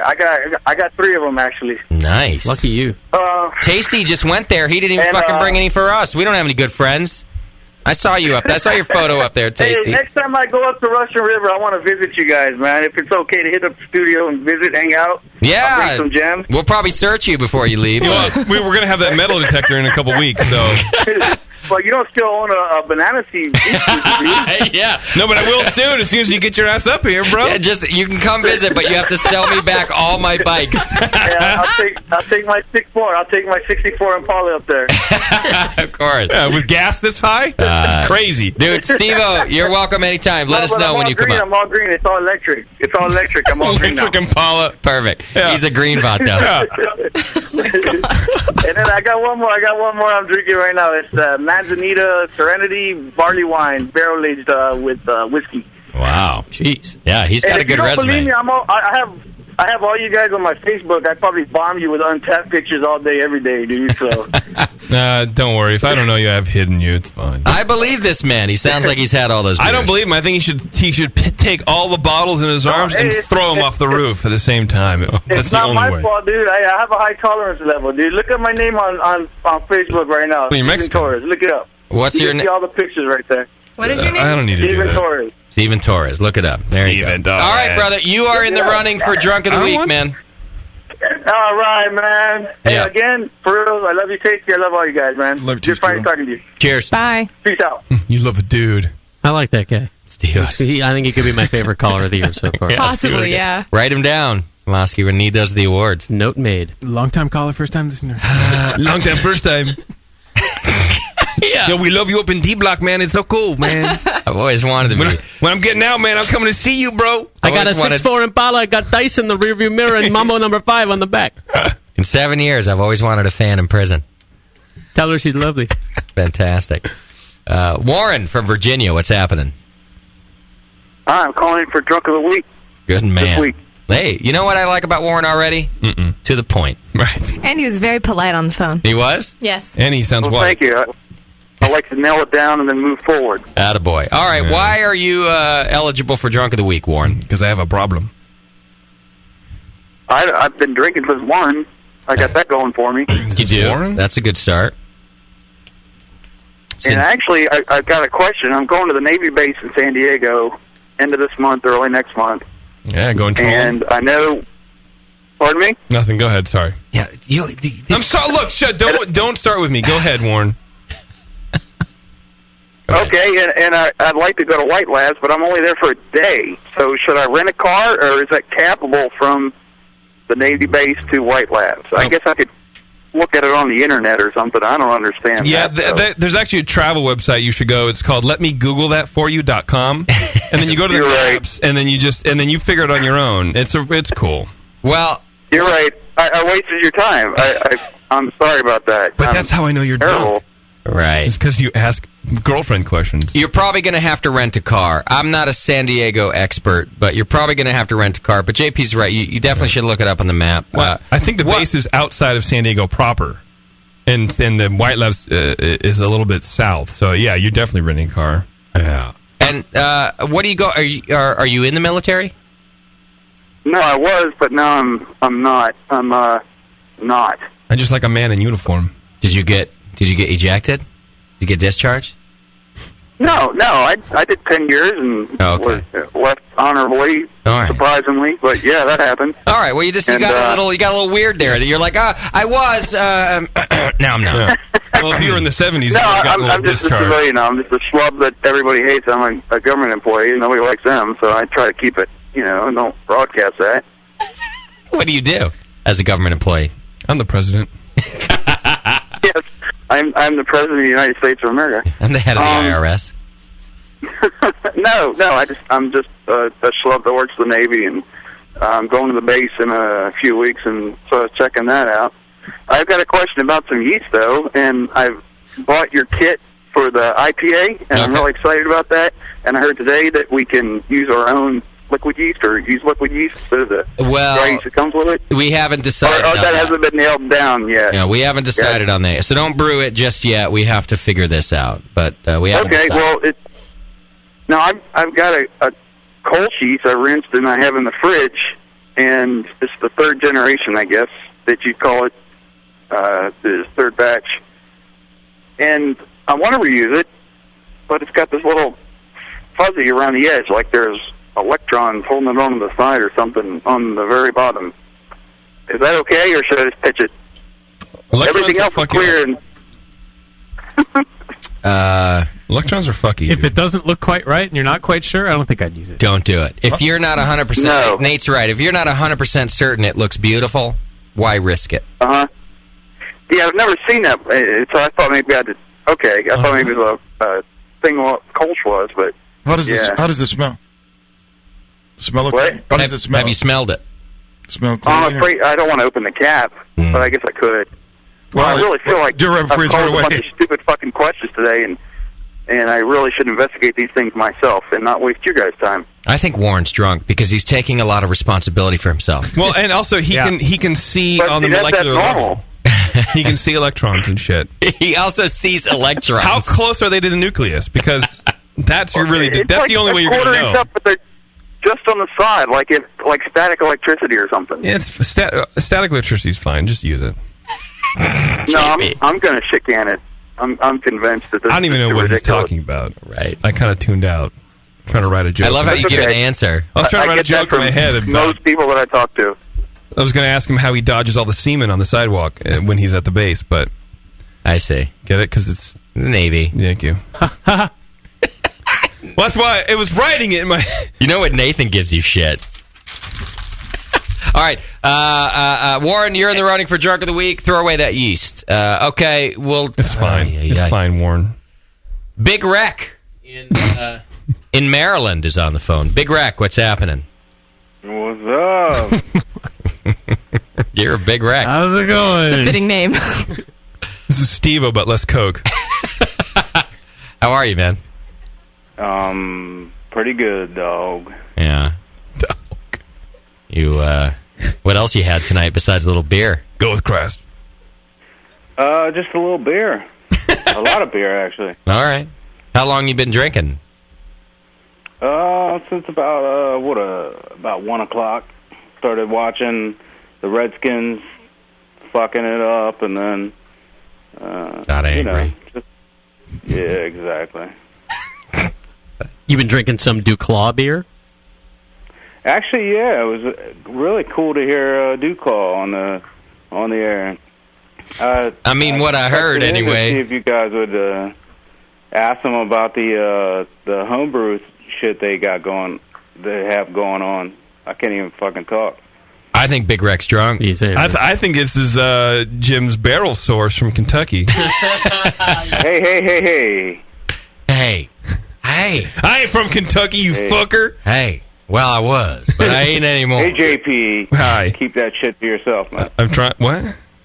All right. Yes. Big Rec, you are in the running for Drunk of the Week, man. Peace out. Cheers. All right, Beaver, that's it. I'll do... Didn't I already do Busted? No.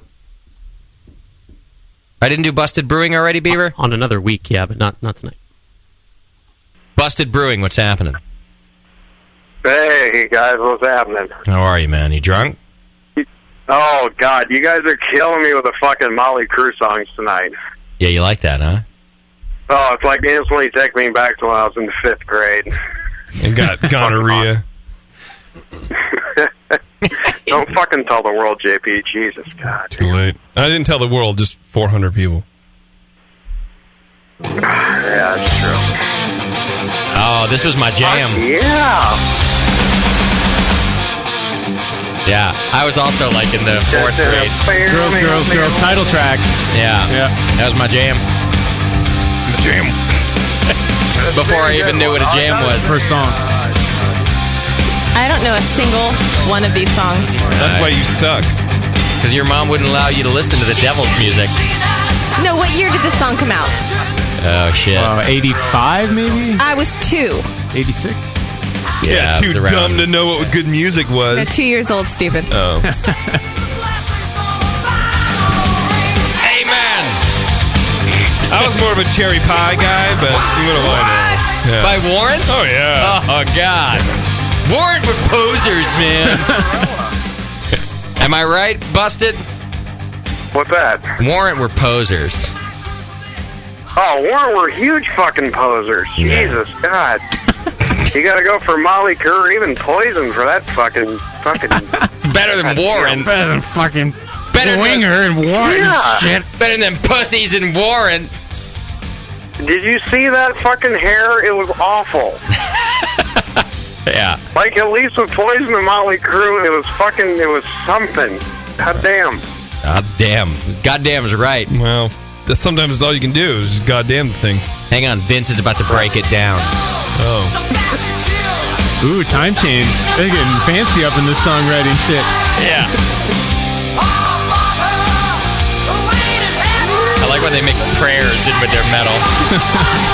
It keeps it righteous. You know? It keeps it on the wild side. Yeah. That's what it does. This is why Bevo wasn't allowed to listen at 2. That's what it was, man. I have 5 older siblings. That's what it was back in the day. Yeah. That's right. All right, you're in the running for Drunk of the Week, Busted. You sound drunk. Fair enough. Sound drunk to me. Hey, fuck yeah, buddy. Yeah. Cheers. Later. So keep running and we'll be right back. We got one more here, Beaver. New class. Yes. That's the name? You know, I really couldn't hear what he said, and then I repeated it back to him, and he was like, sure, so whatever. How much you guys want to bet that Bevo got the name wrong? Oh, I'm sure I got the name wrong. And let me clarify that he wants to complain as well as be considered for Drunk of the Week. Perfect. Wow. And I'm busying the lines now. How far is she off? His name is probably like Jeff. The Australian didn't complain enough, so maybe... Yeah, what can new class be? The problem is it's not just always real names. It's these forum names and shit. But yeah, it's probably Bob Parker. Class. You guys suck. Bob Parker. Bring your own damn calls. Beer drinking guy. Hey, new class. What's the actual name that you gave Bevo? Exactly. Suck it. Well, what do you mean? That was crystal clear. It makes the point. What is it? Nicholas. Nicholas. Oh, Nicholas. Nicholas? No, there's no O's. Nicholas. Nicholas. And I rest my point. You can't rest your point. You rest your case. Rest my case. Whatever. And you prove a point. But the one point I've had is not rested. I proved my case. I'm doing both of them. Yeah? At the same time. You throwing gang signs in there, Cholo? In Bevo's defense, Nicholas is a stupid name. Why not Nicholas? Where did the O go? Nicholas. What happened to the O? I sold it for beer money. Yeah. Why add an extra O to your name when you can add -1 at the same time. Yeah, the Danes are very efficient. His math is like mine. You could add -1. Yeah, Scott, come on. We make better furniture than sweets. It's easier. So Yeah, but it's not as well designed. Is that? It lasts longer. No, point rested. Nick Ass sounds strong, too. It's fine. Where are you calling from, Nick Ass? San Luis Obispo, California. Oh, the old slow county, huh? That explains a lot. Yeah, I'm within 15 miles of Firestone. All right. What was your complaint? That I'm not 14 miles that from the your Firestone. Your forum does not take Danish letters, so my name on your forum was supposed to be Man Land or Land Man. Oh. And it says some shit in between. Oh. And some punctuation, and then land man. So there's no there's Apparently, I'm not the only one who has trouble with his name. It made less sense than Theo's sermon. Yeah. Well, the next time the Eastern European guys hack the site, we'll have them fix that for you. Yeah. However, I gotta it's nothing say, to do with being European. It's Danish. It's not European. It's Danish. It's different. yeah, you fucking asshole. Hello. You don't consider yourself European in Europe at all? Nate? What a stupid. I don't know. I like JP, and I've been bothering him on the instant messenger about Korpiklani from Finland. And no, I want Korpiklani played on Brewing Network. It's a. All right, I can't do it anymore. Sounds But like he's Yeah, he's been bugging me in the Go. chat to play some shitty band that I've never heard of. And I'm like, just Skype in.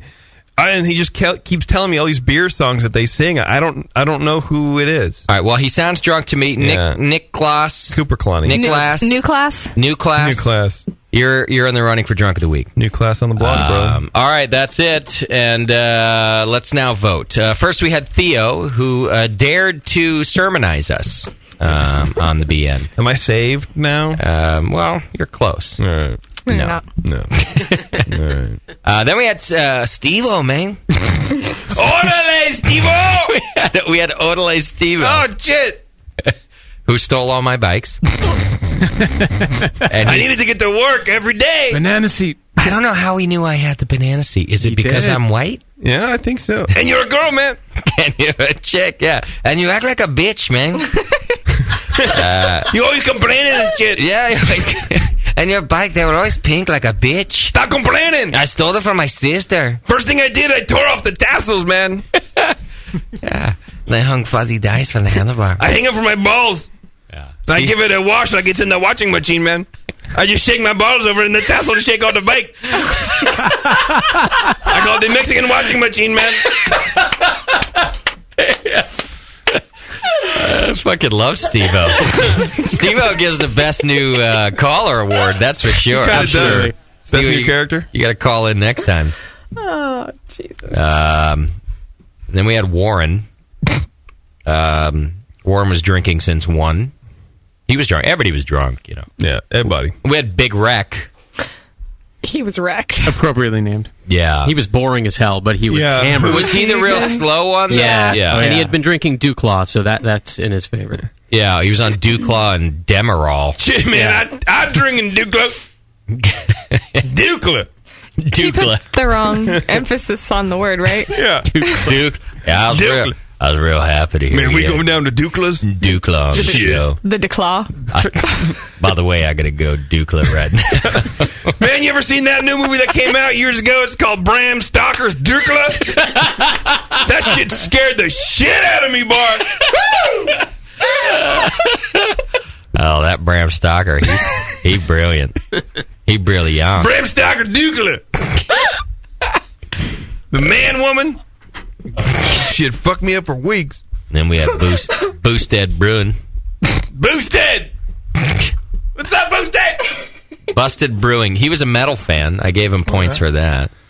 He was also drunk. For one, he admitted that he liked metal. Well, you know he's drunk then. And then we had New Class. From the Danish district of Slow County of San Luis Obispo. Slovang. Maybe he's just down and hanging out in Slovang. I'm not sure where he was mentally. Yeah. All right. You guys know where you're at? No, I don't remember anybody. Yeah. Steve-O is just my vote. I'm just calling Warren. it. I've narrowed it down between Steve-O and Nicholas. Oh, I thought Big Wreck was... You thought Big Wreck more? Maybe he was saying lip He gloss. wasn't as entertaining, Yeah. but he was pretty wrecked. Yeah. He was more wrecked? Yeah. More rectified? Tasty, where does your vote lie? Big Wreck. Okay. And Bevo, your vote lies with Big Wreck? Yes. Nathan Smith. Steve-O. Steve-O. Jipper. Yes, Stivo. Steve-O, man. Ooh. Okay, we Man. have a tie right now. Moskovitz. It's got to be Steve-O. I mean, no doubt about it. He was just as hammered, I think, as Big Wreck, but a lot more entertaining and just more of a heavyweight. He can hold his alcohol. Right. Lip gloss was fine, but Steve-O. I dig on Steve-O. He was drunk enough to endure our racism. You gotta give him that. Well, Lip Gloss called in with Drunk of the Week as a secondary. Like, he mostly just wanted to bitch. Oh, yeah, and that's then he's like, well, I guess I want to be Drunk of the Lip Week. gloss? Is that what you call him now? Lip gloss. Whatever. Yeah. I like lip gloss. It's pretty good, right? Yeah. Try to type that into the forum, see if it works. Probably find a problem with it. Well, I'll tell you. Sorry. It doesn't take the right character. Everyone's Steve-O right now. All right, Steve-O. Steve, it's got to be, right? All right, Steve-O. Welcome to the Drunk of the Week Club, my friend. Nice showing. Send an email to jp@thebrewingnetwork.com. He'll get you a prize. With your for the shirt day. size, too, man. Yeah. And I didn't know what kind of shirt you wear. I think it's a huge plain white one is what he's looking for. It's not going to be as long as all the other dresses, but it's fine. Can I take you out with Motley Crue? You can do whatever you want, just as long as you take me. Well, I know I can do that, but I was being nice. What about some like La Cucaracha in honor of Steve's Drunk of the Week win? In honor of Steve. Is there a metal version of La Cucaracha? By the way, he very well could be white. When you grow up in the Whittier area, it doesn't matter. Like, he's probably whiter than I am. Yeah. His last name is O'Neill. Yeah. By the way, his name is Steve-O. Right. I mean, it's not like we're talking to Carlos or something. Steve-O. It's probably Steve-O Smith. He's probably whiter than I am, but he stayed in the greater Whittier area, and so that's how you come out of there. That's what happens. You should try to play Los Naked Mariachis from Orgasmo. You better got Chiquita muy fea.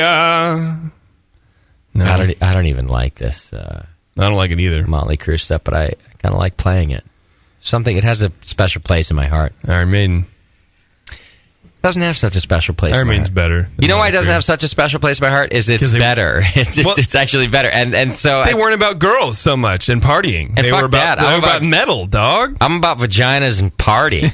You know, I'm about vaginas. Well, it's nostalgic for you. It's bringing you back, Justin. Bringing you back. Yeah. You know what I'm saying, Bevo? I want to go home. I know. See, she knows what I'm saying. We're both about vaginas. That's true. Bevo is one, and you're for them. All right. We're off next week, but we've got tons of GABF content coming your way. Sign up on Facebook and Twitter right now, and you'll get all those details.